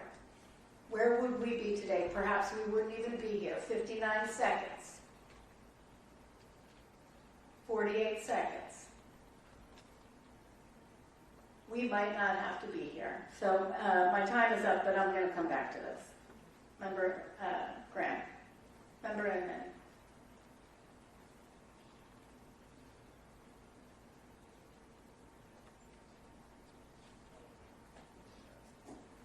Okay, just along those lines, I do want to stress, when we're thinking about where we are today, I want to read the last two responses from FAA, and it predates this administration. Honestly, thank you to Secretary Duffy, who has been a partner from day one. Day one on this. When your first day on the job is a devastating tragedy, that stays with you for the rest of your tenure, if not your life. And what did he do? He committed to ADSB-N. And the last administration, June 26, 2023, a response from then acting administrator of the FAA, Polly Trottenberg, was the FAA's this is to us, the FAA's Air Traffic Organization and Aviation Safety Organization met to discuss this recommendation and review all guidance and requirements associated at the time in response to Ketchikan. Parts 91 and Part 135 and ADSB out and in, we determined that our current ADSB requirements adequately address the needs of aviation safety and will not pursue any additional ADSB requirements at this time. And then we had another one, the last from them was November 6, 2024, Mike Whitaker, response to us saying, Based on our discussions, it has been determined that our current ADS-B requirements continue to adequately address the needs of aviation safety. The FAA will not pursue additional ADS-B operator requirements at this time. In other words, they were okay without and not in. For those that are watching, that's like having a conversation with a wall. In order to communicate two entities, out, you got to receive in. You got to take that information in. Now, in this case, and I might be at 5 minutes. Do you want to know? In this case, I want to ask one thing about TSB. If this aircraft had ADS-B in, and we know that the Army's helicopter had ADS-B out, would have been on, but it was programmed incorrectly on installation, so it was basically not transmitting out. But even if, and I've seen comments, it wouldn't have mattered, I've seen this in the press, it wouldn't have mattered if it had ADS-B in, because that aircraft, that helicopter, ADS-B out wasn't working. Do you agree with that? Am I going to ask Mr. McKinney, or am I going to ask Mr. Chihoun? So the helicopter was not transmitting ADS-B out, but with the TSB service, that would provide the helicopter's position to ADS-B in displays. So in other words, even though the helicopter wasn't transmitting out, if that aircraft had ADS-B in, it would have gotten information. Is TSB everywhere in the airspace? No. No, it's not, which is why we still need, I see the Army in the audience, this does not mean you get a pass on ADS-B out. The TSB isn't everywhere. You have to have ADS-B out and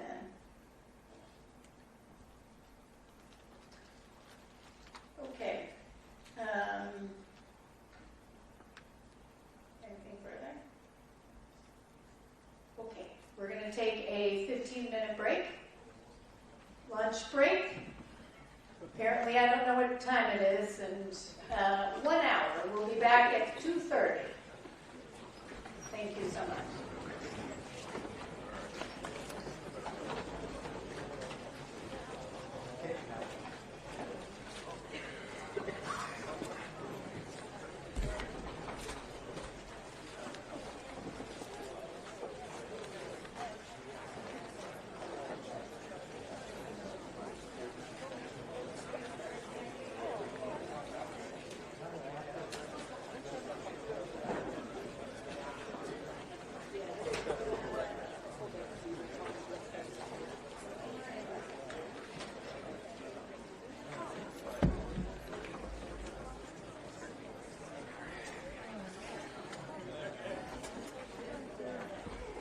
Careful, careful.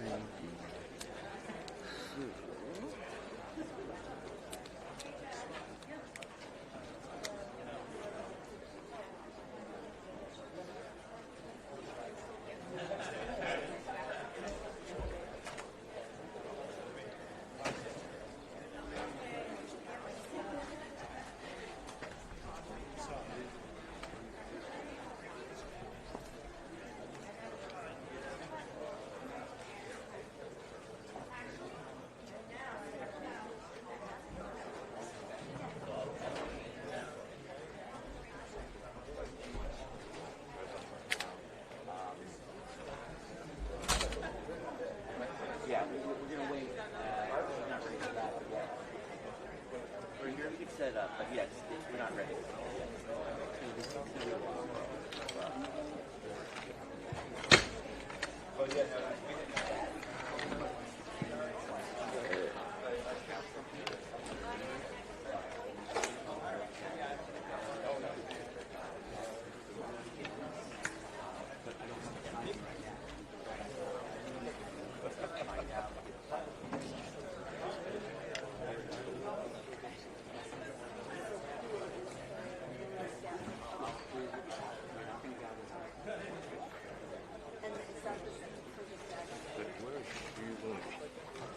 Coming up here or just staying there?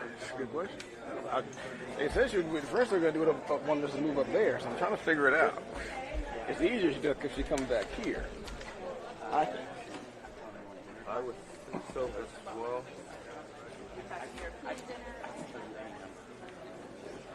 Are you getting audio feed at all? Oh, just the mobile. Well, I think she's coming over here, though. If she comes over here, I think it'll be stick mic with her.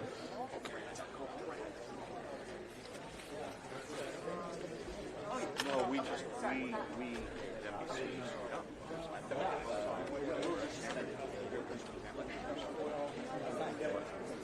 Yeah, you want to hang out though. Your cockpit. We don't know. There's a lot Hey, how's it going? Yeah. You know, she's going to come right here in front of us. Okay, cool. I can tighten up if you want. You want me to go in a little more? Yes. You good? You good? I think so, yeah. Okay. Where's the, where are we going to do this, right here? I believe, yeah. Yes. Do I need to hold that mic, or is it, well, I'm not, you're cool, right? You're cool.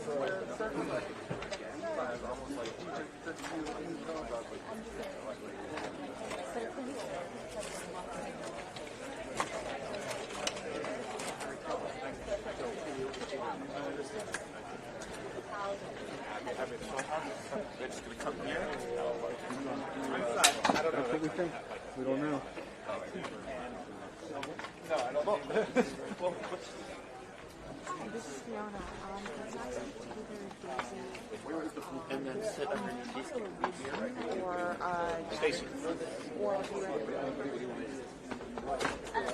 Is it a bit too far away? Yeah, that's.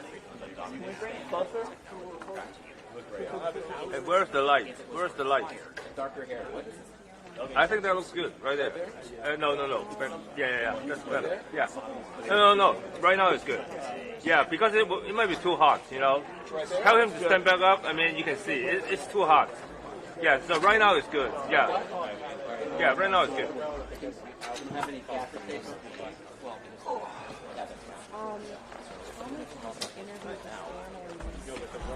What? Seal the side. Yeah, might be good. Yeah. And also, Right. But it could have been provided better acuity in the hour. Correct. You're all good? All good?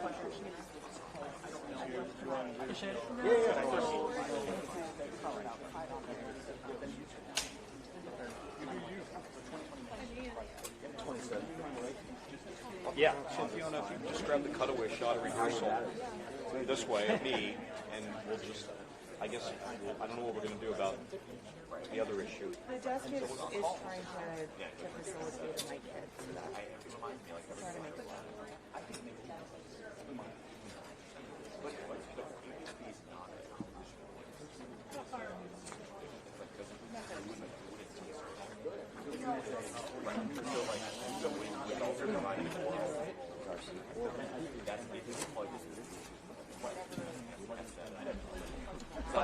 Can we give it right now once everybody gets their...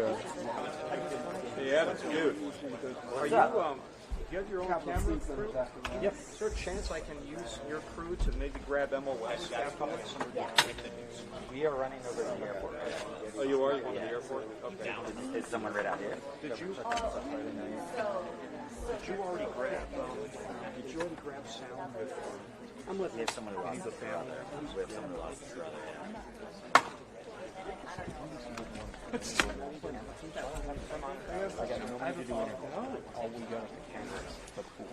I'll sit in between you guys right here.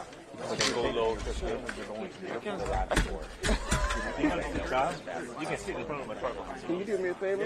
Can you just turn my mic a little bit to the main mic? Just a little bit so it's...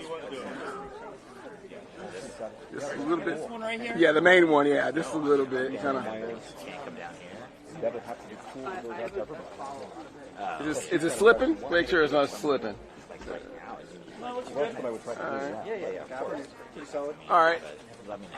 You know, the old hand mic, the stick mics, they get quirky after.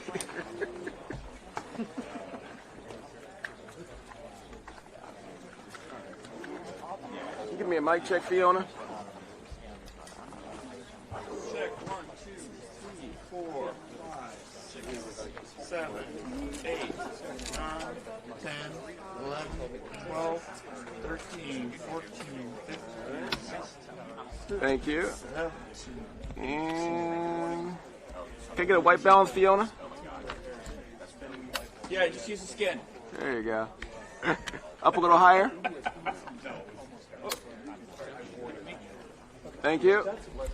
Thank you. So, right behind us, there's like a static camera.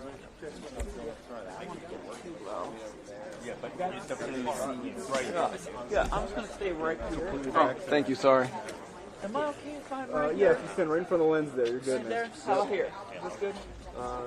No, you told us about me. I don't know about this guy here. You got one to your right. What's up, man? I haven't seen you in many years. Oh my God! This is great.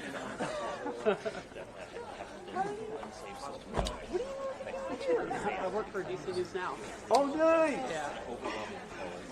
Yeah, I've been up here. I've been in DC for like 9 years now. Wow! Yeah. You just haven't heard of this guy. Yeah.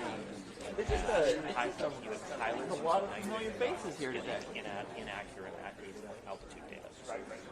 The top of the rotor, but the bottom of the wing. So if you're lower, this is a dangerous close call. Hey, Adam. Yeah. I'm trying. Okay. Trying to get a family member who would do No, it. good. That's cool. Yeah, like I said, we all, I mean, everyone got this guy, but if you want to get somebody else and knock it out real quick, that's fine. I got nobody. I mean, I'm really. What's going on over there? Come on, Tom. No, seriously, no. They don't want to spend any money and won't send me a camera crew. So, can I disconnect me live? I don't think you're allowed to. No, not to I don't think you're allowed to. That's your pool. That would violate the pool regulations. I know whether because we're on break, you know. Yeah, but you also got to go to lunch, don't you? So everyone's got to eat. Charlie Brigade. That's a whole nother talk, Tom. Because it was operating when the Army range of variants. Are you planning to stay right there?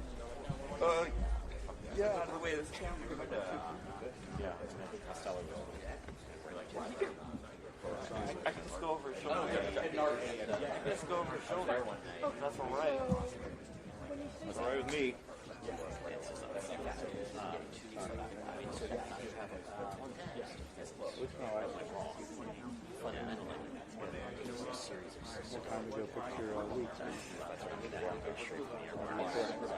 I'm not saying that's what it is. Fair question.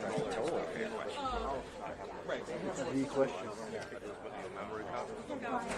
Yeah, you slide over. That's fine. This is the way. Thank you, man. I don't want people to step on it. Oh, that's fine. I appreciate you.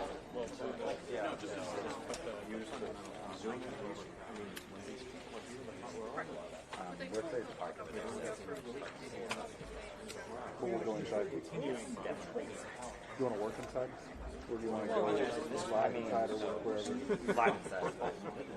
Not ideal. I pretty much have it already. I need to download it. Yeah.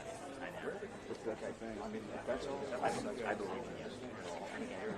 I believe in me. It's the internet that. Is there a guest internet at the airport? There's backup. Yeah, there's like one. Okay. I might go inside then.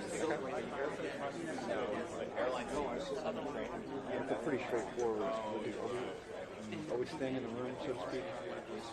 Like B-roll wise.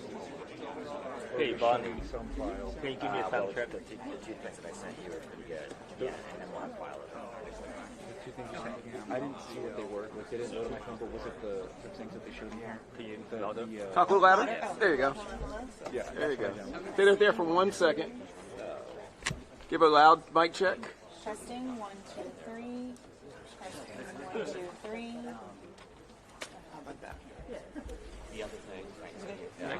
Sorry about that. No, you're good. That's what I downloaded. You don't have to do that. Send me that again. Okay. So I have that. Wait, but did you get it? Where did you get it from? YouTube. Oh, you got it. I went to YouTube and screen recorded. I was gonna say, the thing in here is like. All right, hey Adam, can I do that real quick with you now? Right here? It's up to Carlos. Can I do a quick interview with somebody on your camera? Grab that rightmost microphone. Yep. No. Just yep. Thank you. You can probably just stay right there, right? I don't know. Yeah, but I want to just move it over here like Who are this. you interviewing? She's coming. Yeah. Thank you so much. Yeah, no problem, buddy. We'll take your interview too, Tom. Thanks very much. Yeah. I don't blame you.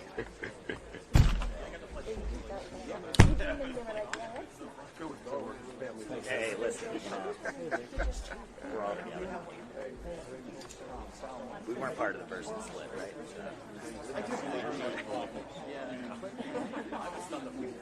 It's ridiculous, though. I know you're the fool. Why would they?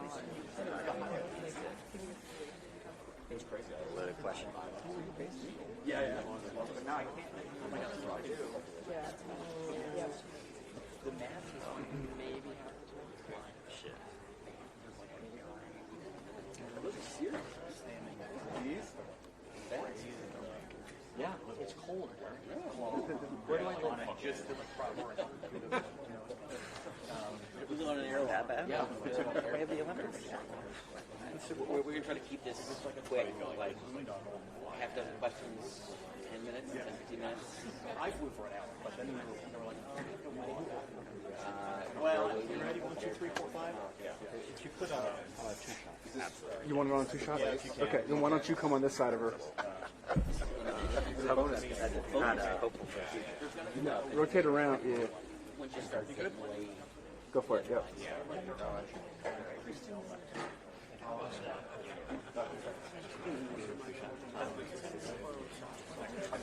Who said that? Yeah.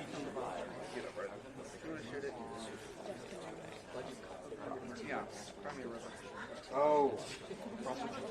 Seriously?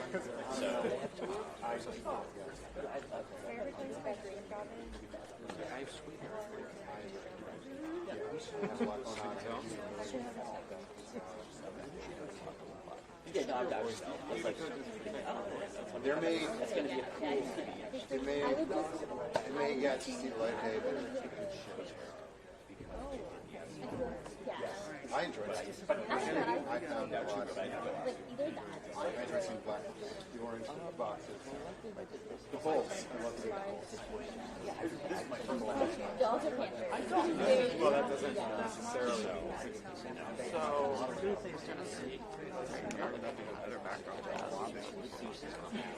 No, I enjoy it. Yeah, you got it. When I see something going on behind me, my light's on, then I can just grab it and get that microphone. That's helpful.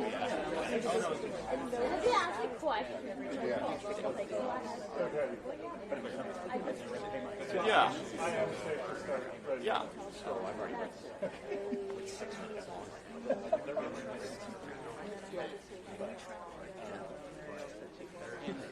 No. Daniel, you bounce people you know.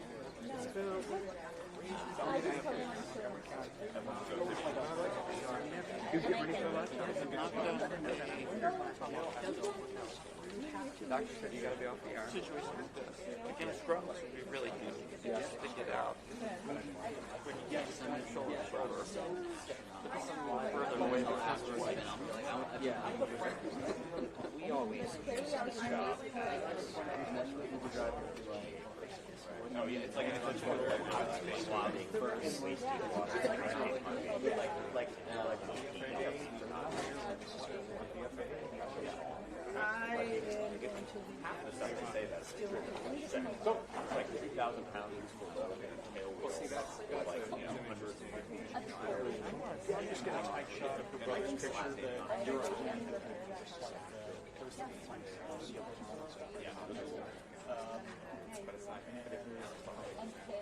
Were you with Max or Randy?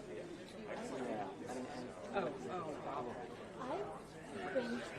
You're on the roof of the garage. Right, we're good.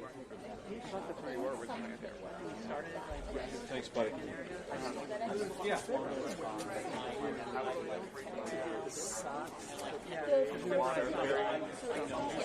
Oh, yeah.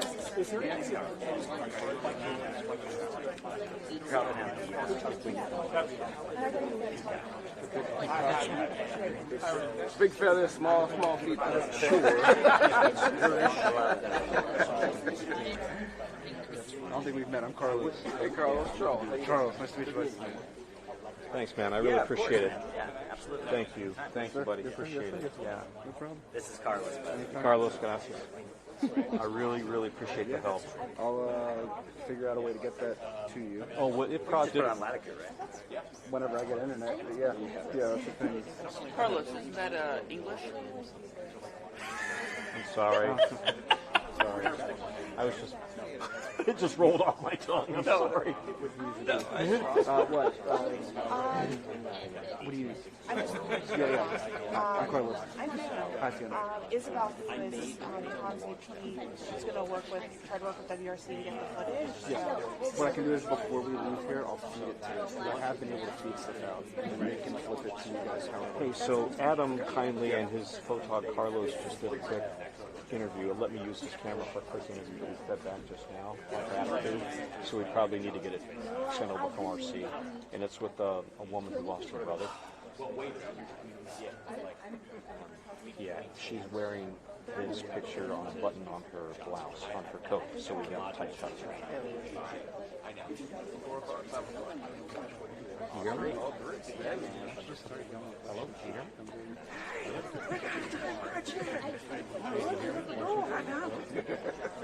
This is a ball mail? Yes. I'd love to hear that. Oh,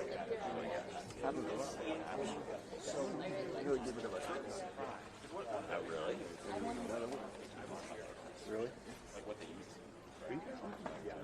Yeah. Here, but we have I heard the full. I heard if you remember.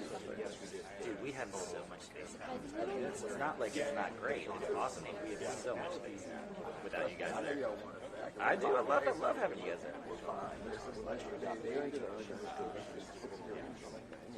The individual who did the whole deal got built before the paper. Stop it. You're kidding. So they're already locked into it. Oh, on our building alone. Oh, yeah. Where you guys Yeah. Just the glass alone with a meeting before school. That's not too bad. We do have space for No, but they had one place where it was watching to go. Now they're watching out, but they turned that into we need to press it back up. Just sitting there on you. So like next to the television is a backup studio that like they're using just in case there's crazy protests downtown and they need a shot from us. I want Maybe they'll say and then there's a whole other floor probably like where they never did anything with that floor? nothing has happened with that yet. I can see them putting news now up there. Yeah. I mean, we got plenty of parking. Well, it's free. No, all good. So y'all took over So that is like a big old conference room now. Like when you first walk in, see straight to the back, like right back where the desk used to be, and then also the studio. Yeah. Our newsroom basically blew everything out, and now it goes like, once you go around the corner, it is beautiful. It's not a square anymore. It's not, yeah, it's like a box. Yeah. There's still parts of it where you see it in the building when you're walking around, but the first floor is just wide open. The studios are kind of the shuffleboard thing. No. Like more kitchens.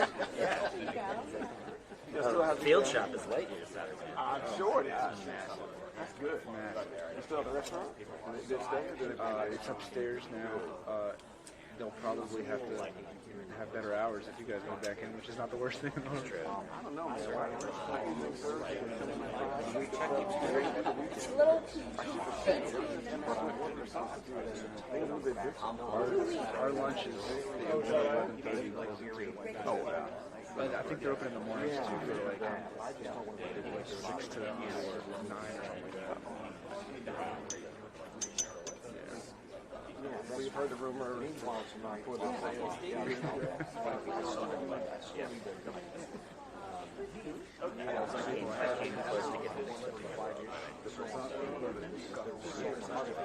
He could argue it's not one improvement. Are they even there? It is one. So, that could be its own standalone. Their bosses want to keep them separate, even though they're under the same thing. And they're the same way when we were all as one family. Right. We intervene a little bit with Telemundo. A little bit with you all sometimes, but not much. Right. Yeah. They can get their own thing. Yeah.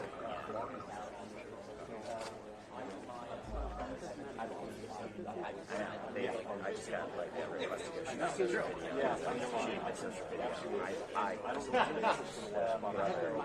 I'm like, so this is the stuff I care about Instagram. We got it.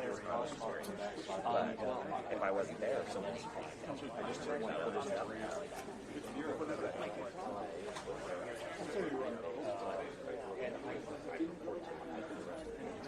Well, what you just now supposed to do, start Tuesday at 4 a.m.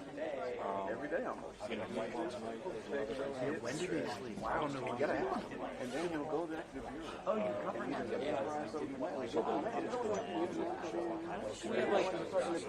Oh, yeah, can you anchor the fire?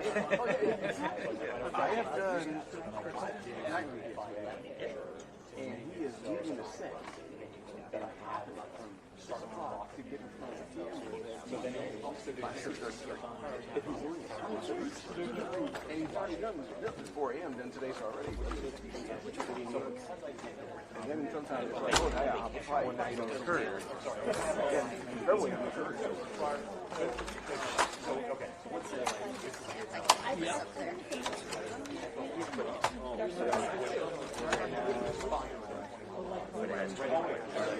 I feel like it's the chimpanzee. Yeah, it's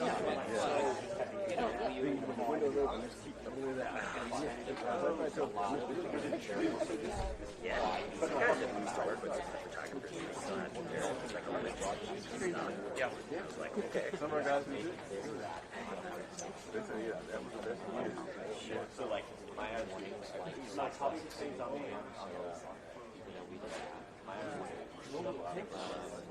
I saw some movement over there, but then she turned around.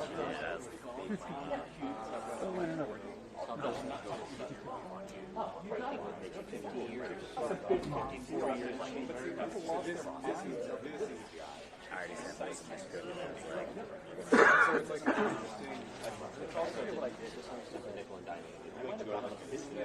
Only thing we don't do is they can add that back, and who knows? Do you want me to give a check? Yeah,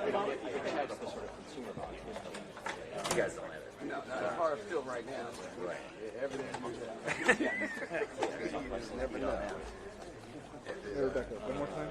Yes. I'll make check, blank check. 3, I got it. 1, you enterprise, check, blank check, check, keep going. 2, 3, 3, 2, 1. You guys okay, or should I keep going? Yep.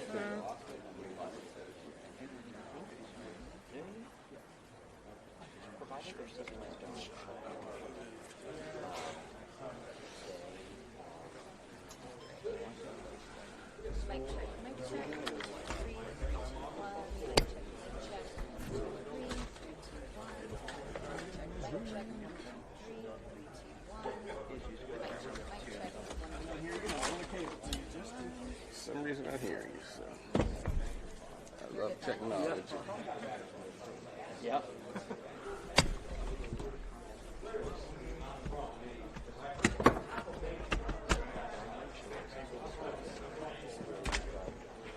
Is this one you? Or I'll let you. Play magic. Oh. I'm sorry. No, all good, all good. Yeah, when it works, it's Yes. You guys have trouble getting I don't know how to try.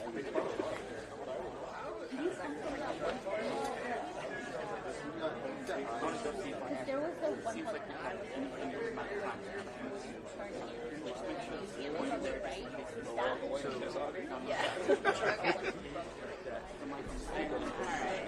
Sorry, man. Sorry. All right, how are you hearing now? Mic check, mic check. All right, everyone good?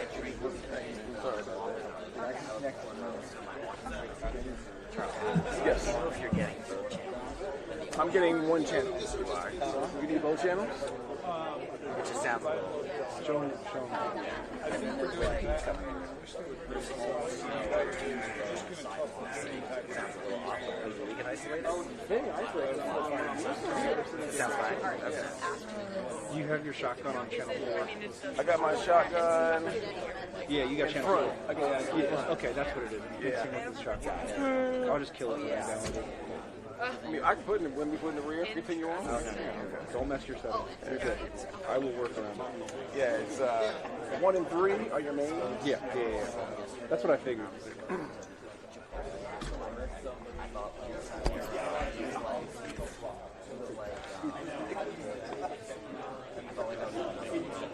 This is like all snow on the ground.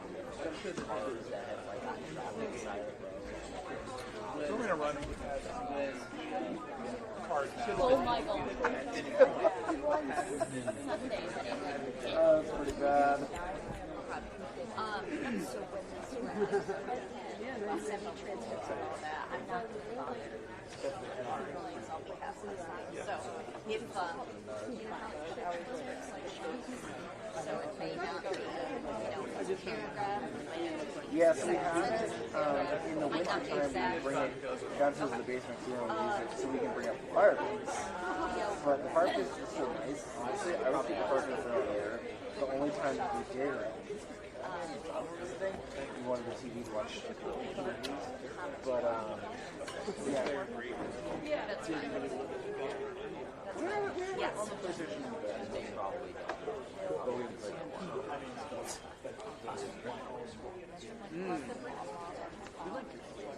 I think it's you have the app for everything else. Absolutely.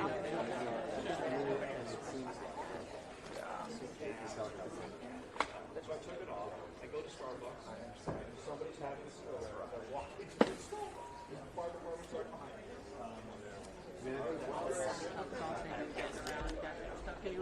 Maybe they have. No, but Ryan and I did yesterday. We were able to get out. Yeah. Maybe there's something. Yeah. Yeah. Mostly it was because going around other people that so I had to get out of it. More of a matter of principle right now. You better be cooling fixtures, not sitting at 60 feet. We waited for an hour for to get back.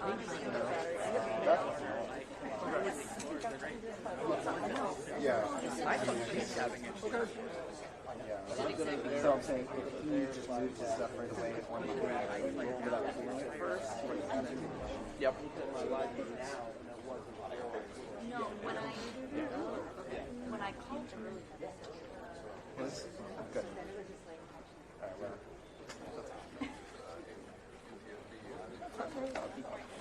I'm a reasonable guy.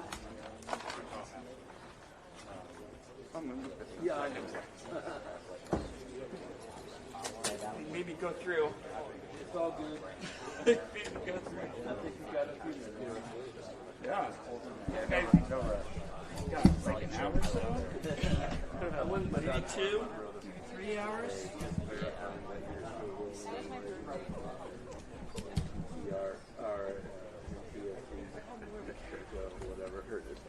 Your mic is pointing that way. Alright?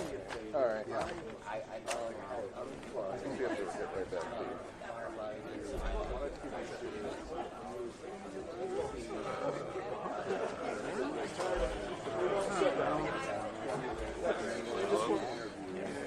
Do you want me to flick that? Yes, don't mind. Unless we just decide to stay here or in the airport. That's it. I just feel like I have good information. Like I don't want to share the video. Oh. You were at Ground Point?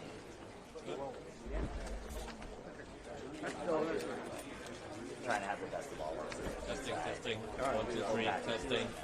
Testing, testing. Testing. Yep. I was just like, I can't. It's cold. Thank you, man. It's so cold.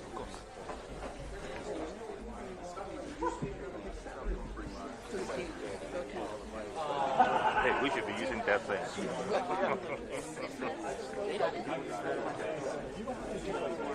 That might have been why. I don't know. It just like the one time the hassle photographers when he disheveled and he's moving. Exactly. And they are not having lunch as well. You're not having lunch, we're not getting lunch. No lunch for them. No.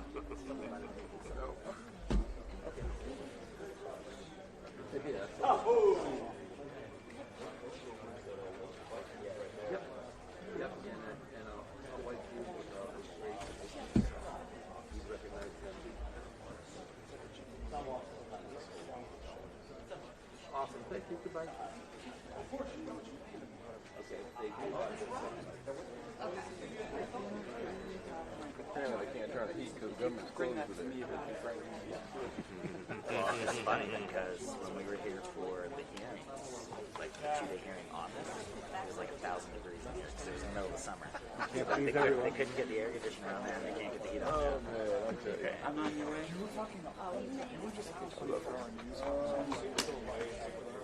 I got some luck. Oh, then I can sit down. There's like a shot clock back there that I'm looking at. I'm like, fuck. They're coming back to 30. Yeah, I know. So, when you also think about this thing, I know that. okay.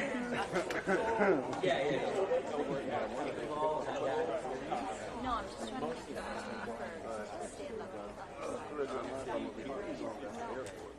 That's what we're trying to decide now. I mean, this was a much easier decision an hour ago. We would have been at the airport. Now it's like sitting upstairs because down here sucks. The cell service down here is awful. Oh, yeah. I've done them down here. It's like, why are we doing it down here? Upstairs here, you The outside, that's the thing. We're trying to get to the airport. Yeah. That's what I'm saying. There are benefits there. Oh, yeah. You got to hand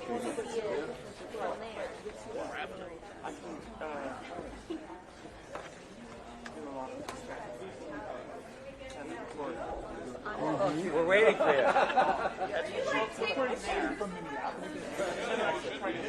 Yeah, that's a good point. Yeah.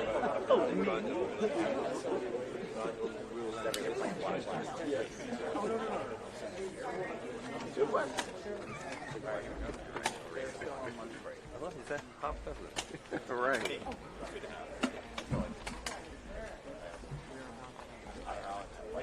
Alright, ready? You have a minute. You good, our guys in front? The only advantage of being shorter, I can stand. Right. Guys, One excuse. Oh, I just don't care.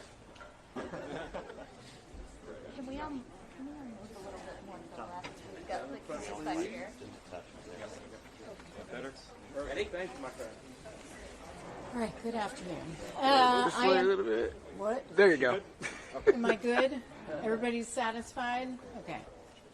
I'm Jennifer Homendy. I am chairwoman of the National Transportation Safety Board, and thank you for being here today. We have spent half a day now focused on finalizing our investigation report from the midair collision near Ronald Reagan Washington National Airport. This has been a 12-month endeavor through some pretty difficult times, including the longest government shutdown in history. But our team is an expert staff, and it really has been an all-hands-on-deck effort. There has been a lot of testing of equipment and simulations that we've gone through over months. And now we're pleased that we're at the point where we can release our findings, our probable cause, and our safety recommendations, which we'll get into this afternoon. I will tell you, though not public yet, the draft report is well over 500 pages. I can't remember the last NTSB report that was that extensive, but also in addition to that, our evidence is quite extensive, exceeding 19,000 pages in our public docket. So with that, we still have an afternoon where we're going to get into some additional issues and then get into the findings, probable cause, and safety recommendations. But I'll take a few questions. Chris, you were the first to raise your hand. I will ask if you can state your name and your affiliation. If you could keep it to one question, largely because I need another coffee. But also, if we need to do more than one round, that's okay. Go ahead. Chris Van Cleve from CBS News. There's very clear frustration from the board, it sounds like, when it comes to the FAA's role in all of this. Should the FAA have known there was a problem? Should something have been done? The question is, should the FAA have known there was a problem, and should something have been done? Absolutely. The data was there.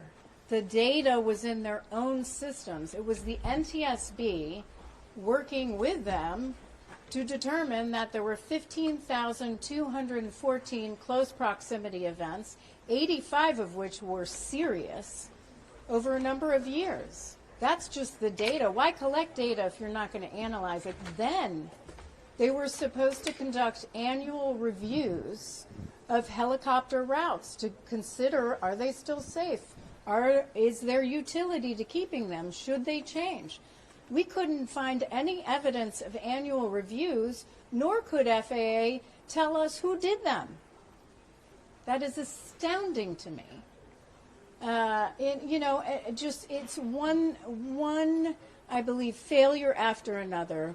But we can talk about the pilots, we can talk about air traffic controllers, we can talk about traffic.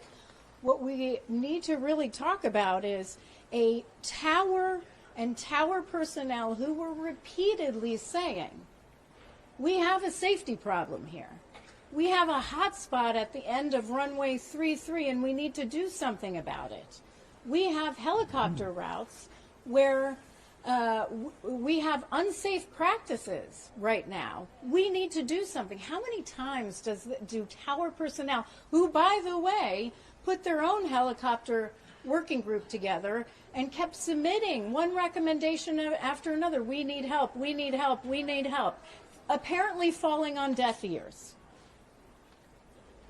So I will also get she sounds angry. We should be angry because for years no one listened. This was preventable. This was 100% preventable. Frankly, having a helicopter route crossing runway 33 with only 75 feet that means 75 feet of vertical separation. What that means is 75 feet, at best, separating a helicopter and civilian aircraft. Nowhere in the airspace is that okay. Nowhere. This shouldn't have existed. Tom, you were the second person. Madam Chair, Tom Costello with NBC News. Are you concerned that there may be other hotspots right now that the FAA is not paying attention to? Question is, are there other hotspots? And am I concerned that the FAA is not paying attention to those other hotspots? The answer to that is yes. The FAA did a evaluation of the national airspace, I believe, as a result of Senator Cruz and Senator Cantwell asking for that evaluation. I'm not sure that I'm not comfortable with it. I keep hearing about other areas in the airspace where they're concerned. Burbank is one where commercial airlines have called me to say the next midair is going to be at Burbank. And nobody at FAA is paying attention to us. So whether it is involving helicopters or not, people are raising red flags. And why aren't people listening? The FAA has to ensure safety. That is their job. Yes. Will guys blind out the current.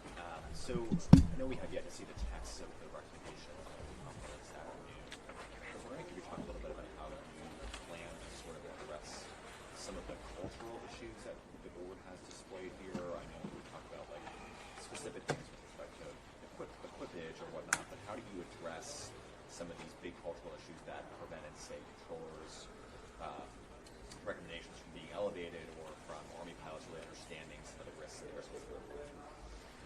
The question is, how do you change culture, essentially? And are you just referring to FAA or also Army? Everyone. I mean, culture is the hardest to change in any organization. I can tell you this much. I knew there was a safety culture problem when we had a hearing on the door plug. We had a hearing, and I asked a question, do you have a good safety culture? I asked Boeing. They said, we could do better. I asked Spirit. We could do better. I asked FAA. They said, our safety culture is great. My response was, the individual organization that says they have a great safety culture is the problem. Because I'm the NTSB chair. We are the safety organization.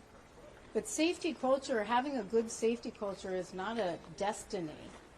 It is a continual journey. It is a continual improvement process. So if you look at my own agency, frankly, I always think there's room for improvement. Always. But changing culture is so hard. So I have to say I want to work with FAA. I want to work with the leadership at FAA. I know the board wants to work with the leadership at FAA in partnership to figure out what we can do to help improve safety culture. We have heard from so many individuals who won't even put their name on anything, don't want to be interviewed formally because they are afraid of retaliation.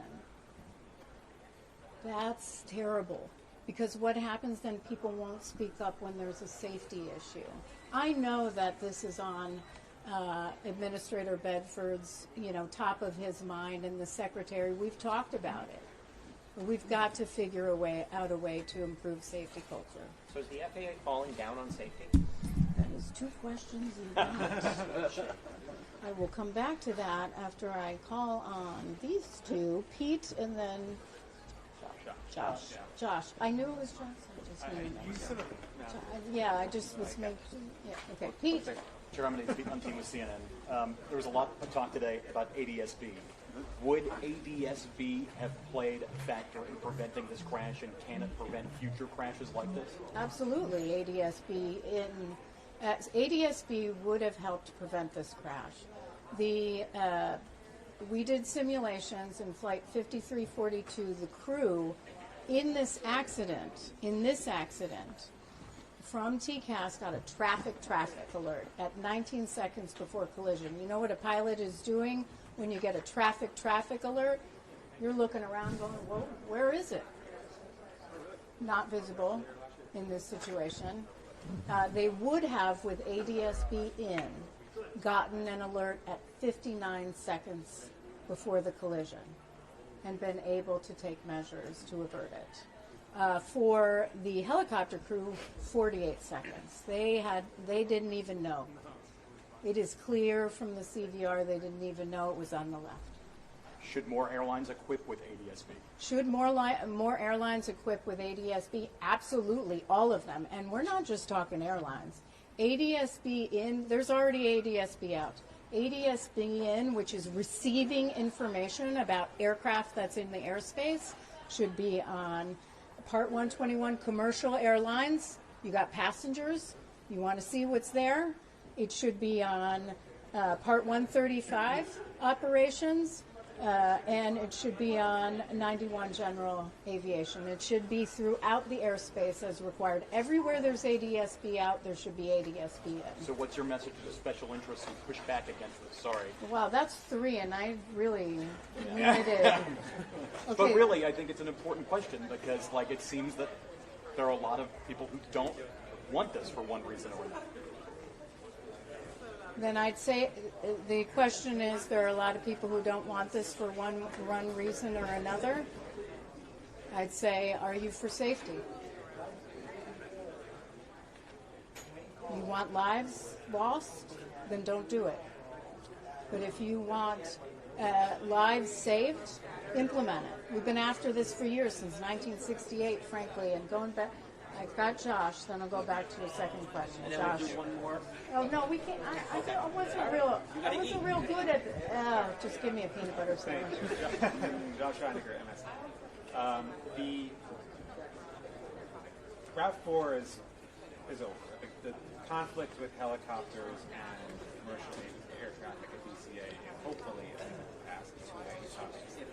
But your investigation has revealed tremendous issues with DCA as it is. The structure of the airport has been in place since the 40s, has drastically outlived its chaos to this day. Does this give you any second thought at your home airport about the safety at DCA and what is going to take to make it safe?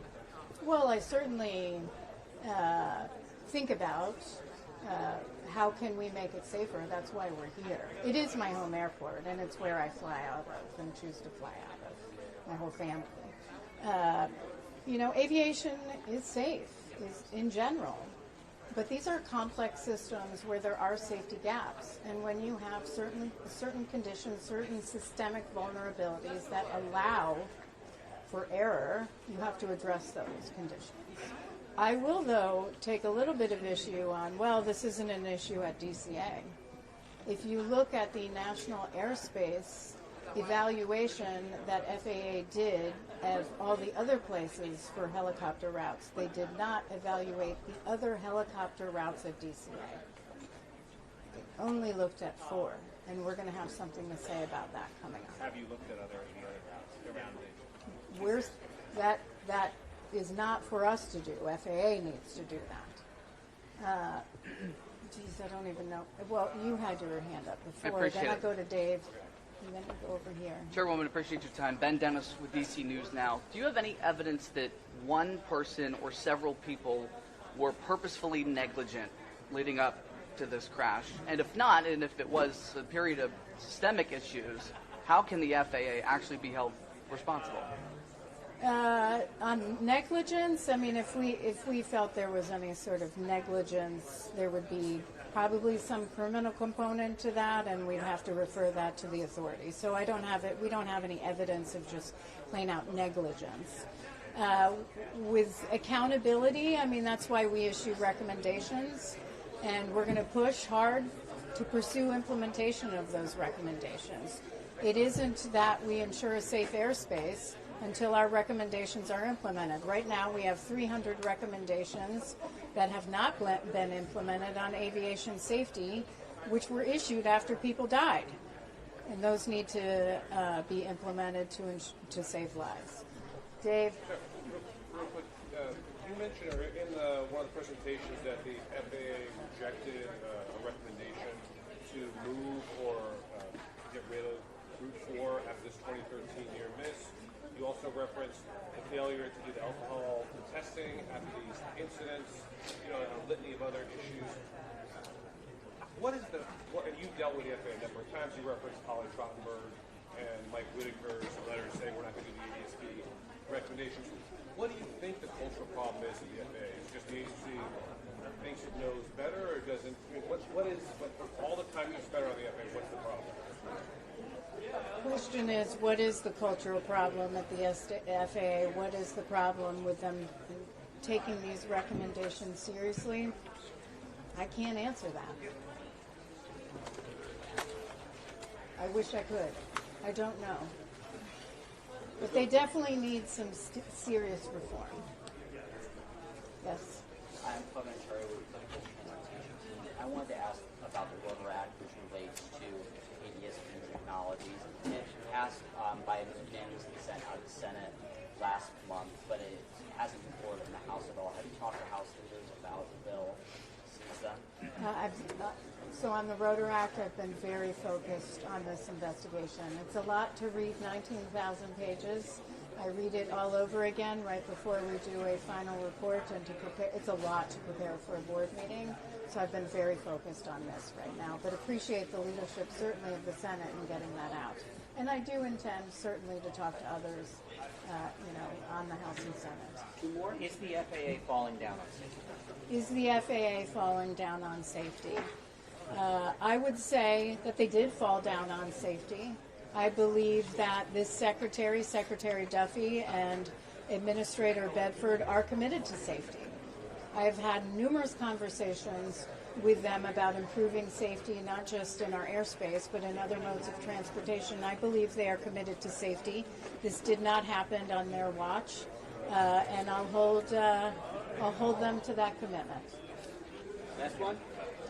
I had a previous FAA chief say to me that the airlines were their customers, that the FAA was treating airlines like their customers. They had to be responsive to customers. That's been a number of years ago. Is there a mentality within the FAA that airlines are to be served as opposed to holding them accountable?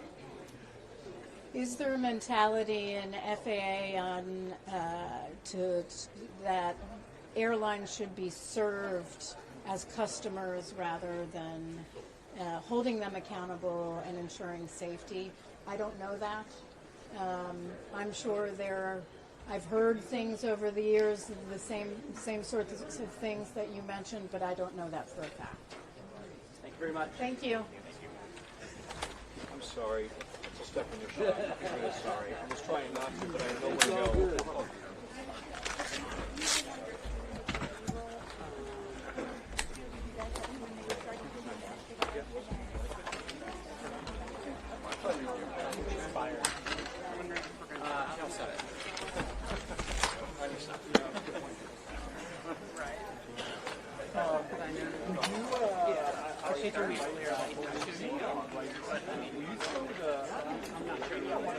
Everyone is coming down from a little sound from your sound. So you put that on for later. Good stuff with Larry.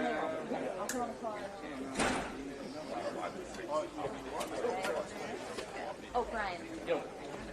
I have to mic up. Oh yeah, I just got it. That's not mine. That's not mine.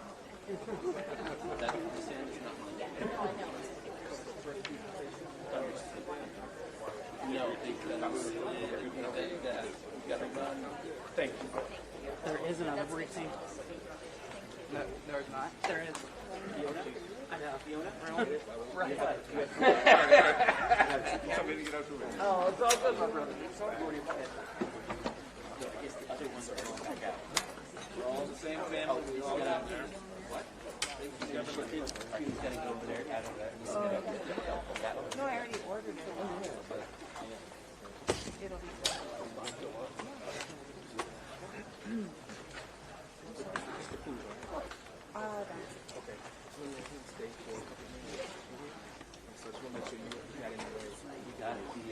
The camera is pretty wide angle lens. Yep. So, I don't know. The control room covers, but generally lowers. your thoughts, but what I can do is in the next breaking, whether or not you get normal or not, if you want, whether you have a delayed deal or any of that, that's between you and the company. I'm not going to okay. Yeah. You stay down. But like as a person, I'm Just happy lower a to go little back. because that camera's just. Yeah. I'll put that up here. Yeah. So it won't blow. You good? It won't blow. And I can go sit and cut the, yeah. No, it's good.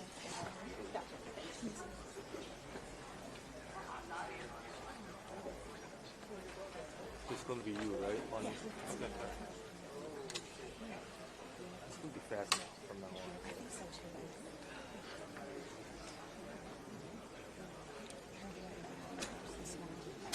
Let's stop some snow. The snow is not too deep, you know. Let me show you a picture.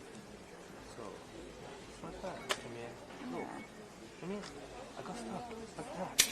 Just crazy. Yes.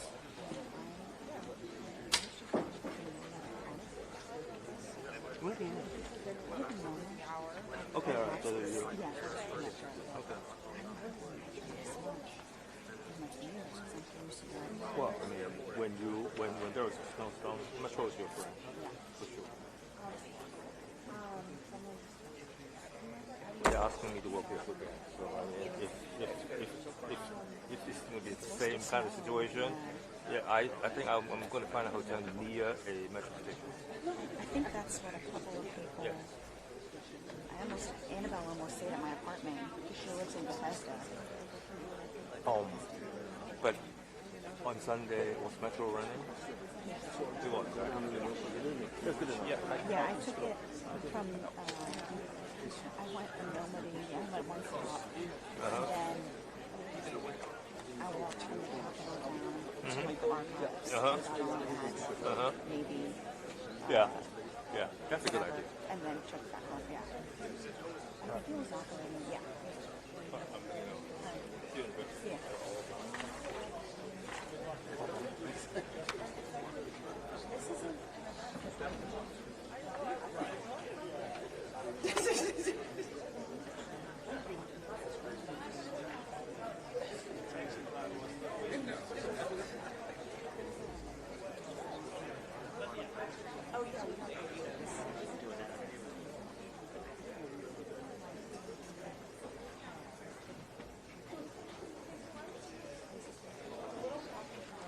It's very good. The coffee with milk, famous soup.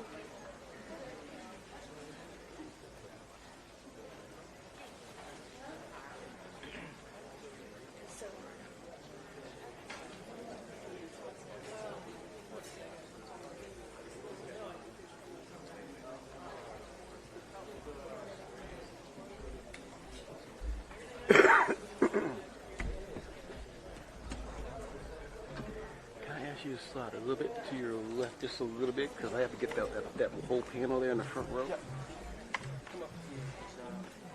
won't be in. So if you're on right on the other side of the green tape, you're safe. Good. Thank you, sir. That's what they have to do. It's easier for their purpose. That's what they're doing.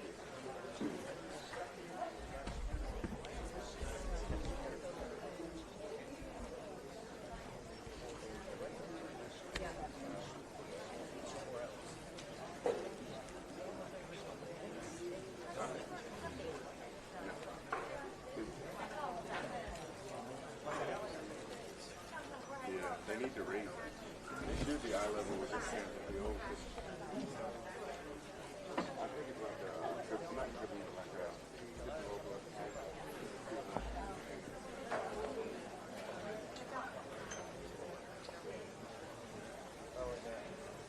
This here. Okay. Yourself. No problem. Would you mind shooting me a text when this resumes? Yes, I can do that. How you feeling? Good? Beautiful. Beautiful. No, it was no traffic. I mean, a little bit of traffic. I'm in a garage.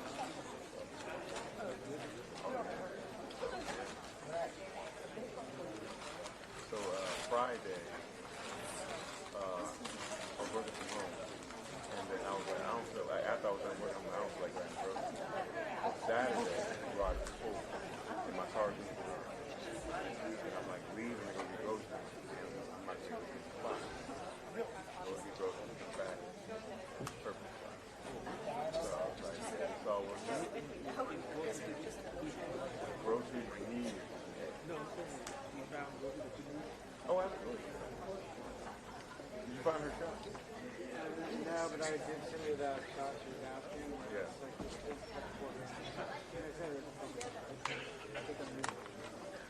Okay, yeah. It was just to show her. Reference? Okay. They specify that, yeah, she found one of the two. So she didn't want that? She did want that. She did choose that. I was going to ask you, what did you shoot to replace it? I just want her to be happy in the moment. Check that box out.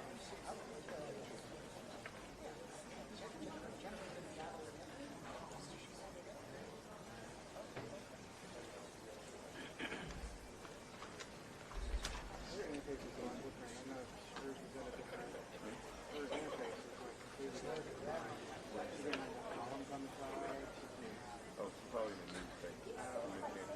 It's in the top right. It's like everything was white. Like big. Yeah. It's the new cancer.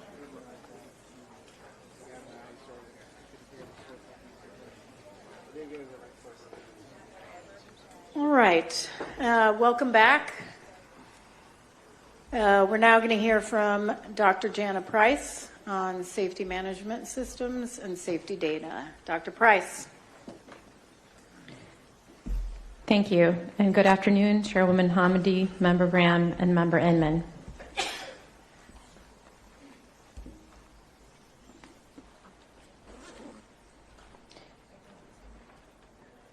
My presentation will cover issues relating to safety data and safety management systems, or SMS.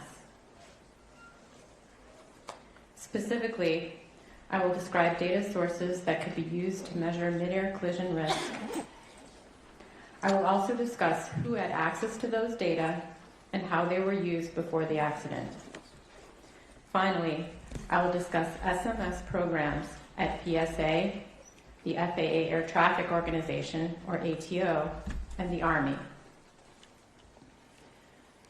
Within days of the midair collision, the Aviation Safety Information Analysis and Sharing System, or ASIAS, provided the NTSB with data concerning encounters between helicopters and commercial aircraft near DCA.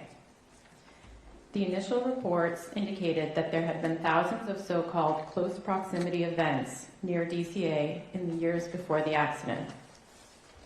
In the weeks and months that followed, seemingly conflicting estimates of proximity events and near misses were shared by FAA.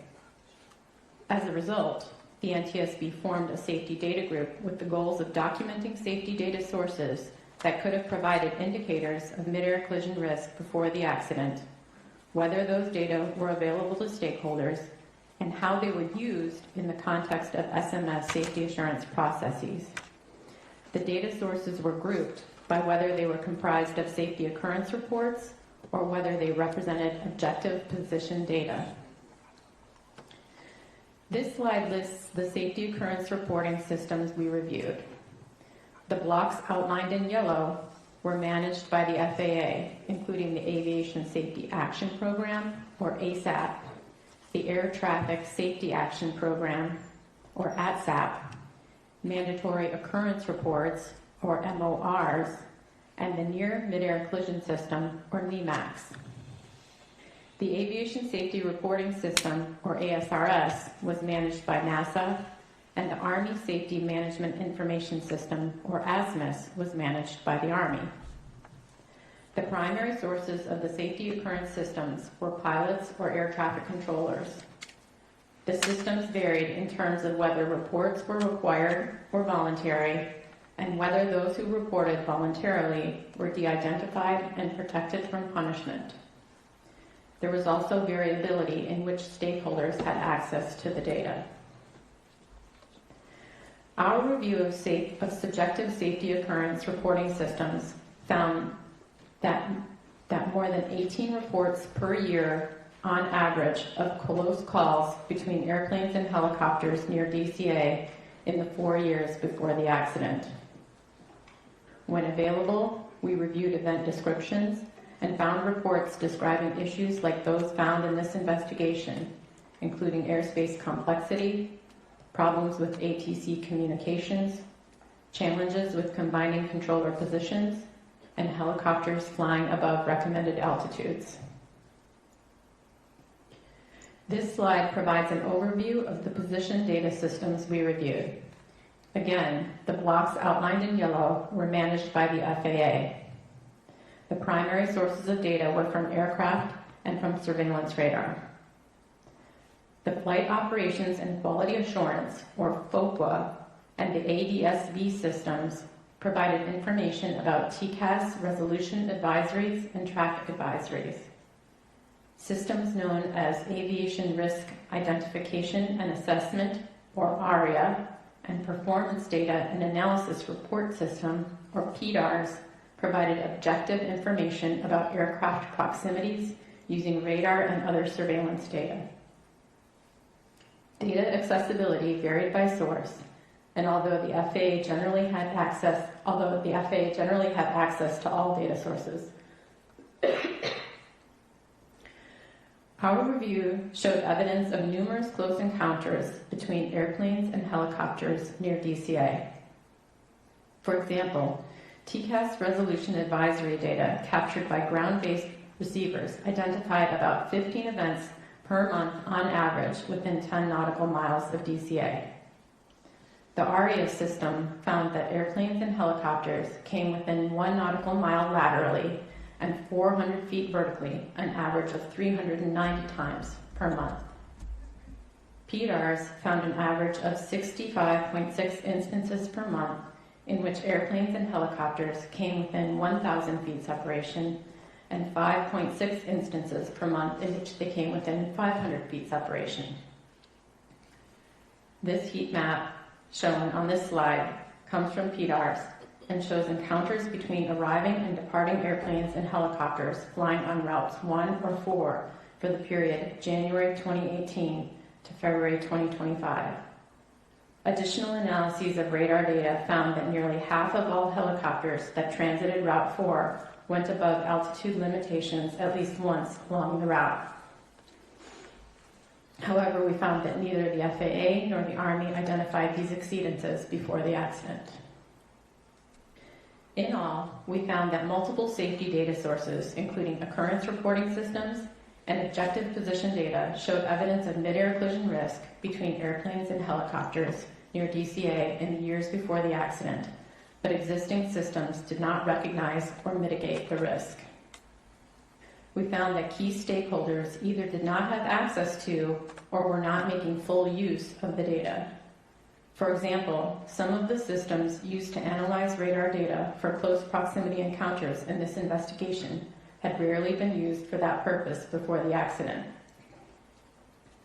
We found that there was no standard definition to signify when aircraft are too close, which hindered the ability to track their incidents over time or to compare risk levels of different locations. Lastly, although helicopters regularly triggered TCAS resolution advisories for airplanes approaching DCA, we found that helicopter operators were largely unaware of their involvement in these events, and there was no standard mechanism to alert them after such events. Staff have proposed 2 recommendations to the FAA in this area. Next, Next, I will discuss the safety management systems that were in place at the FAA, PSA, and the Army at the time of this accident. Multiple investigative groups coordinated to document and evaluate these systems.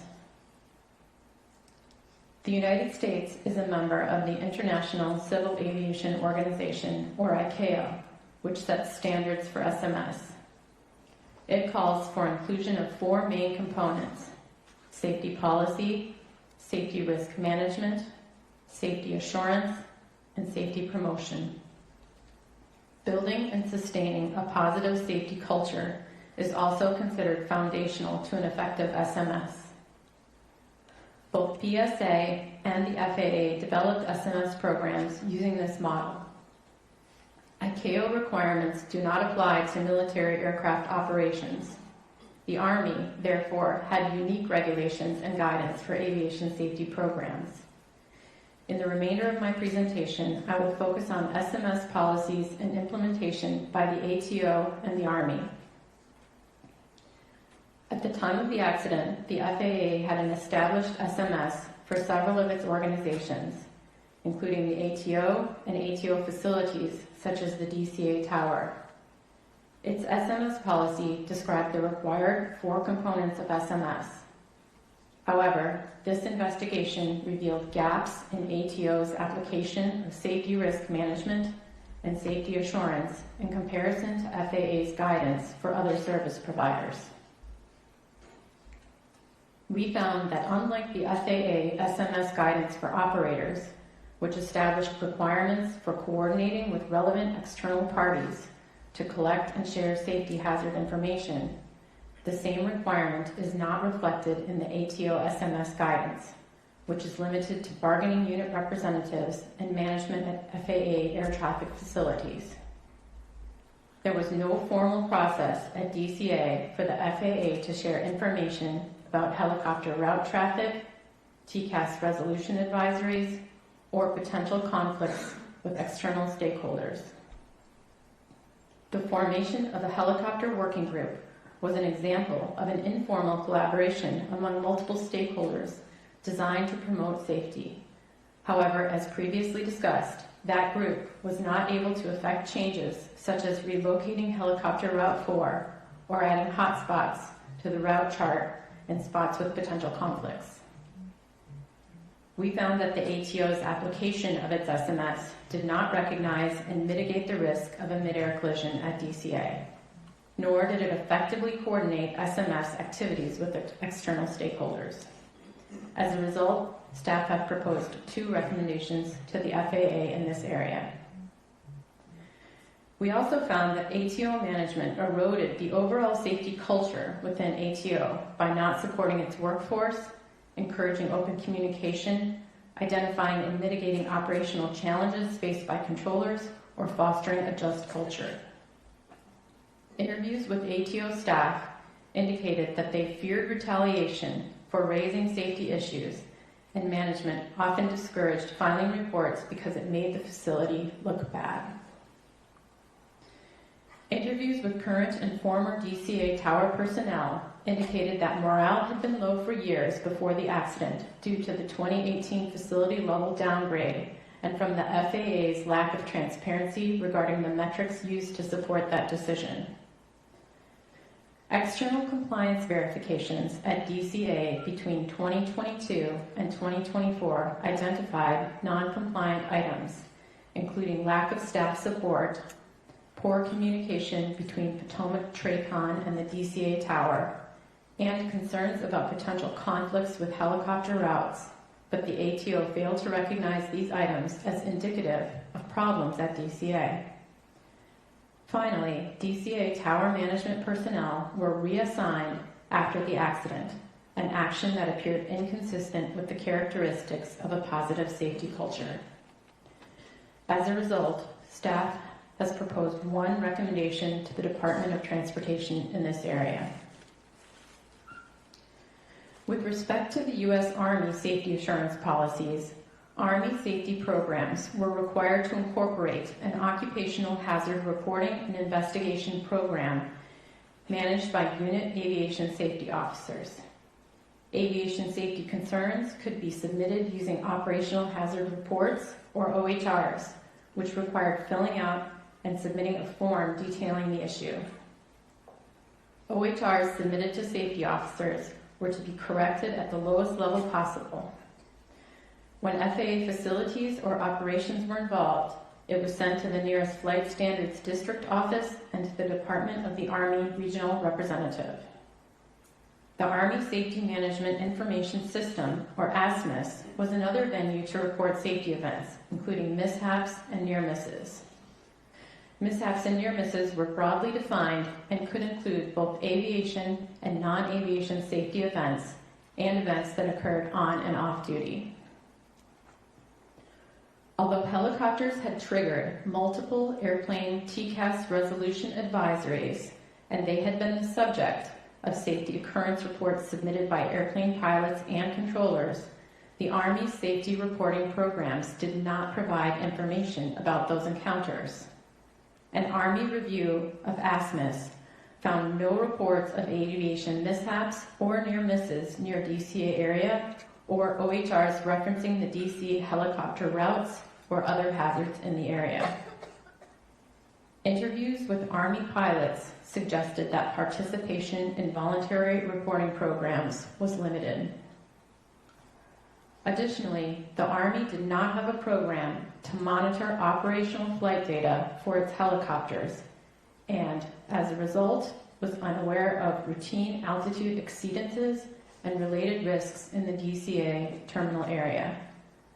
Such a program could have not only helped identify altitude exceedances, but may have also raised awareness about cumulative errors in the UH-60 Lima's barometric altimeter system. As a result of these findings, staff have proposed 3 recommendations to the U.S. Army in this area. In 2024, the Secretary of the Army issued a directive for the adoption of an Army Safety and Occupational Health Management System, or ASOMS, the Army's first official SMS framework. The elements described in the directive are similar to ICAO SMS components described earlier.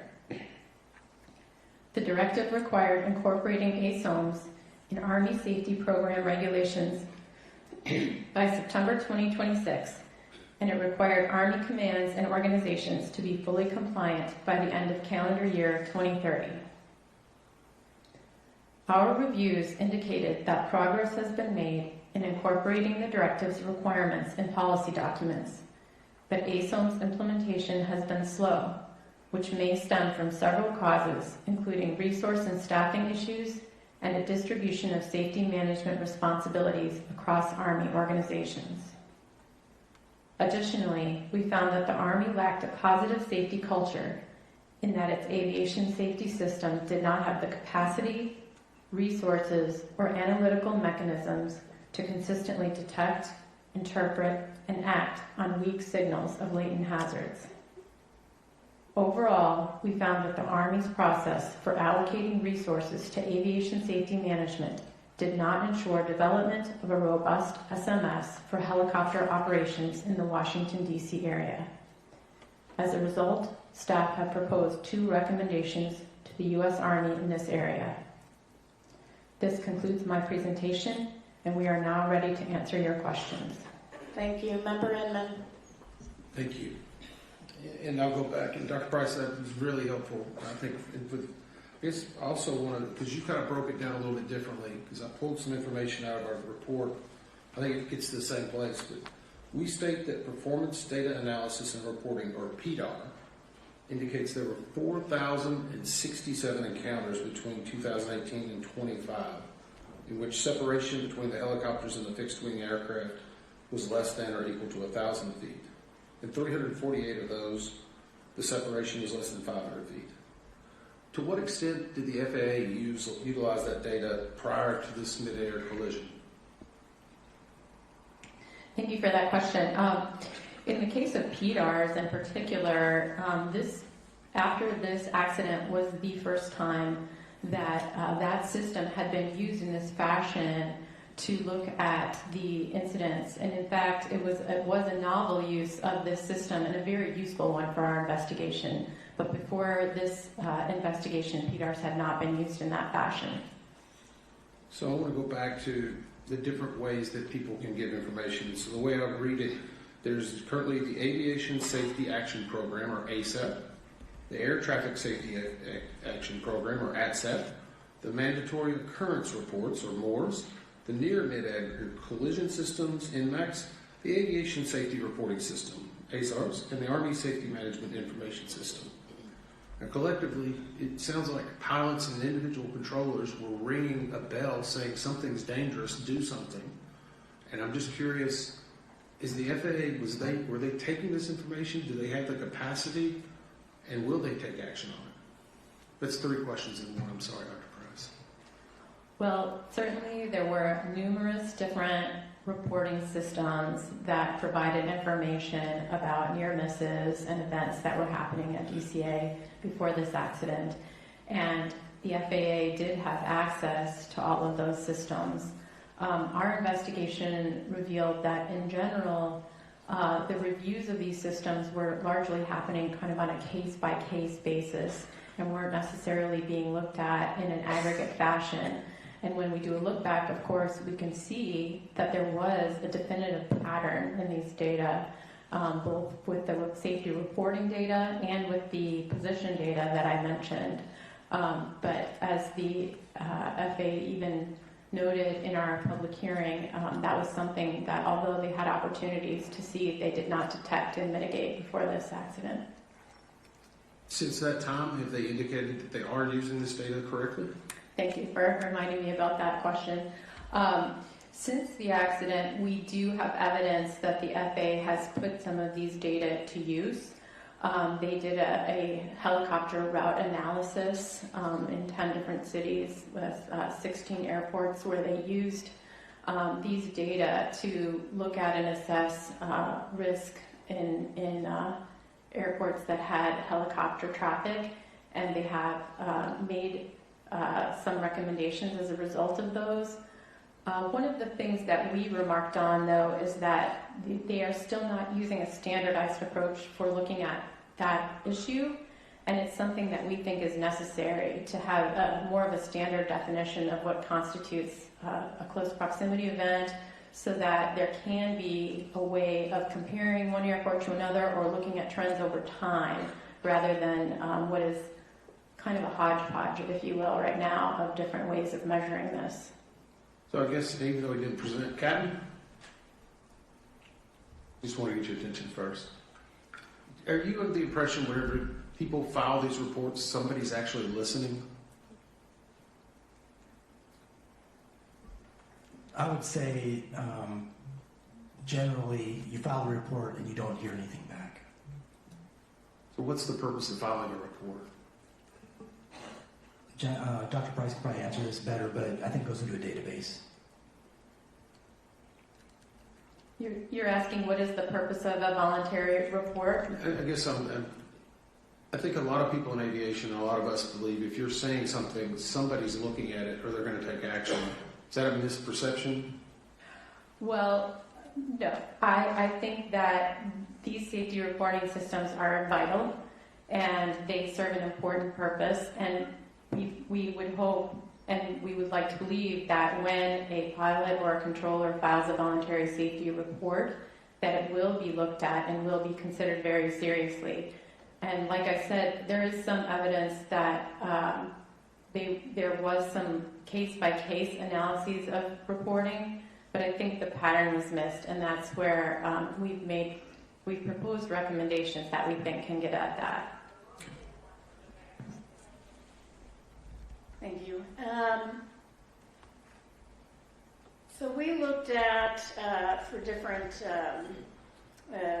separations, less than 1 nautical mile lateral, less than 400 feet vertical, and this is something we worked out with FAA and looking at the data, and that gave us the 15,214.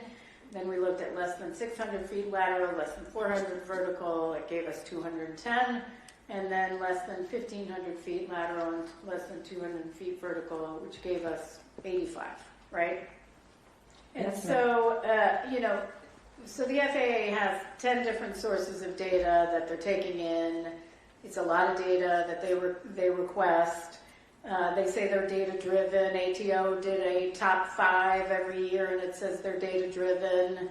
I would say they are not. I was stunned, absolutely stunned, when Senators Jerry Moran and Duckworth held a closed-door briefing and invited me, invited the Army, invited FAA, and was asking us for an update and asking us questions, and data came up. And I talked about our 15,214 events that we've identified, the 210, the 85, and FAA said, actually, it's 5.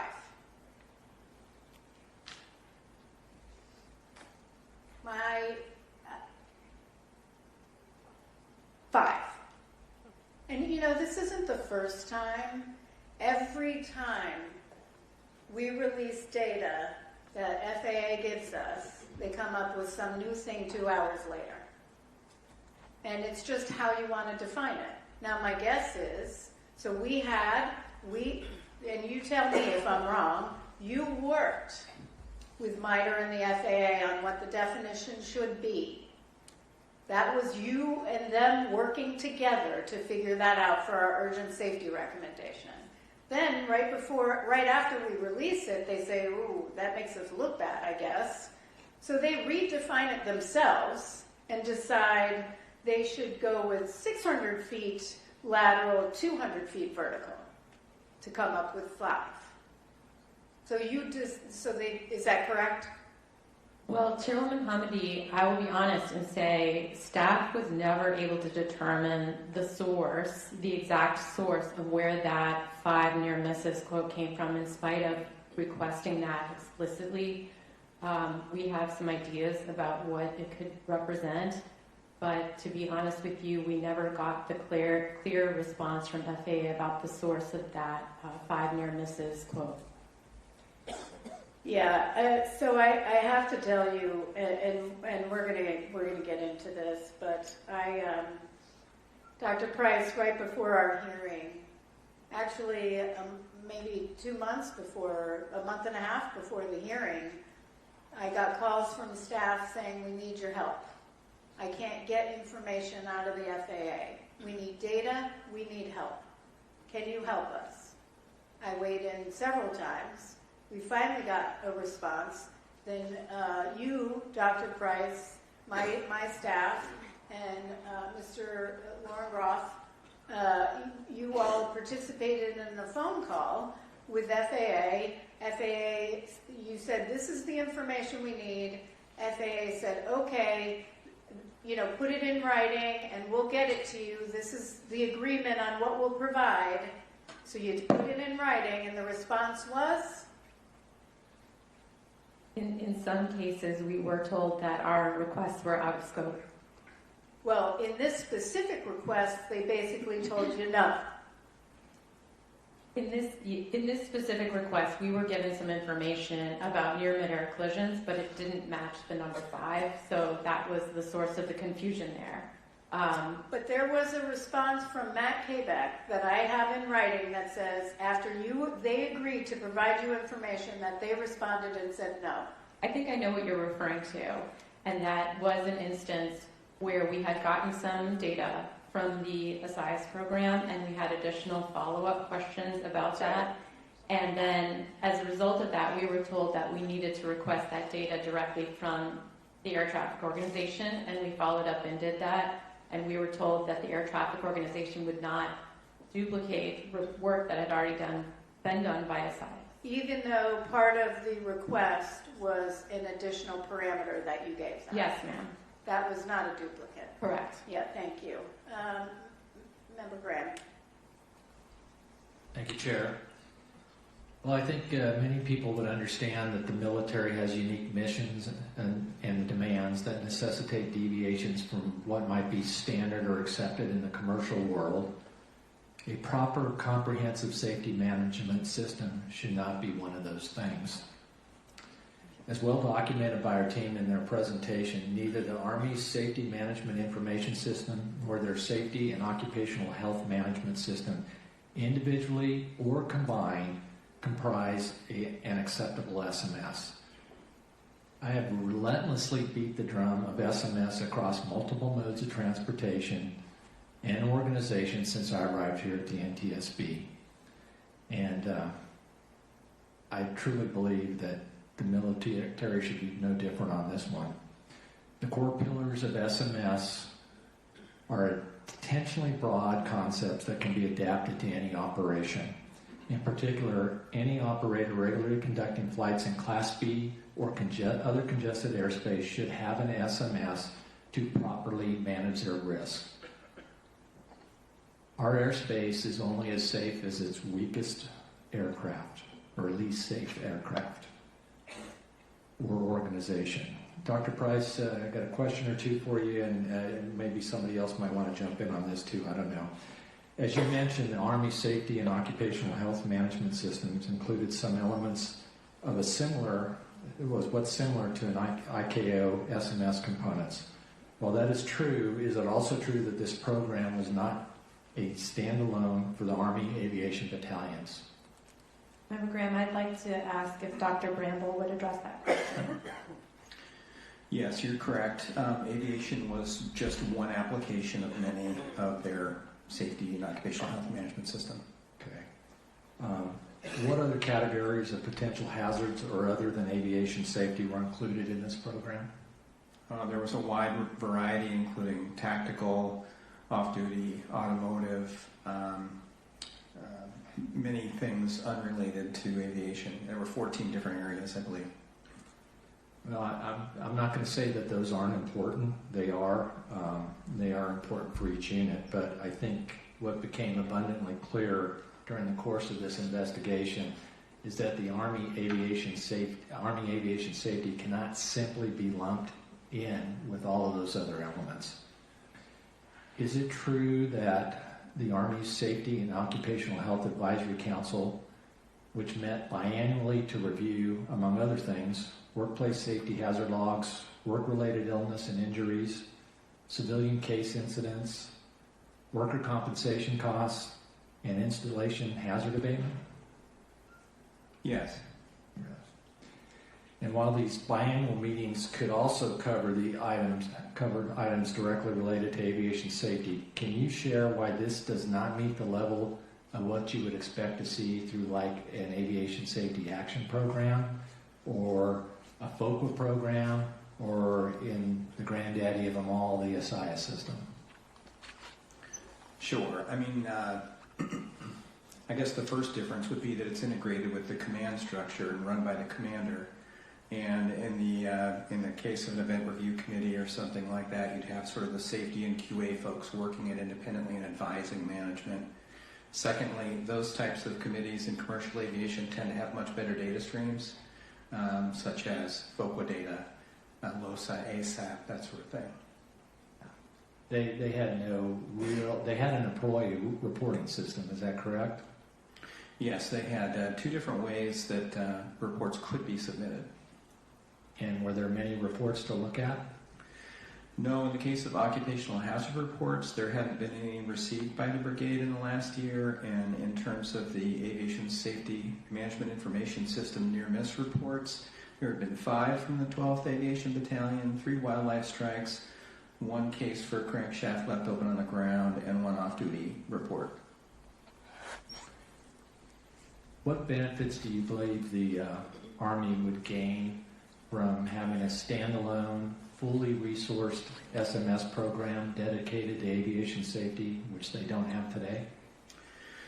Well, they would likely have better resources, better focused, aviation-focused analytic capabilities, better data streams, and a better focus on identifying weak signals of latent risks in the system that represent low probability, high consequence accidents, the kinds of complex system failures we're talking about today.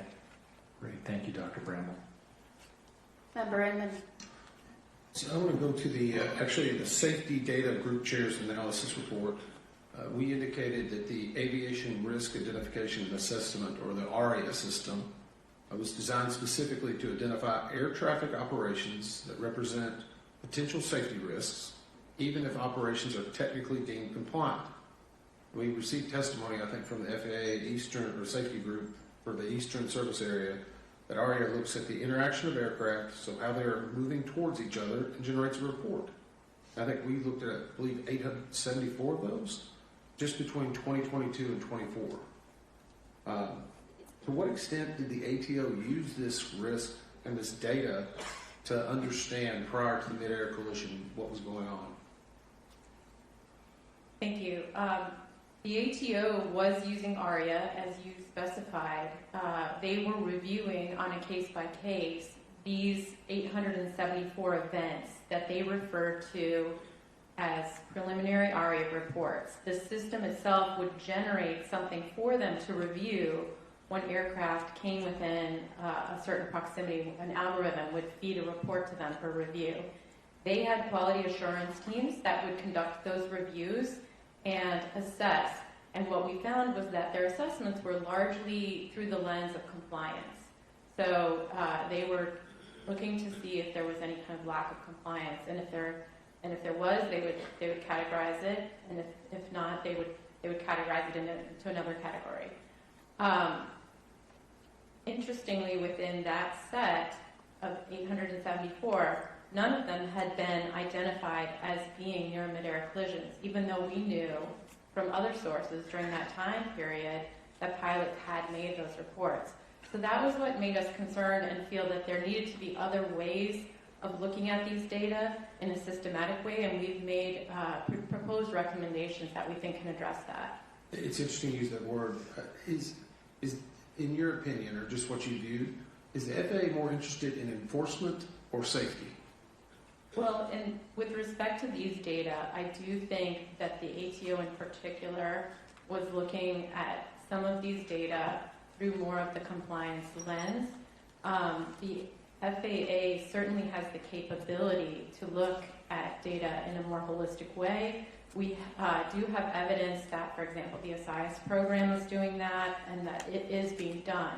I don't want to say that it's not being done, but in this instance, with these particular types of data, we did feel like they weren't looking at it in kind of an aggregate or big picture risk focus, but rather a compliance-based way. Yeah, I think that's a nice way of saying it, probably. But I would offer again the same thing. Are we going to 5 years from now be saying we're seeing something that the data was there again? Because it seems like every 2 or 3 years, it's almost whack-a-mole. We continually go back and say, oh, they're looking at it, they're trying, and then we just come back and we have another incident. Well, one of the recommendations that staff has proposed has to do with asking FAA to establish a standard measure of close proximity, making that public, and then creating a database so that all of the stakeholders can have access to those data, so that people can conduct analyses and be aware of these types of events. So is it the public's responsibility or is it FAA's? Well, we would certainly expect FAA to analyze those data, but because those data are available and can be public, there are a lot of different stakeholders who are interested in this, and having that data available to a wide range of people is one way to ensure that it can be, there can be transparency and can be looked at. Let me ask, I guess, a different way. I'm kind of curious because we can go through this report and a lot of different things. I'm just, if you could change one thing at the FAA today and make everyone safer, what would you do? I'm not trying to lead you into a question, Dr. Price. I'm just interested in your opinion. Well, sir, I think everyone at this table would have an idea of what they would want to do. I am a safety data person, so I would like to see better sharing of safety data information, better analysis of safety data information, and the recommendations that our group has proposed in this area, we hope can move forward in that, because then it can allow for better foresight and better prediction of risk in the system. Thank you. Thank you. I wanted to talk about sharing of data, which you mentioned with external stakeholders. Can you talk about that a little bit? First, how does NTSB get its data? Chairwoman Townley, there's a variety of different ways we get data. We own some data. We are the shepherds or the stewards of some aviation data. We access publicly available data. We can request from FAA lots of different kinds of data. And there are some sources of data that are proprietary. For example, as I mentioned, the ASAP and ASAP voluntary reporting systems and the FOQA systems that are part of the ASICE program that are proprietary, and we have a special agreement memorandum of understanding with FAA, and there are certain situations where we may request those data. Some data systems that FAA have, we still pay for. That is correct. That is correct. Instead of the sharing of data. So how about industry? How does industry get, say the commercial airlines, how would PSA get information from FAA? Well, PSA, as many airlines, are members of the ASICE program, which is a collaboration between industry it's a collaboration among many stakeholder groups that's managed by a third party that brings information together and allows them access to it. So that's one way that PSA and many operators get safety data. Some of the criticism of that, though, is that it's outdated and old by the time they get it. Well, we were told in this investigation that there were lags between when they were contributing data and when they could see that data. And so, yes. How long? Sometimes 3 months. How about the Army? Do they get the data? We asked Army about their use of FAA data. Before the accident, they did not routinely request data from FAA. In the public hearing, they said that they were interested in starting that practice, and we queried them again recently, and we do know that they have made some outreach efforts to FAA. We know that there has been some conversation about them becoming participants in the ASICE program. I think there have been some challenges with that, and again, I think some of the recommendations that staff is proposing, we hope, will help to foster that type of sharing. Did the FAA ever give the Army data? To the best of my knowledge, no, they did not. We'll get to, well, what are the biggest barriers, I guess, to that information sharing? Well, I think that some of the barriers that we identified was that there wasn't a common language of sharing some of this information. So there wasn't kind of a common language. We also just found that some parties, as we mentioned, as we just alluded to, didn't have access to some of the data sources. And in some cases weren't even aware of it. And I think another barrier that we saw was that even though there was this kind of ongoing stream of reports coming in, that those individual reports, those NEMAC reports, those ASAP, ASAP reports, weren't leading to the questions and looking at things in a bigger scale, looking at kind of is this a system approach? And I feel like that linkage was also kind of missing. Okay, one more question on the data side. Can I ask Mr. Groth a question? Certainly. Hey, Lauren.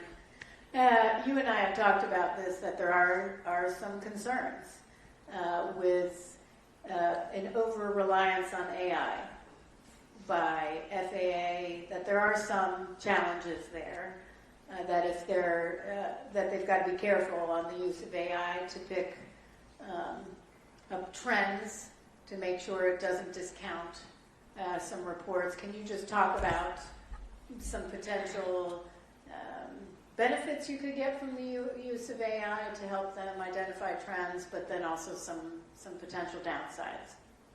Sure, thank you for that. There was some discussion even in the investigative hearing on use of AI. The term is widely used to include a lot of kind of algorithmic computer process. And so what is it that you're actually talking about when someone says AI as a question? And I think in this case, it is being used. FAA is using it in some cases when they have large volumes of pilot reports to make sense of them, categorize them, and group them, and it directs attention there. I think one of the things, even the ARIA system could be considered to be AI. I think what we saw here was in some cases, was not really understanding what was represented. So there really does need to be a human understanding of what all of these things mean together. So if you're looking to a computer system to give you the answer and kick out the answer, I think that would be problematic if it would be that type of an application. It really does need a human understanding and review to trust what they're getting out of it. And so maybe that if there's any loss of true understanding of what those events mean, that could be problematic. So pluses and minuses. Yeah, thank you. Member Graham. Thank you, Chair.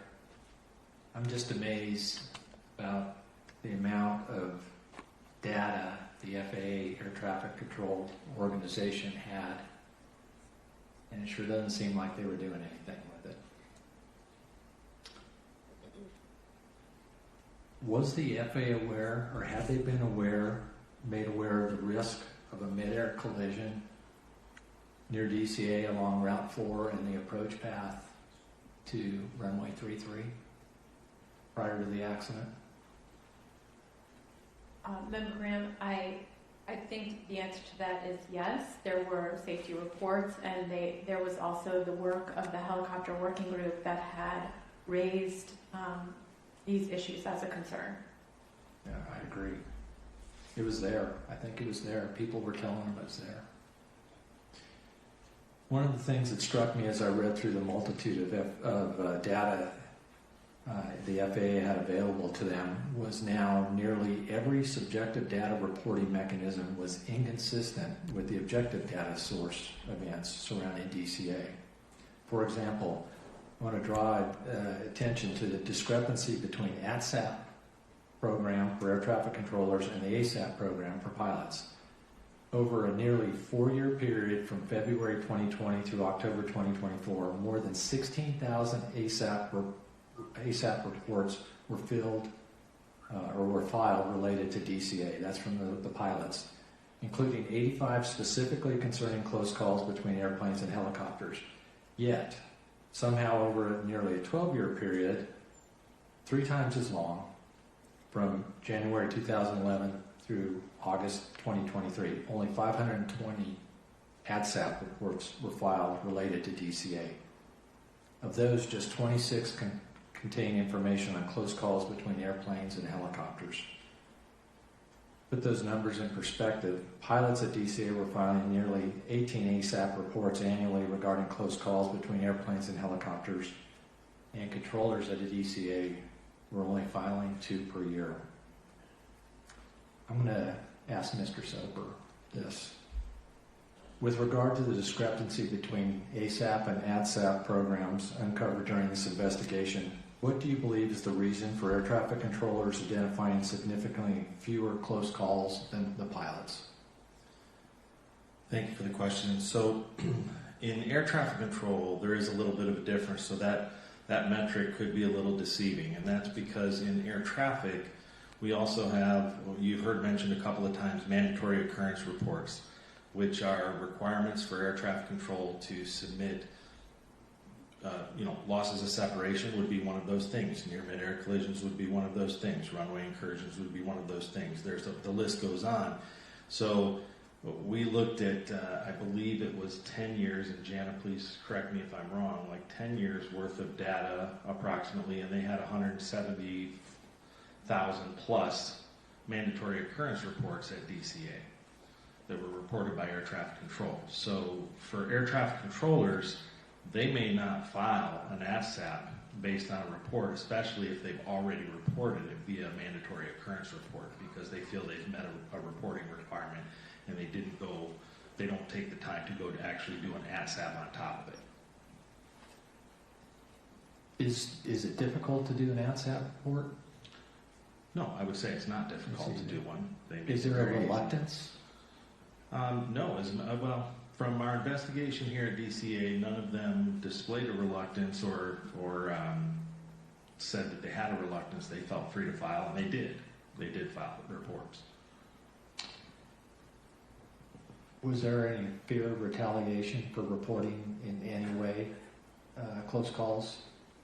Not according to our interviews. They didn't feel a fear of retaliation for reporting in an ASAP.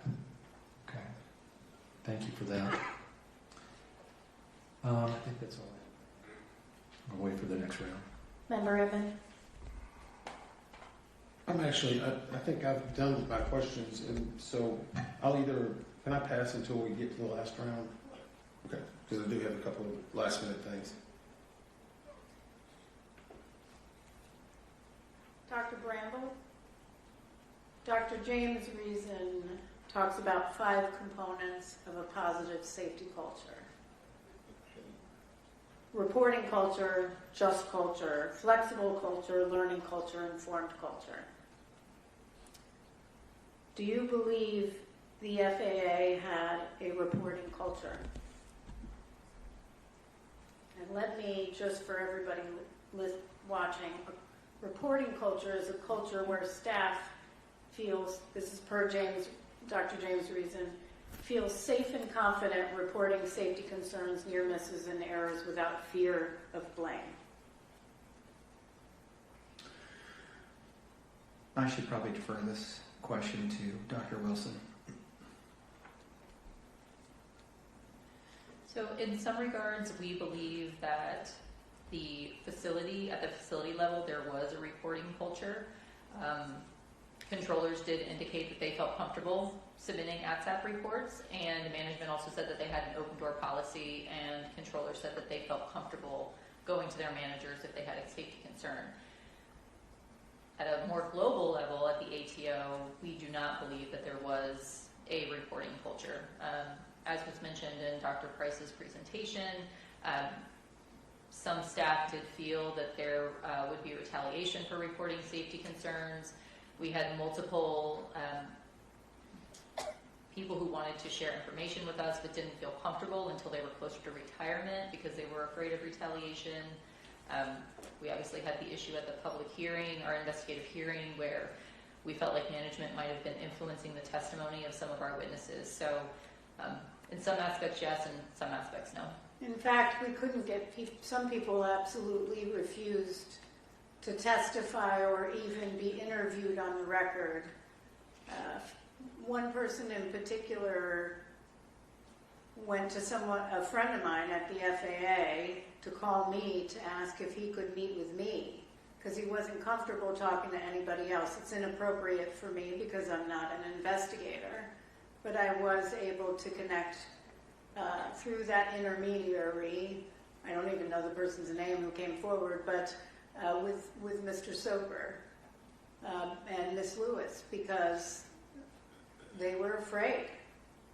people who testified, they were afraid. I mean, and I'll ask Mr. Soper if you can comment on that. I mean, numerous times people indicated they were afraid of retaliation. We did have several. Now, just wanted to differentiate, not people that were actually at the facility in this No. case, but yes, we had. I had at least 3 that I felt were key concerned personnel that absolutely refused to Including testify. all our witnesses that were concerned. Yes, the witnesses that we did get were very concerned.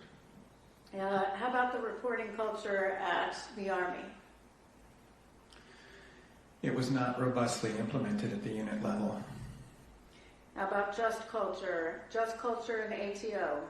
Just culture means an atmosphere of trust where people are encouraged to report essential safety-related information, but clear lines are drawn between acceptable and unacceptable behavior. Again, I think at the facility level, for controllers, they were encouraged to report ATSAP reports, but we do know that following this event, managers were reassigned. As Dr. Price mentioned in her presentation, following some mandatory report occurrences that occurred, they were told not to report them because it might make the facility look bad. And then again, just those hesitant to talk to us, I think, goes to show that there was not the just culture. Just culture at the Army. We did not find that to be a problem at the unit level in the Army.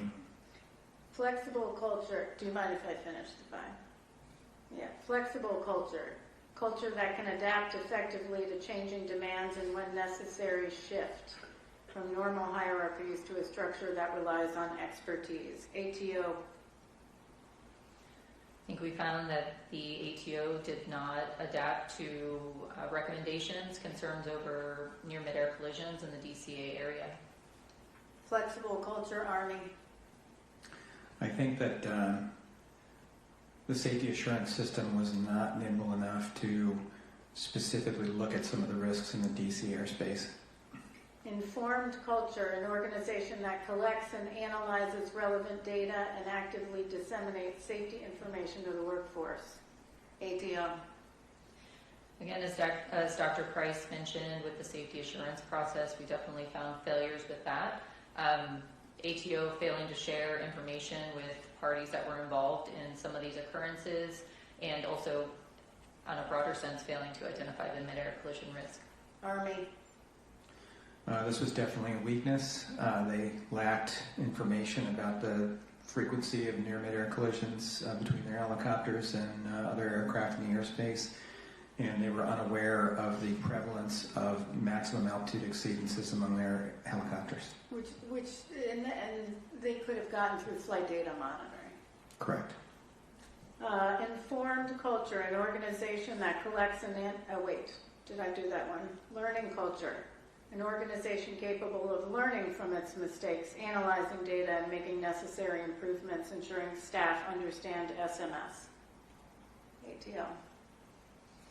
Again, numerous times, the helicopter working group brought recommendations to the ATO, which were not acted upon, and those were ignored. We also had external compliance verification findings over multiple years that the ATO did not learn from. Army. I think they might have if they had been aware, but I think because they were not aware of these risks, they did not learn about them. Thank you. Member Graham. Thank you. I want to talk a little bit about the FAA SMS. Just amazing. I think we found that there were some serious issues with their SMS, and we'll talk about those now, but it's the height of hypocrisy when a regulator expects operators it regulates to follow prescribed SMS regulations to the detail, but can't seem to come even remotely close to following its own, in this case their own SMS. Let's start with safety risk management, which is the second pillar of an SMS. What did the SRM, safety risk management, entail at ATO? The ATO did have safety risk management policies in place that we did find on several occasions. It was followed, particularly at the facility. Following the GAO noise study, there was a SRMP that was conducted in March of 2023, which revised some of the altitudes along the helicopter routes. However, we did also find that SRM wasn't typically used in response to issues identified through that were identified through the safety assurance process. So they weren't doing them very often, were they? It appeared to be dependent upon the issue. Hit or miss. Hit or miss, yeah. I've been part of one of those processes in my prior life, so. And let's talk about safety assurance. When safety assurance activities identify deficiencies, what actions should be taken according to the ATO's SMS? I can take that. Thank you. Safety risk management and safety assurance are considered sort of complementary activities. So safety assurance is really just monitoring safety performance indicators to ensure that the safety risk management is working as intended. So it would be sort of a feedback then if the safety assurance identifies performance that doesn't match the SRM, that it would feed back into the safety risk management process to reevaluate whether there was maybe hazards or risks that weren't properly assessed or controlled. Didn't seem like that was happening very often. Yeah. Finally, let's talk about the fourth pillar at SMS, and I could talk about all the pillars, but we don't have enough time today. Safety promotion. What was that supposed to entail at the ATO? So safety promotion would be focused on SMS training for personnel, disseminating safety lessons learned, and these actions would all foster a safety culture at the ATO. We definitely saw some issues there, didn't we? We did. We learned in the hearing that Mr. Fuller stated that there was no SMS training for ATO personnel. It was the expectation that management at the facility would have access to the manual and therefore be familiar with SMS because of that. That's at the foundation. Every employee is the safety officer. They need to be trained on what their responsibilities are and their roles are. I don't get it. I know this is asking your opinion, but objectively, in our review of ATO's safety culture, did we find any evidence that it was a positive safety culture without actual or fear of retribution for employees who voluntarily reported safety concerns?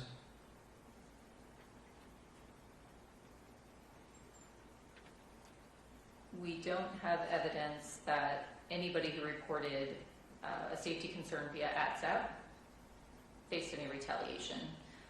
But again, we did have several people who talked to us who said that they faced retaliation for raising safety concerns at the ATO. So would it be fair to say that their SMS was nice on paper, but maybe not so nice in reality? They did have an SMS manual, so they did have it documented. However, we did identify a number of deficiencies, and that is why we have a recommendation for their SMS to be evaluated.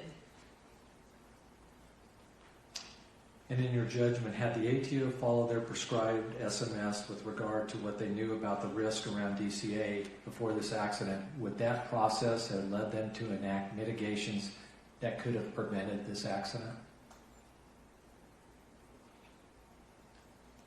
We'd like to believe that a properly implemented SMS would have identified this. I agree with that. Thank you. Good questions. Member Inman. This is maybe our last round. Okay, so first, the conversation is good. I appreciate it. Graham, Jim. It reminds me of something, actually, of someone who just passed away. It was a great comment. When culture clashes with policy, culture always wins. That was Fred Smith at FedEx. I think it's a very apt quote. So I've done something every board meeting since I've been on the board. So I'm actually going to ask Deputy Managing Director Brian Curtis, I think it's important. Can you tell us how many current investigations we have ongoing or open at the NTSB? Yes, currently across aggregate of all the modal offices, there are 807 open investigations. Okay. And Mr. LeBaron, how many do we have open in aviation alone? So presently we're at about 711, and to put that in perspective, we do about 1,200 a year. I only bring that up in that it's probably going to be the last time that I'll have a little bit of opportunity to before Chair do a closing statement, but I know this is tough on everyone, but there's a lot of other people that these investigators have to work and try to help. And I know whenever I was watching the board meetings, I started realizing quickly not everyone gets the full board meeting, but there's still a lot of important work that's being done by our investigators and a lot of people, especially victims' families, that are out there hoping for answers. So I'm appreciative to the staff for that. It just helps us to remind it a little bit. And it also is, it's a reminder for me. I launched on 91 aviation fatalities last year. I did 13 family briefings, and I am tired of doing them. And I'm sorry for you. Because the pages of these reports are written in your family members' blood. So with that, again, I am sorry that we have to be here. I know we'll get into the final calls and a lot of things shortly, but hope this is helpful in what we've been doing and what we will do after tomorrow. Thank you. Thank you. Well said. I do have a question, though. Mr. McKinney and Dr. Bramble, maybe you as well. How would you describe your work and the willingness, your work with the Army throughout the investigation and their responsiveness to NTSB requests? Generally, the cooperation was excellent. We received some delays later in the process, but by and large, they were pretty responsive.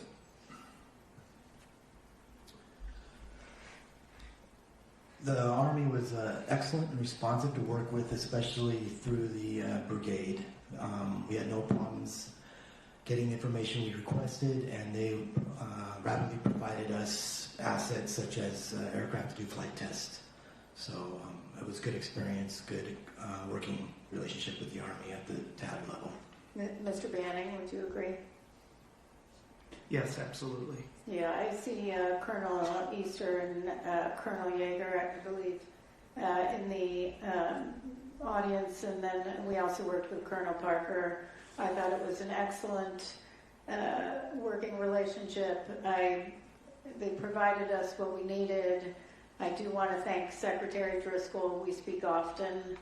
He was very responsive when we needed assistance, and I really appreciate that. Mr. Soper, maybe others who might want to, well, let's start with Bryce. Mr. Banning, how would you describe your work with the FAA throughout the investigation and their responsiveness to NTSB requests made of the ATO? I think we are grateful for the FAA's role. We're grateful they did provide us a tremendous amount of data. We're grateful for their cooperation. However, there were some struggles that have already been stated. It is difficult when conducting an investigation to be told what is within the scope of your investigation. So them telling us what is in and out of scope. Yeah, that was problematic.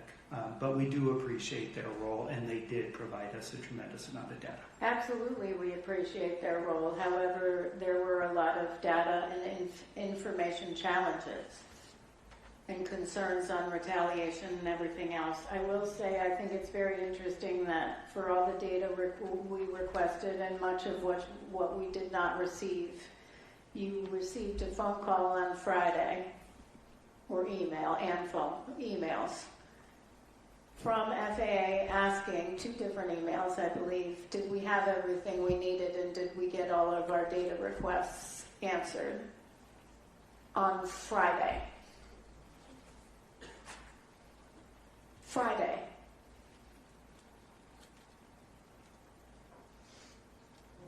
That's ridiculous. 1 year later, 6 months of asking, actually I think you asked me You all asked me to start weighing in back in May. Some of those questions never answered.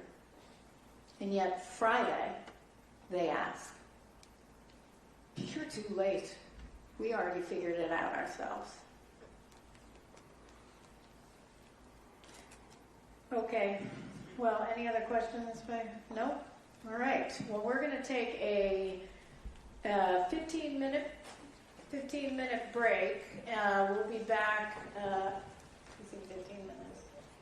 Yeah, 4 o'clock.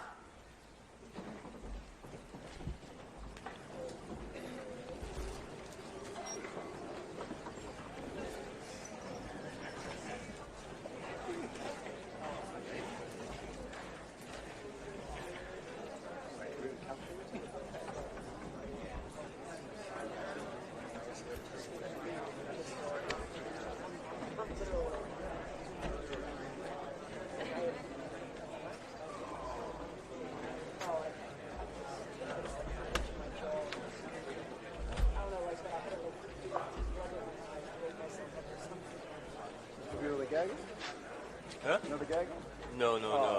I'm the pool photographer for this session.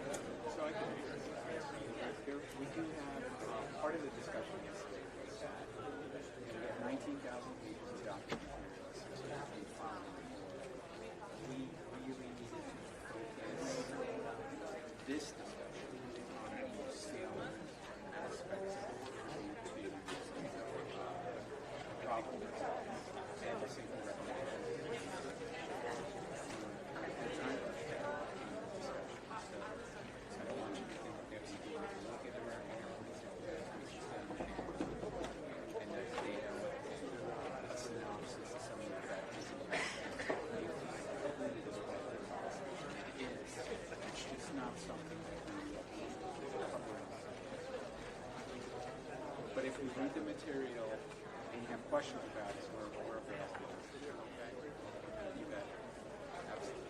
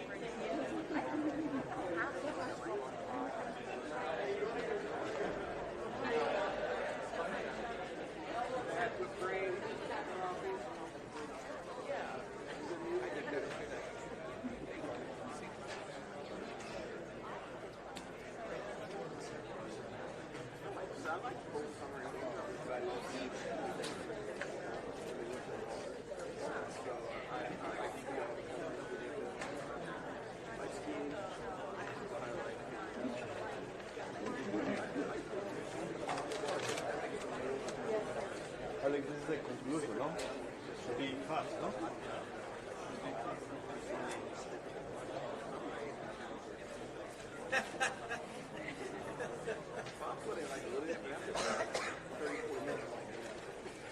that's how I feel about it. Okay.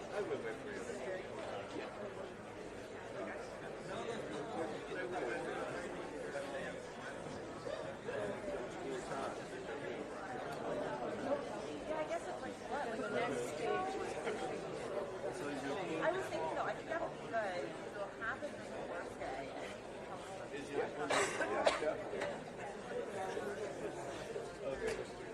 I'm going to be there.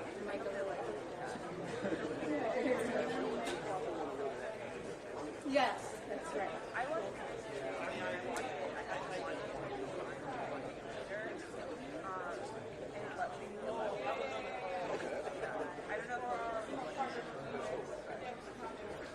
I do a lot of my shows. It's like children to watch. More time to watch. start with the first one. So they, and then the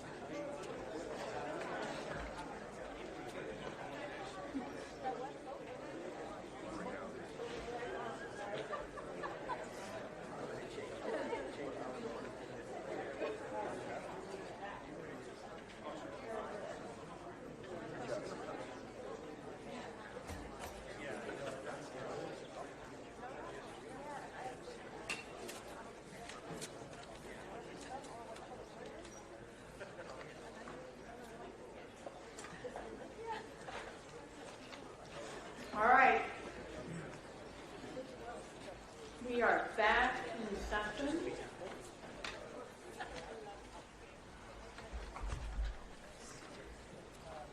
Mr. Curtis, will you please read the proposed findings? Certainly, Chair. As a result of the investigation, staff proposes the following 71 new findings. Number one, the pilots of Flight 5342 were certificated and qualified in accordance with federal regulations. Number two, the pilots of Flight 5342 were medically qualified for duty, and available evidence does not indicate that they were impaired by effects of medical conditions or substances at the time of the accident. Number three, review of the Flight 5342 pilot's time since waking and sleep opportunities in the days before the accident indicated that the pilots were unlikely to have been experiencing fatigue.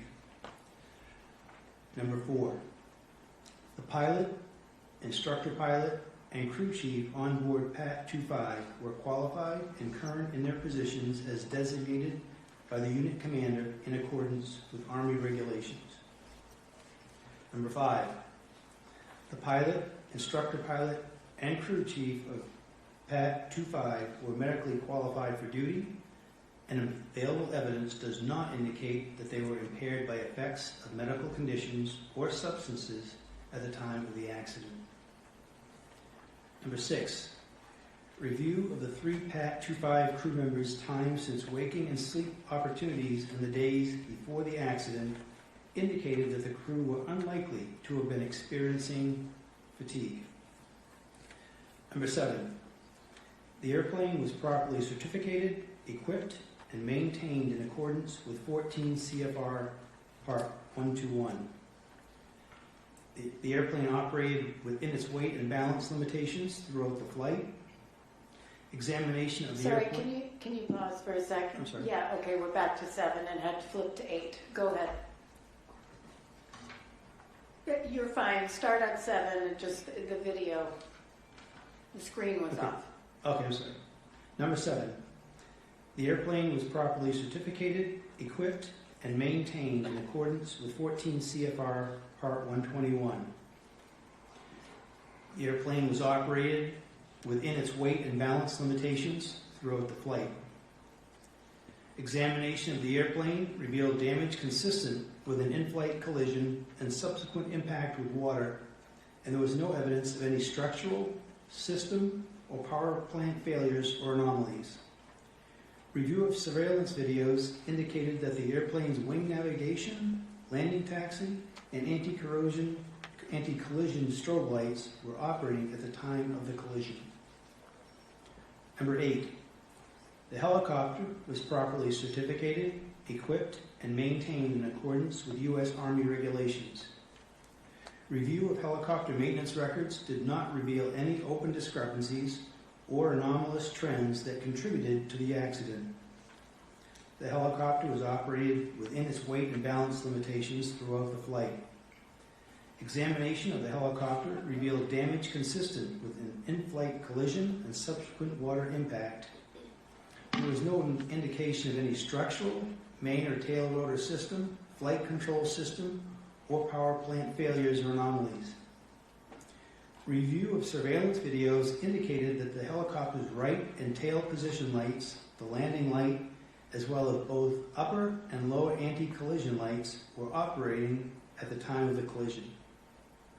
Number 9, the operations supervisor and 4 controllers who were working in the Ronald Reagan Washington National Airport Air Traffic Control Tower cab at the time of the accident were properly certified, qualified in accordance with federal regulations and facility directives, and current. Number 10, although the Ronald Reagan Washington National Airport Air Traffic Control Tower facility was not staffed to its target level at the time of the accident, the number of staff in the tower at the time of the accident was adequate and in accordance with Federal Aviation Administration directives.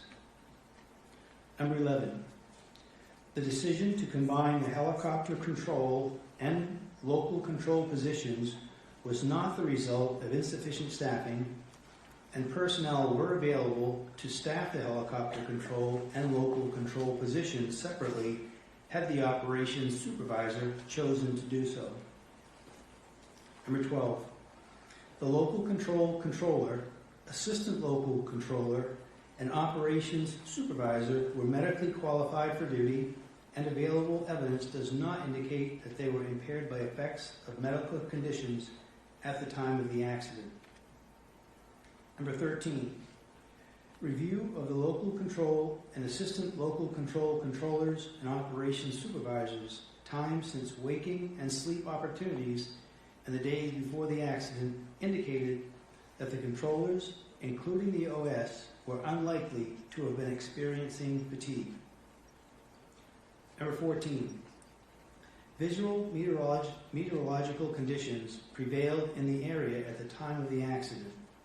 A review of observations recorded throughout the night of the accident revealed no evidence of any local atmospheric pressure anomalies that would have impacted barometric altimeter readings. Number 15, keeping the helicopter control and local control positions continuously combined on the night of the accident increased the local controller's workload and negatively impacted his performance and situation awareness. Number 16, had the helicopter and local control positions been staffed separately, PAT 25 might have received a more timely and effective traffic advisory. Number 17, due to extended time on position at the time of the collision, the operations supervisor was likely experiencing reduced alertness and vigilance, which decreased his awareness of the operational environment and reduced his ability to proactively assess the risks posed by the traffic and environmental conditions at the time of the accident. Number 18, the lack of mandatory relief periods for supervisory air traffic control personnel is contrary to human factors research that shows clear performance deterioration in situations of prolonged time on task. Number 19. Although the local controller provided an initial traffic advisory to the crew of PAT 25 in accordance with Federal Aviation Administration Job Order 7110.65, he did not provide a corresponding advisory to the crew of Flight 5342 regarding PAT 25's location and intention, which could have increased situation awareness for the crew of Flight 5342. Number 20. If the LC controller had issued a standard safety alert to the flight crews of either aircraft as prescribed in FAA Order 7110.65, providing the conflicting aircraft's position and positive control instructions, they could have taken immediate action to avert the impending collision. Number 21. Initial and recurrent scenario-based training in threat and error management would help controllers identify and mitigate risks and strengthen situational awareness. I'll read that again. 21. Initial and recurrent scenario-based training in threat and error management would help controllers identify and mitigate risks and strengthen situation awareness. Number 22. A risk assessment or decision-making tool would likely have benefited the accident OS in identifying and mitigating the operational risk factors that were present on the night of the accident. Number 23. Due to degraded radio reception, the crew of PAT 25 did not receive salient information regarding Flight 5342's circling approach to runway 33. Number 24. The PAT 25 IP did not positively identify Flight 5342 at the time of the initial traffic advisory, despite his statement that he had the traffic in sight and his request for visual separation. Number 25. With several other targets located directly in front of the helicopter represented by points of light with no other features by which to identify aircraft type, and without additional position information from the controller, the IP likely identified the wrong target. Number 26. Interference that obscured the controller's circling to call, the microphone keying that blocked the PAT 25 crew from receiving the instruction to pass behind, ambiguous visual cues, and the lack of an integrated traffic awareness and alerting system likely reinforced the PAT 25 crew's expectation bias that the airplane was among the traffic approaching runway 1 and did not pose a conflict. Number 27. The absence of documented training on Ronald Reagan Washington National Airport's fixed wings procedures and the mixed traffic operating environment represented a safety vulnerability for Army flight crews operating in the Ronald Reagan Washington National Airport Class B airspace. Number 28.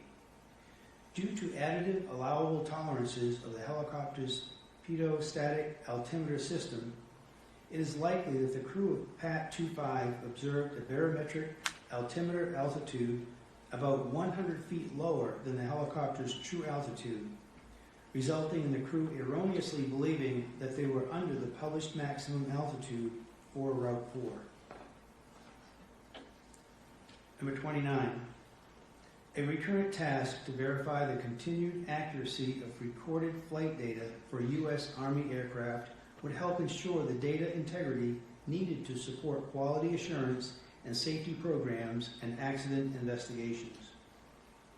Number 30. The Federal Aviation Administration and the Army failed to identify the incompatibility between the helicopter route's low maximum altitudes and the error tolerances of barometric altimeters, which contributed to helicopters regularly flying higher than published maximum altitudes and potentially crossing into the runway 33 glide path. 31. Pilots need all available information on the potential total error allowed by design that could occur in flight on an airworthy barometric altimeter. Number 32, the Army's post-installation functional check of the transponder on the accident helicopter was insufficient to detect that it was not broadcasting automatic dependent surveillance broadcast out. Number 33, the Army's lack of a recurrent transponder inspection procedure resulted in the incorrect aircraft address being transmitted by the accident helicopter's transponder, and the incorrect automatic dependent surveillance broadcast settings on several other helicopters being undetected. Number 34, because the APX-123A transponder is designed for use on multiple aircraft platforms, it is possible that incorrect settings may be present on other aircraft used throughout the Department of War Armed Services. Number 35. The crew of Flight 5342 did not see the helicopter until it was too late to avoid a collision because of the high workload imposed during the final phase of their approach, and due to the helicopter's low conspicuity and lack of apparent motion. Number 36. Times of compacted demand as a result of air carrier scheduling practices increased operational complexity and required mitigation by controllers to maintain spacing and surface movement. Number 37. Ronald Reagan Washington National Airport Air Traffic Control Tower routinely received less than the requested miles and trail spacing from Potomac Consolidated Terminal Radar Approach Control, which increased controller workload by requiring them to generate additional spacing to prevent delays or gridlock. Number 38. The practice of offloading arrival traffic on approach to runway 1 by asking pilots if they could accept a circling approach to runway 33 was a routine mitigation strategy for Ronald Reagan Washington National Airport controllers to generate spacing that was not provided by Potomac Consolidated Terminal Radar Approach Control. 39. Time-based flow management, or metering, would provide Potomac Consolidated Terminal Radar Approach Control and Ronald Reagan Washington National Airport Air Traffic Control Tower with a consistent flow of traffic with more accurate spacing and greater predictability, thereby reducing controller workload. Number 40. Ronald Reagan Washington National Airport Air Traffic Control Tower has significant airspace, airfield, mixed fleet, and operations complexities that appear to be inconsistent with its current facility level classification. Number 41. The Federal Aviation Administration Air Traffic Organization failed to recognize external compliance verification results as indicators of systemic traffic management, volume, and flow issues at Ronald Reagan Washington National Airport, for which controllers were required to compensate. Number 42. The long-standing practice of relying on pilot-applied visual separation, see and avoid, as the principal means of separating helicopter and fixed-wing traffic in the Washington, D.C. area by both Ronald Reagan Washington National Airport Air Traffic Control Tower and the Army led to a drift in operating practices among controllers and helicopter crews that increased the likelihood of a midair collision. Number 43. Reliance on pilot-applied visual separation, see and avoid, as a primary means of separating mixed traffic introduced unacceptable risk to the Ronald Reagan Washington National Airport Class B airspace. Number 44. Ronald Reagan Washington National Airport Air Traffic Control Tower's procedure of maintaining a discrete helicopter frequency when the local and helicopter control positions were combined decreased overall situation awareness for pilots operating in the area. Number 45. Providing controllers with additional salient cues regarding the perceived severity of a potential conflict would reduce controller cognitive load and would likely improve reaction time to the most critical conflict alerts. Number 46. There was no evidence that the local control controller, assistant local control controller, or operations supervisor were under the influence of alcohol or prohibited drugs at the time of the accident. However, evidence was substantially limited by the lack of post-accident alcohol testing, and evidence was of somewhat lower quality than it would have been if drug testing had been conducted sooner following the accident. Number 47. The Federal Aviation Administration Air Traffic Organization's ATO drug and alcohol testing determination did not meet Department of Transportation, DOT, timeliness requirements. Furthermore, the ATO's decision to not conduct drug testing as soon as possible after the testing determination and to not conduct alcohol testing at all violated DOT requirements. Number 48. The delayed and inappropriate drug and alcohol testing determination was due in part to the Air Traffic Organization's, ATO, determination process being inadequately designed to routinely meet Department of Transportation requirements for timely testing, and in part to ATO's staff incomplete understanding of those requirements. Number 49. Additional reviews of helicopter route charts as required by Federal Aviation Administration Order 7210-3DD would have provided an opportunity to identify the risk posed by the proximity of Route 4 to the runway 33 approach path, but there is no evidence to support that these reviews were being performed at Ronald Reagan Washington National Airport. Number 50. The information published by the Federal Aviation Administration regarding Washington, D.C. area helicopter routes was insufficient to provide helicopter and fixed-wing operators with a complete understanding of the helicopter route structure and its lack of procedural separation from fixed-wing traffic. Number 51. Current aeronautical charting does not provide information on visual flight rules, helicopter routes, that may conflict or come in close proximity to and approach departure corridors, which reduces pilot situation awareness. Number 52.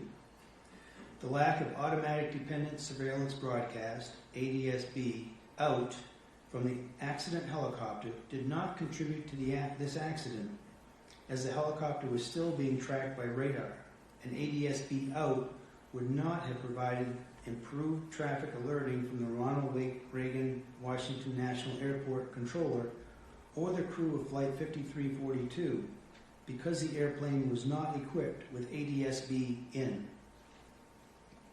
Number 53. The Army standard operating procedures that prevent flight crews from enabling automatic dependent surveillance broadcast, ADSB, out while in flight when not performing sensitive missions that require ADSB to be disabled, limit the visibility of military aircraft on collision avoidance technologies that leverage ADSB information. Number 54. Although the airplane's traffic alert and collision avoidance system operated as designed, it was ineffective in preventing the collision because of current activation criteria and resolution advisory inhibit altitudes. Number 55.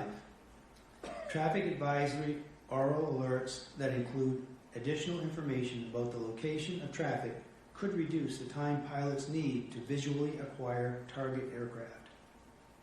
56.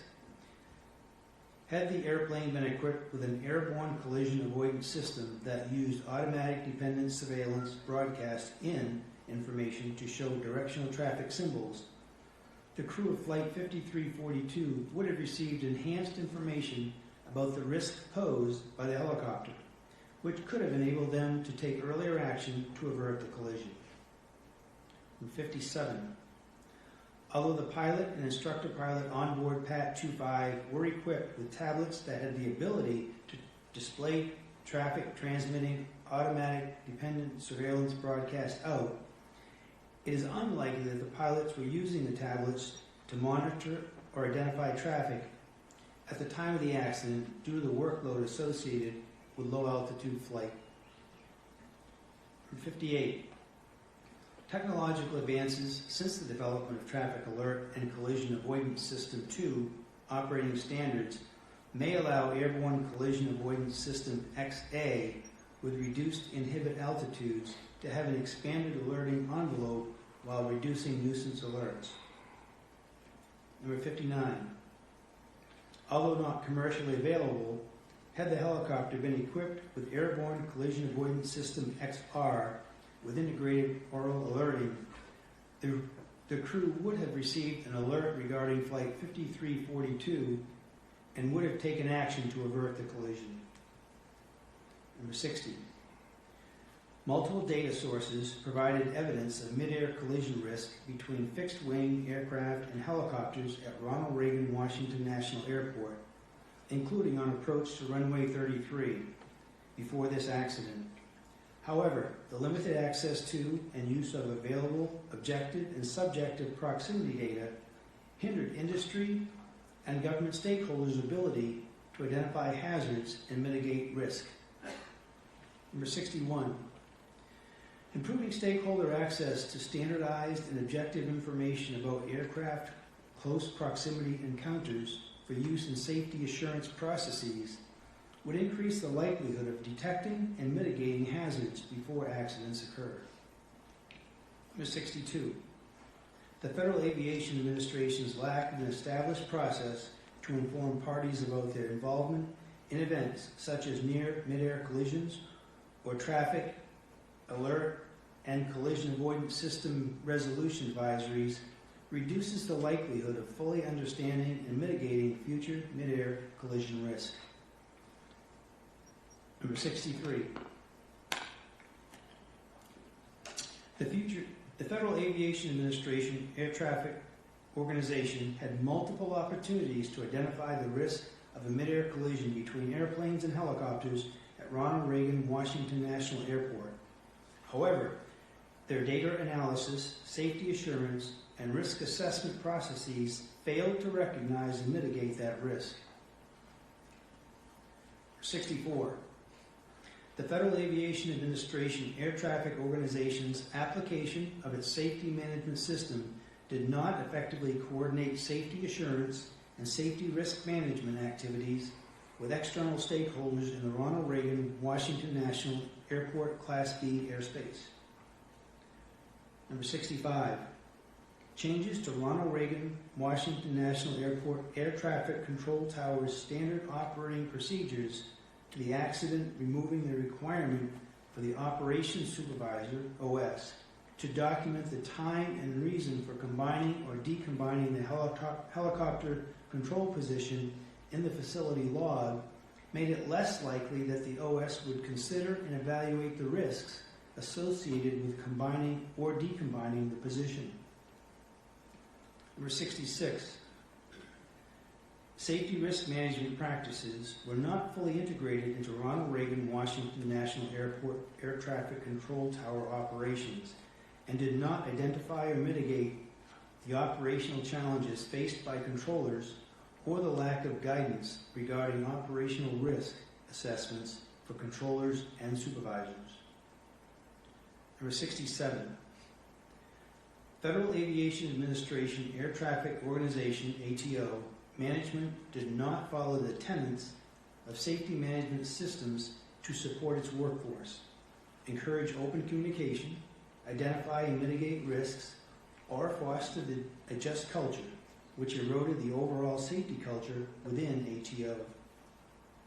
Number 68. The Army did not have a flight safety data monitoring program for helicopters, and as a result, was unaware of routine altitude exceedances and related risks in the Ronald Reagan Washington National Airport terminal area. Number 69. The Army's safety reporting system for pilots were not well utilized and did not provide the organization with information about close encounters between Army helicopters and other aircraft that were later found to have occurred frequently. Number 70. The Army's process for allocating resources to aviation safety management did not ensure the development of a robust safety management system for helicopter operations in the Washington, D.C. area. Number 71. The Army lacked a positive safety culture in that its aviation safety system did not have the capacity, resources, or analytical mechanisms necessary to consistently detect, interpret, and act on weak signals of latent hazards. As a result, safety assurance and organizational learning were degraded. Additionally, this report contains the following two findings previously issued by the National Transportation Safety Board in March of 2025 in its report titled Deconflict Airplane and Helicopter Traffic in the Vicinity of Ronald Reagan Washington National Airport. Number 72. Separation distances between helicopter traffic operating on Route 4 and aircraft landing on runway 33 as they existed at the time of the accident were insufficient and posed an intolerable risk to aviation safety by increasing the chances of a midair collision. Number 73. When Route 4 operations are prohibited as recommended in Safety Recommendation A-25-1, it is critical for public safety helicopter operations to have an alternative route for operating in and around Washington, D.C. without increasing controller workload. Chair. That was a lot. And just for the awareness for voting, there may have been a few words off here and there. That's not a criticism, Brian. We're just going to go with what's written in here. But could you pull up finding 37 really quick on the screen?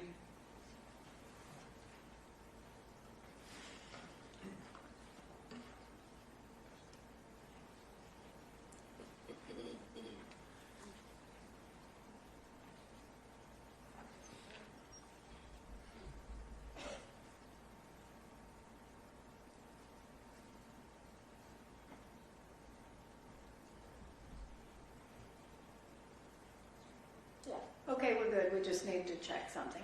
Thank you. Okay. I know we have a number of amendments to the findings as proposed. And typically, before we get to new findings and consideration of any new findings, we go through any amendments to the existing findings as proposed. So the first one I have from Member Graham is finding 17. I'm just going in order of number. Yes, that's correct. And I can ask the team to pull up Amendment 3. That way everybody in the audience can see this or online.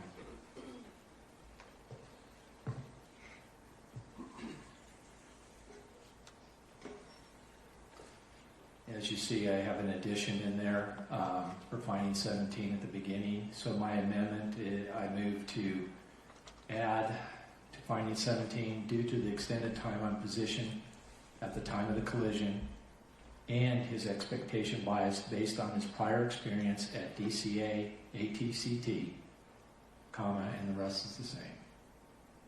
Is there a second? Second. All right. Member Graham, you're recognized. Yeah, staff presented a compelling, well-thought-through case as to why the operations supervisor was likely experiencing reduced alertness and diligence and vigilance, due to his extended time on position. I agree with that. However, this investigation at every turn uncovered long-standing issues at DCA or traffic control tower. We've heard countless times now about the make it work mentality that penetrated seemingly every facet of the workforce, and how the workforce in the tower had begun to accept unsafe conditions or near misses as routine and part of the job.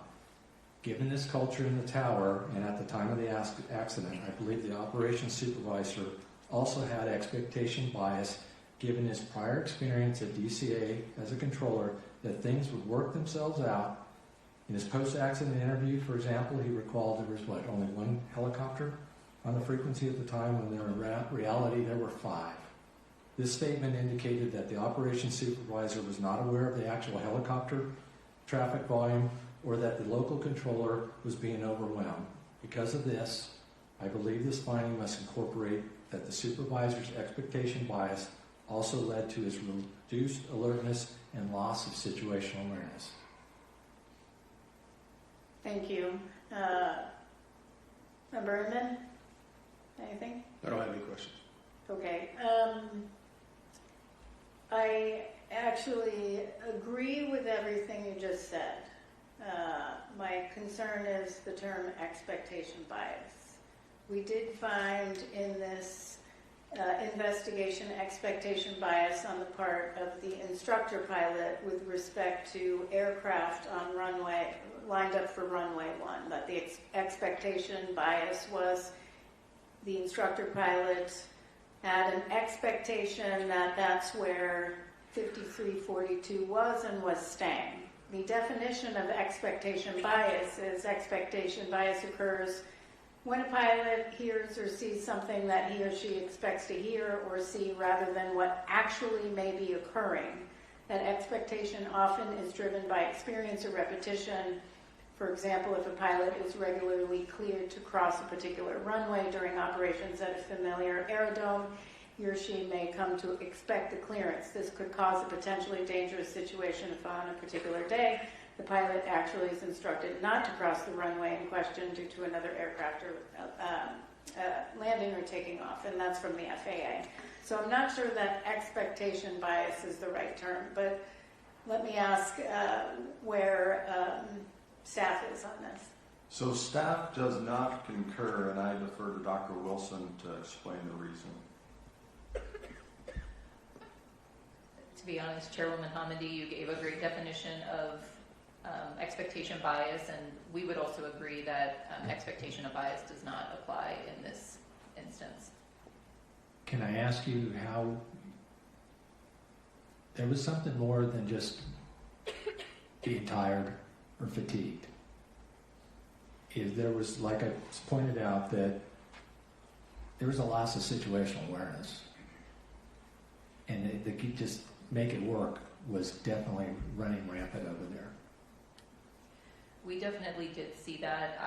I think staff could support more complacency instead of expectation bias, that he was lulled into thinking that everything would work out as it always has in the past. So would complacency be a better word to replace in there? Staff would support complacency instead of expectation bias.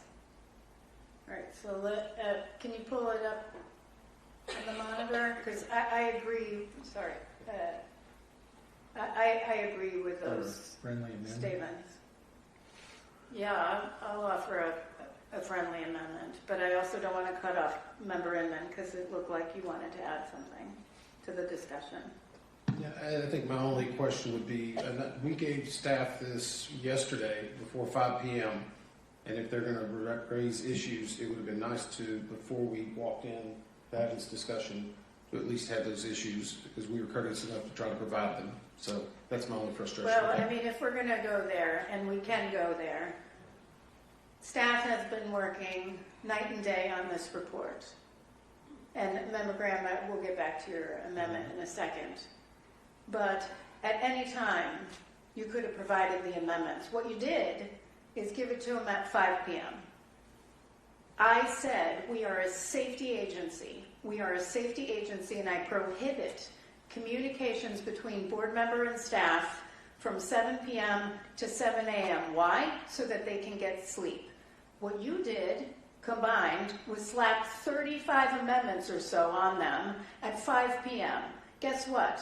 They were working till 10 or 11 p.m. So actually, I would like your commitment that in the future, much like the House and Senate does, that we agree that all amendments will be provided to staff 3 business days before the board meeting. Would you commit to that?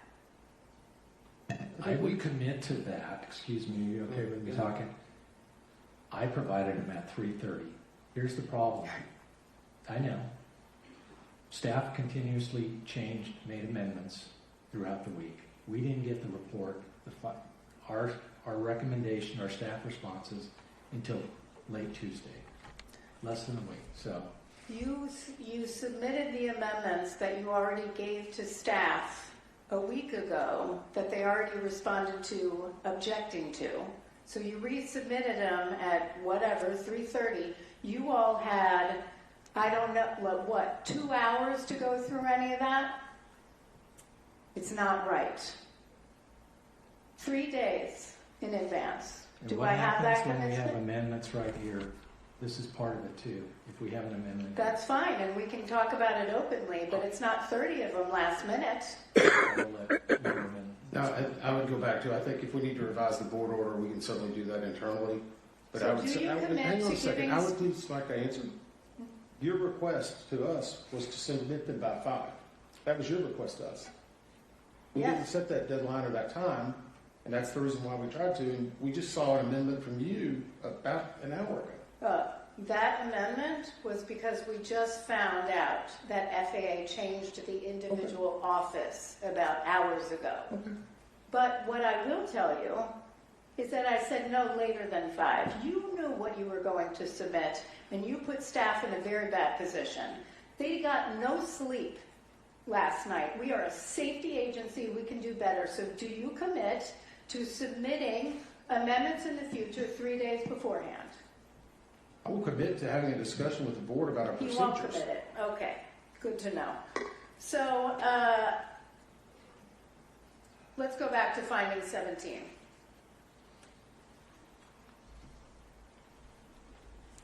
If you would like to withdraw your amendment, Member Graham, and resubmit a new amendment.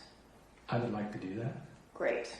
My motion is for a new amendment, finding 17 to read, due to extended time on position at the time of the collision and his complacency. Are we okay with based on his prior experience at DCA? Comma. And the rest stays the same? Or just his complacency?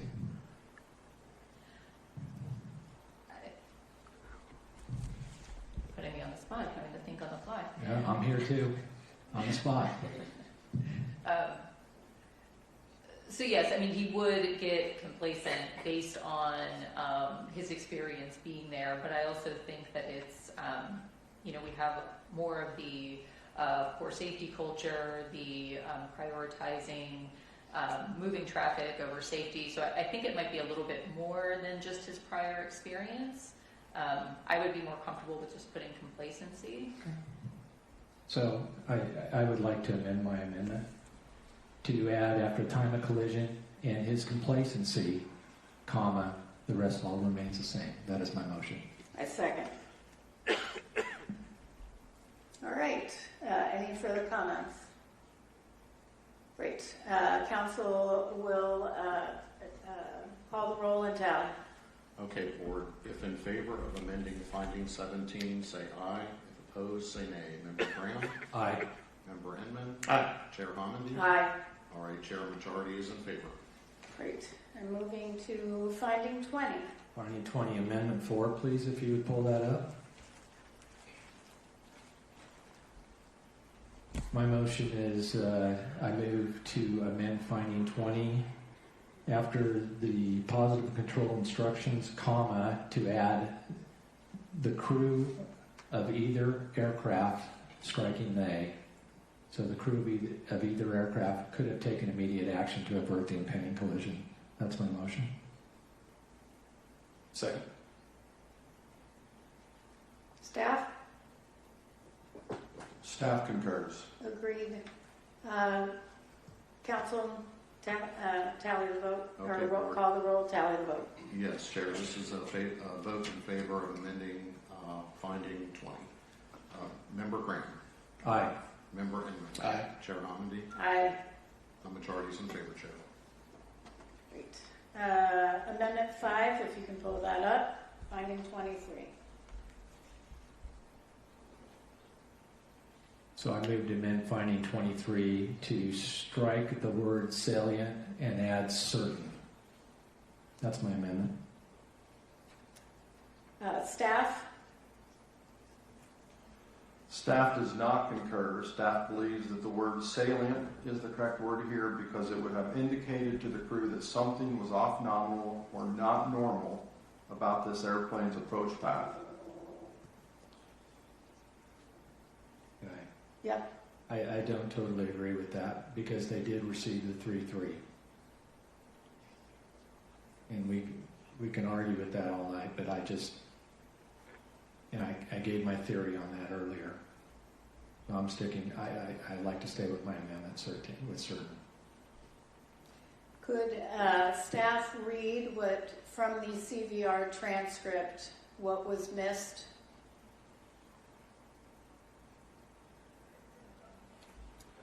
I'm sorry, I don't have this transcript in front of me, but it was, I believe it was CRJ in the vicinity of Wilson Bridge at 1,200 feet, circling to runway 33.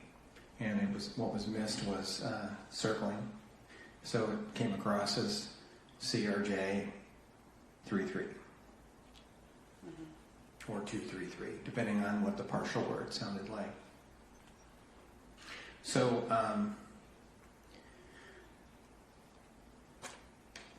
we can't know for certain what would have happened if the word circling had come through. In cases where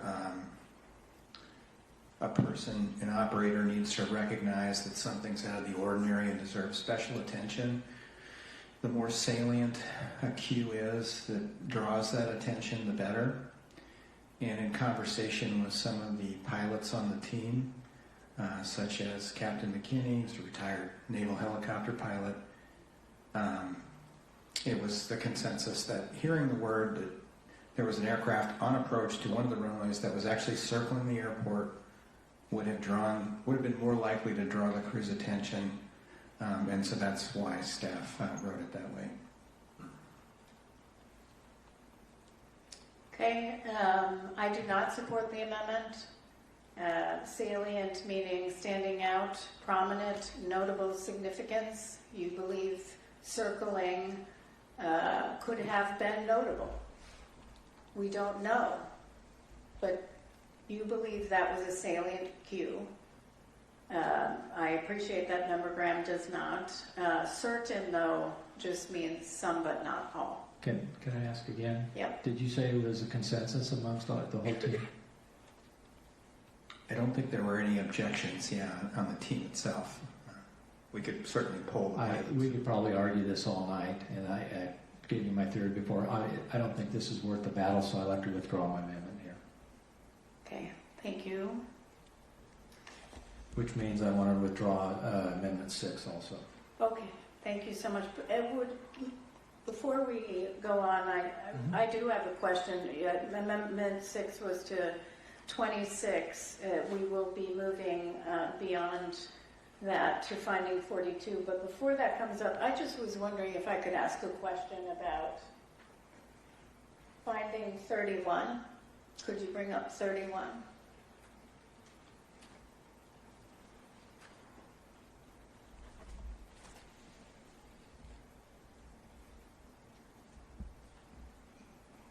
And this is just a question maybe for Mr. Shahoon, and just in reading it, the term allowed by design, instrument error, so the tolerance stack there was, the allowable tolerance was instrument error, position error, and an adjustment for temperature. Is that all allowed by design? That's correct. Okay, great. Moving forward. Just wanted to confirm that. Moving to Amendment 7, finding 42. Member Graham, you're recognized. Yeah. So I moved to amend 42 to read, after Washington, D.C.,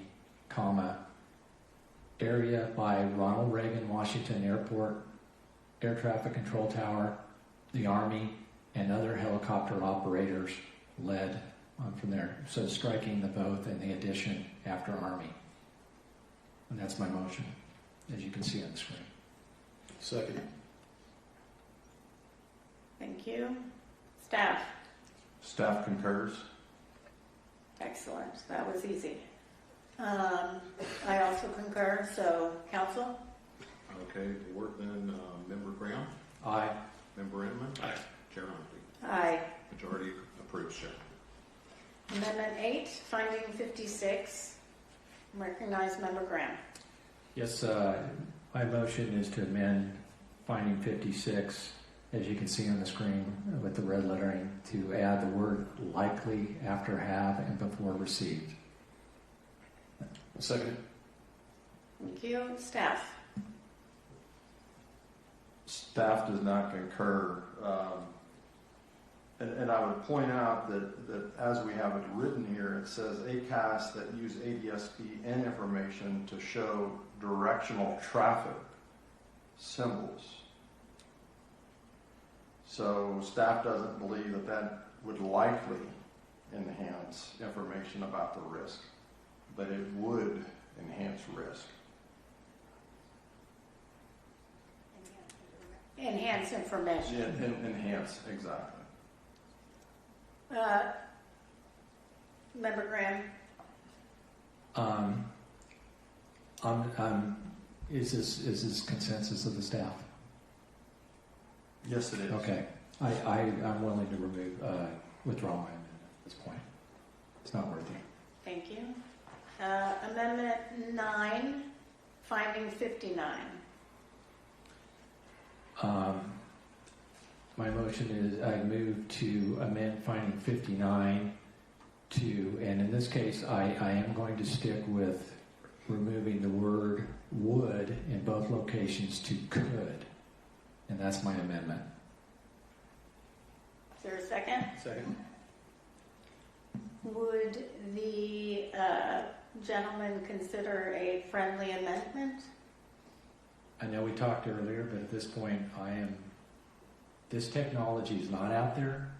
It's in simulation. I know they're working on performance standards, but it's not there. And I know there's a difference in the world from simulation and development to actual. I worked for an aircraft manufacturer, actually 2 of them, for a lot of my career.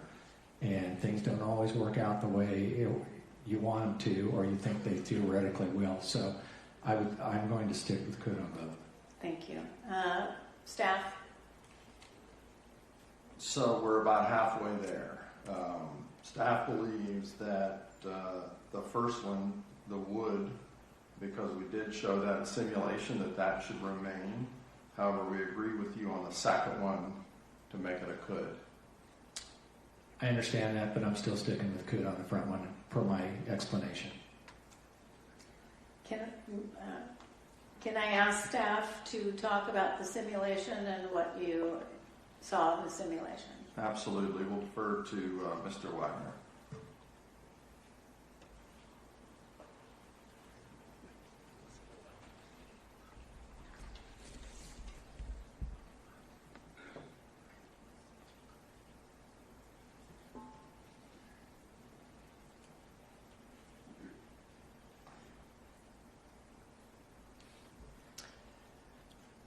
As we demonstrated in our presentations, simulation using the accident flight data with the developmental version of ACAS XR did show improved alerting for the helicopter.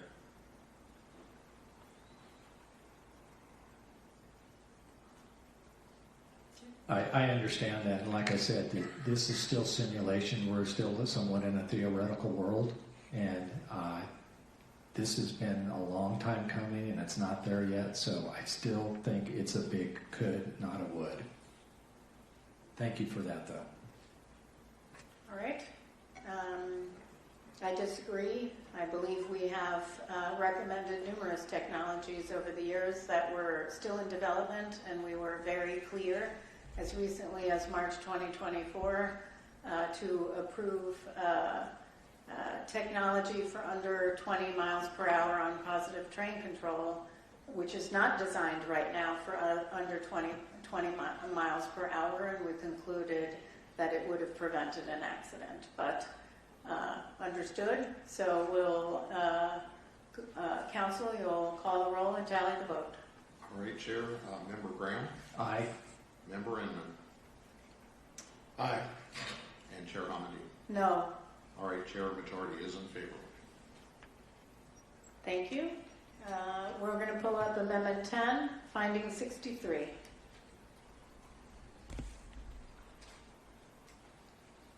So my motion is to amend finding 63 to read: the FAA ATO was made aware of and had multiple opportunities, and the rest will remain the same. So the add was made aware of, comma, and. Is there a second? Second. Staff? Staff concurs. Well, I mean, do you want to talk about it? Pretty obvious. Yeah. I also support the amendment. Tom? All right, Member Graham? Aye. Member Inman? Aye. Chair Hamady? Aye. Majority is in favor, Chair. Amendment 11, Finding 71. Yeah, my motion is to amend finding 71 to read: the Army's aviation safety system failed to consistently detect, interpret, and act on signals of latent hazards, resulting in degraded safety assurance, organizational learning, and safety culture. That's my motion. Second? Discussion. Second. You changed it again. Second. Oh, I already seconded. We're good. It's time for discussion. Member Graham? It's just cleaning it up a little bit. It's pretty much, I thought it was very wordy to begin with. Okay. I would prefer to staff, if you want to go further, I can talk more about it. We have no technical objection. I also support the amendment, so we can just go to vote, I think. All right, Member Graham? Aye. Member Inman? Aye. Chair Hamady? Aye. All right, majority in favor. Excellent. Moving on to amendments of new findings. I have two. Yes. I'm sorry for everybody Member here. Graham is talking just as much as Mr. Curtis. Yeah. Go ahead. It's not over yet. Amendment 1, please, if you pull that up on the screen. So this is a new amendment that I move to add. It reads: in the 2 minutes before the accident, when traffic volume was increasing, the assistant local controller should have prioritized surveillance of aircraft in the air in order to assist the local controller, rather than diverting her attention to the lower priority task of documenting helicopter information, which could have been completed when traffic volume and complexity had subsided. That's my motion. Second. Time for discussion. Member Graham. Yeah, as I referenced in my opening statement, there were individual shortcomings that contributed to this accident that need to be pointed out. As stated in the report and earlier in our discussion, the primary duty of the assistant local controller is to maintain surveillance of the local traffic pattern and landing area and alert the local controller of any unusual situations of traffic conflict. These duties and responsibilities are clearly stated in the DCA Air Traffic Control Standard Operating Procedures. The fact is the ALC was completing other tasks in the lead up to and at the time of the accident that should have been a far lower priority. None of the current findings as drafted acknowledge this situation, and I believe this report would be incomplete without a reference to the assistant local controller. We already have multiple findings related to the local controller and the operations supervisor, and this proposed finding as drafted was included in staff's initial report, just not as a finding. I also want to note that finding 16 is currently drafted does acknowledge that had the HC and LC positions been staffed separately, it would have allowed PAT 25 to receive a more timely and effective traffic advisory, because both the local and the assistant local controllers could have had increased ability to recognize the pending collision.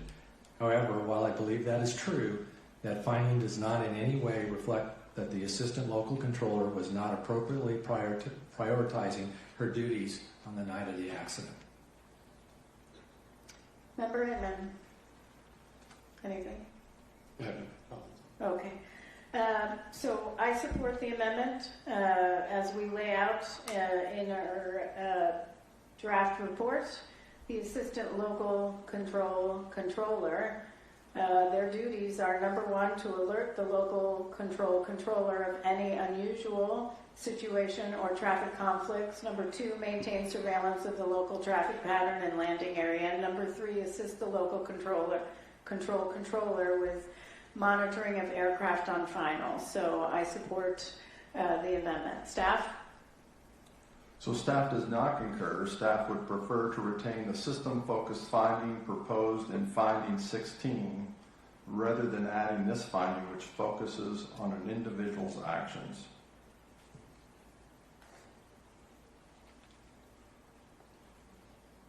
And I'm just going to read 16 really quick for public transparency. That is the one I believe you just read, which was have the helicopter and local control positions been staffed separately. Pad 25 might have received a more timely and effective traffic advisory. But it wasn't. So it's But a it wasn't. finding. Yep. All right. Any other questions?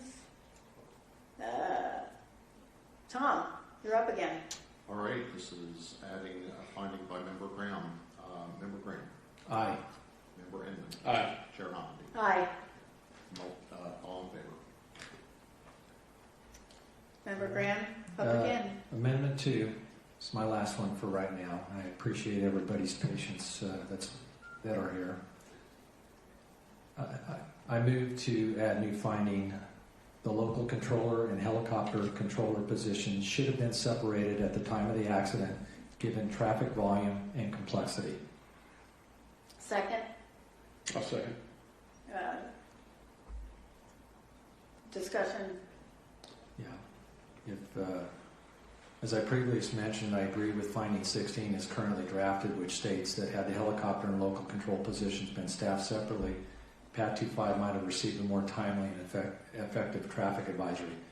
In my view, that finding is missing a company finding making it clear that the two positions should have been separated given the traffic volume and complexity at DCA in the lead up to the accident. Based on the standard operating procedures and available guidance from the operations supervisor to decide whether or not to combine or decombine the position. It is abundantly clear to me that the complex mix and volume of traffic that night warranted separating the positions. Additionally, we have heard earlier during our discussion, the tower had enough staff available to staff the positions separately. Given these realities and staff support of this statement in our earlier discussion, I believe the board is in a place with this evidence presented to make the determination that the positions should have been decombined. I support the amendment. Staff?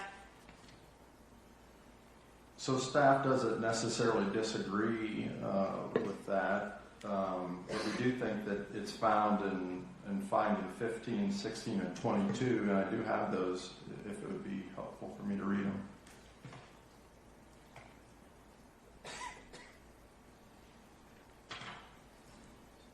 I honestly think we tend to talk around it a lot, but we don't specifically state it.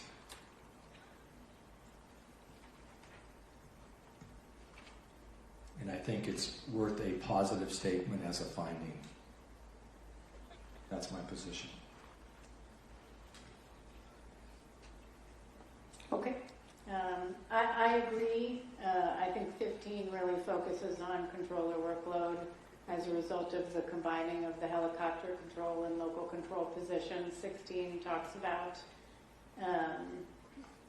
if it had been staffed separately, PAT 25 might have received a more timely alert. And I know you mentioned another one, but I do think we have to be very clear that they just should have been separated. I tend to agree. The evidence is very evident. Even the controller said he felt overwhelmed at one point, and then it got better, but then 90 seconds before, it was higher than when he thought he was being overwhelmed. Yeah. there's no doubt there's evidence that points to it.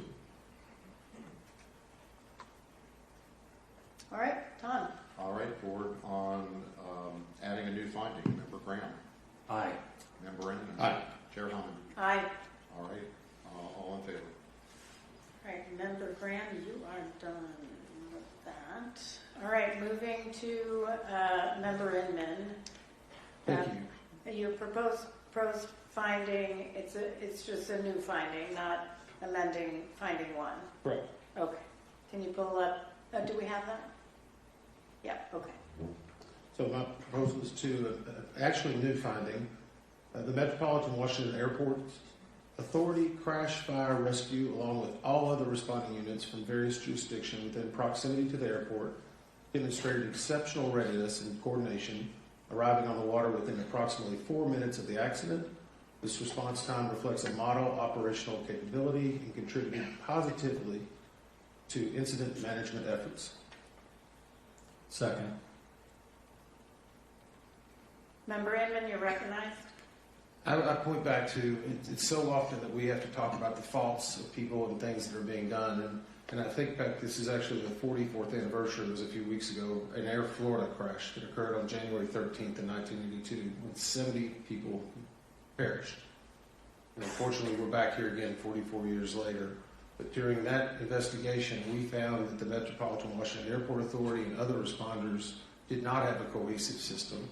They did not coordinate. In fact, our firefighters were not even notified until 3 minutes after the crash occurred. And so whenever there is a positive contribution, we should at least acknowledge that at least the airport authority and other responders had worked hard in the event that this happened. Well, unfortunately, there were no survivors.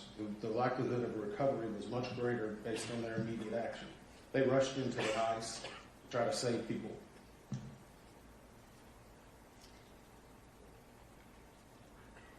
Was there a second? Okay, Member Graham, do you have a comment? I totally agree with Member Inman, and I'm supportive of this. I am supportive of the intent, but I am not supportive of the amendment.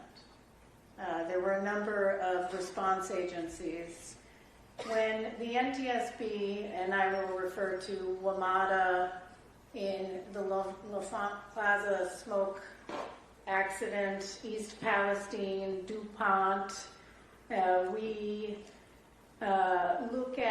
are aware very early that there are major issues, which is why we form an emergency response group to look at the emergency response and take lessons learned. That's our mandate, lessons learned, and turn those into lives saved. So we did delve deeply on emergency response in many accident investigations, including those I referenced. Highways, a recent one we investigated, looked at emergency response because they had some questions early on, but it turned out that it was timely inadequate. And so what we put in reports over and over again is emergency response was timely and adequate. I will say for this one, not only did we have Metropolitan Washington Airports Authority, which did a wonderful job, but it was the DC fire chief who was the incident commander because they have jurisdiction over the river to the Virginia shoreline, and certainly they brought in, and the DC fire chief brought in the National Capital Region Incident Magnet Team to manage and coordinate unified command. And while there was a 4 minutes from the crash phone that rang from the tower to a boat on the water, which is admirable, I have concerns about issuing a finding when we did not. We have zero evidence of looking at that in our docket. We are an evidence-based organization.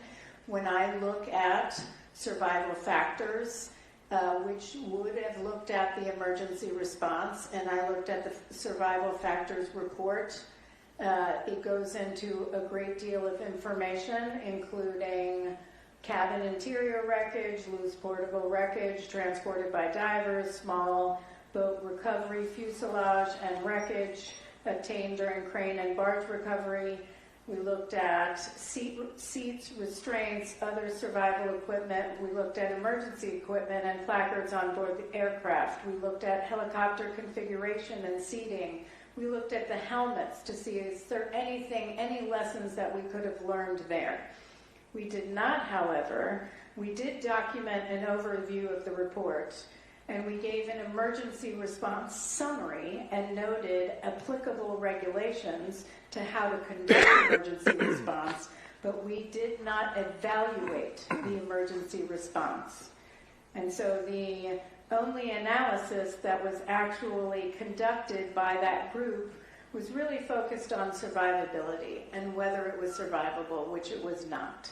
There is no analysis. And so when we adopt a finding, we need to have evidence to support that finding. There wasn't an analysis. There wasn't a fact-finding portion of the investigation with respect particular to incident command, unified command, or emergency response. In this case, it's not drafted in a way that meets the high standards of our organization, crash/fire/rescue, and then we go into demonstrated exceptional readiness and coordination. We don't know that.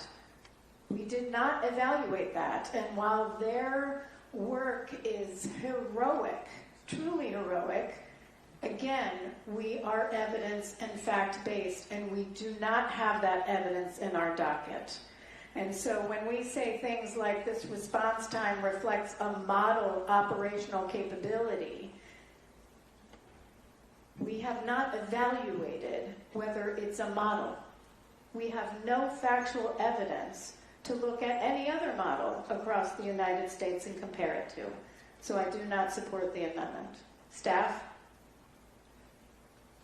Thank you, Chair. I've waffled on this, and I fully appreciate the intent, and I think every one of us that were down at the airport that night and that week appreciates everything that the first responders had done. And so I'd ask staff, go back, look to see what we can support. And in all reality, we had put something together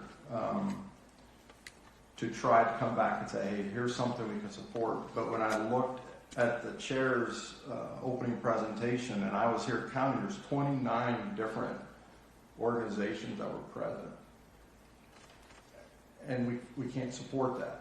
You know, we didn't look at the response for all of them. So I don't concur, or staff doesn't concur.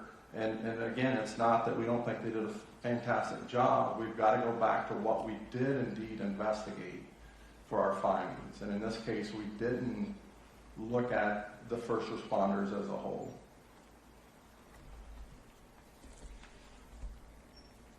It was I think it was handed to me. Did staff have an alternative version?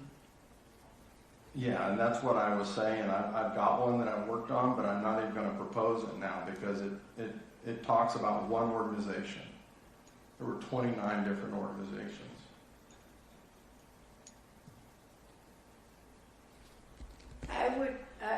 I respectfully, I do agree with you.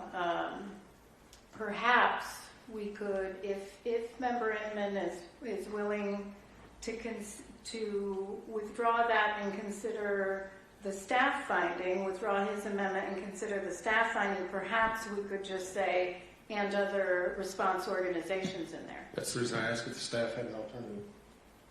So, I think we got a slide, if that would be helpful. how about a slide? Yep. And again, oh, sorry. I don't think that.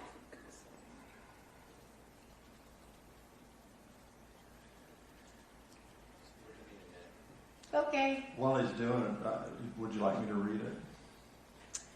Actually, I'll tell you what, I'll make it easy for you, because somebody printed this earlier, that's the reason I was asking. I'm just going to try to read this, so hopefully we can catch up with it.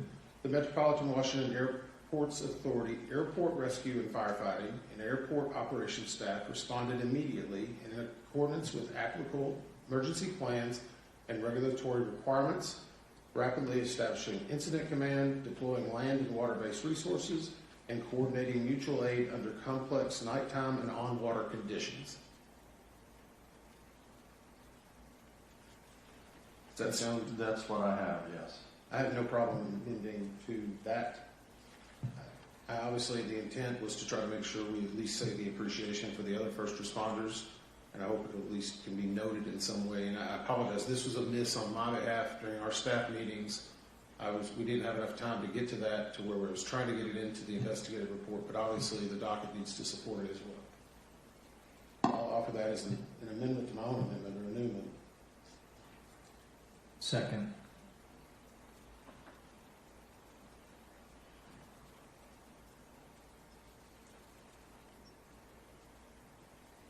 Can you give me 2 seconds? So what, you going to put it up? Yeah.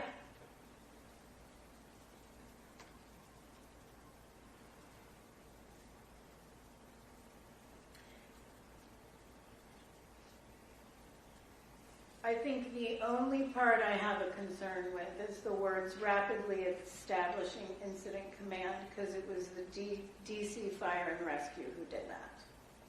So would you consider striking that and leaving the rest? Because DC Fire didn't do the other things. So if we add them. I would tend to disagree, and the reason I say I tend to disagree is that MWA had an incident command trailer on runway 33 that night. And they established their own incident command. That may not be the unified incident command. It's not unified command. I checked with our I checked with our director of special operations this morning on who established incident command immediately afterwards. They had an incident command trailer. They did not establish incident command.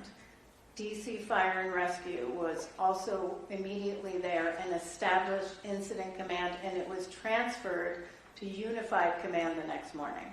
Okay. Okay. What I'm saying is that would be inaccurate to say that MWA rapidly. If you'd like to strike it, we can. Oh, okay, got it. I said okay. Oh, I don't know if you're getting used to that. We will say okay. So. No, I didn't know if you were just saying I heard you. Yeah, okay. So let's pull this back up. Well, we propose it for the third time. Metropolitan Washington Airports Authority, airport rescue and firefighting and airports operations staff responded immediately in accordance with applicable emergency plans and regulatory requirements, deploying land and water-based resources and coordinating mutual aid under complex nighttime and on-water conditions. Second. I'm seconding it. Okay. Okay. Anything else? Okay, Tom. All right. Vote in favor of the new finding. Member Graham. Aye. Member Inman. Aye. Chair Humphey. Aye. All in favor. Excellent. Member Inman, you're recognized. Amendment, proposed additional finding. Number 2. The accident could have been prevented if the instructor pilot had ended the NVG proficiency flight at numerous points due to pilot performance and meteorological conditions while on NVGs. Second. Okay, staff? Thank you. Staff does not concur.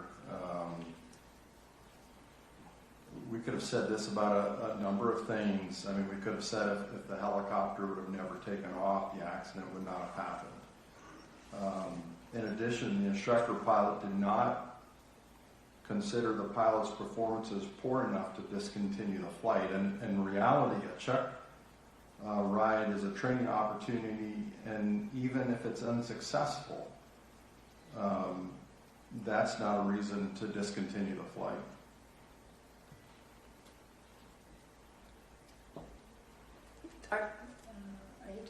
You were getting a lifesaver. I thought you were trying to reach for your microphone. Okay, so I agree with staff's assessment. do not support the finding. The finding says the accident could have been prevented if the instructor pilot had ended the NVG proficiency flight at numerous points due to pilot performance. That's making a judgment and assumption on pilot performance that is nowhere discussed in the report. Mr. McKinney, I would ask, do you believe, is there any way to know whether the pilot would have passed the standardization test? We do not know what the instructor pilot would have determined at the end of the flight because they hadn't completed the flight yet. Did you determine that there was any deficiency with the pilot performance? We found no deficiencies with the pilot performance with the information that we had. And was there any reason why the instructor pilot should have ended the NVG proficiency flight due to meteorological conditions? It was windy, but gusty.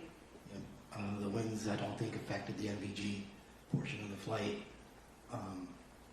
I have been thinking about this a little bit more, and I would say that the helicopter, the crew was transiting Route 1 and 4, which was just basically the repositioning down to Davidson Airfield to do more of the proficiency check. So this was just a transit portion of the flight, which any helicopter crew would have been doing at any time along a published route.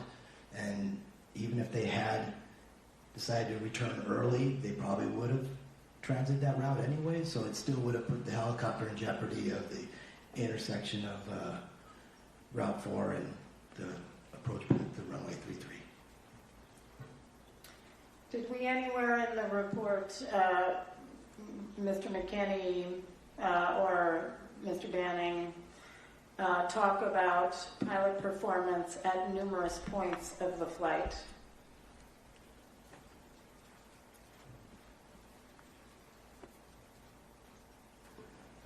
I don't recall that we even had anything on that. We did not. So this would be a finding with no backup information in the report.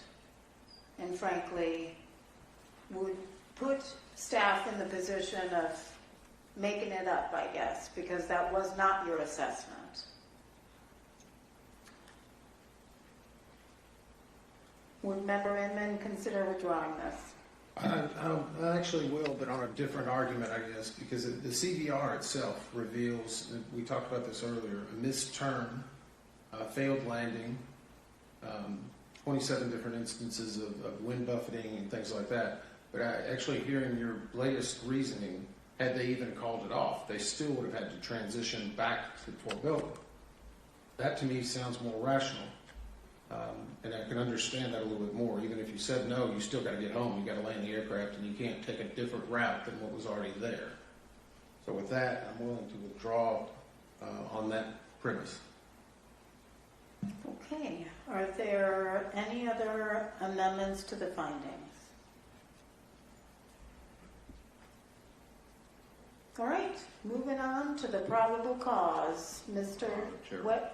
Oh, wait, we actually have to approve the findings as amended. I will move for that. I will second. Any further discussion? All right, this is on findings as amended. Mr. McMurray. That's it, Chair. Member Graham? Aye. Member Inman? Aye. Chair Honesty? Aye. All in favor?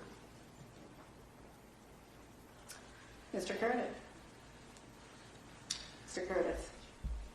Chair, staff proposes the following. I am reminded that staff would like a brief break. So sorry. So we will do 15 minutes, 5:40, okay, or you want 5:45? 5:45, 20 minutes.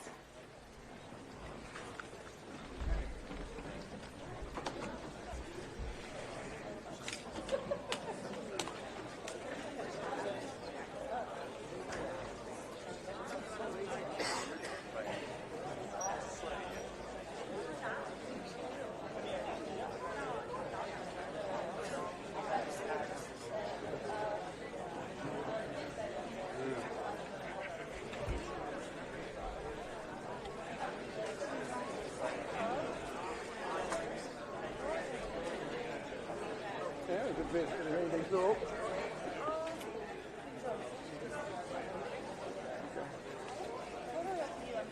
None of mine. I mean, at this point, it's like,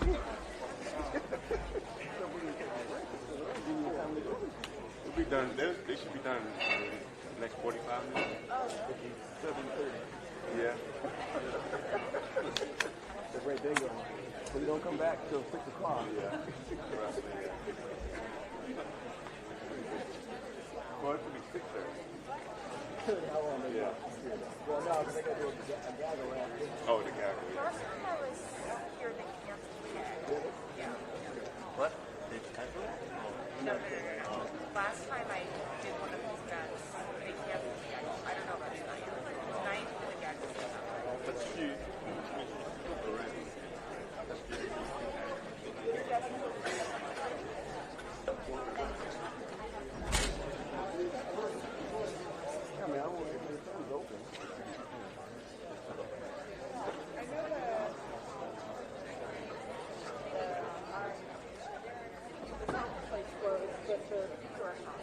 Okay.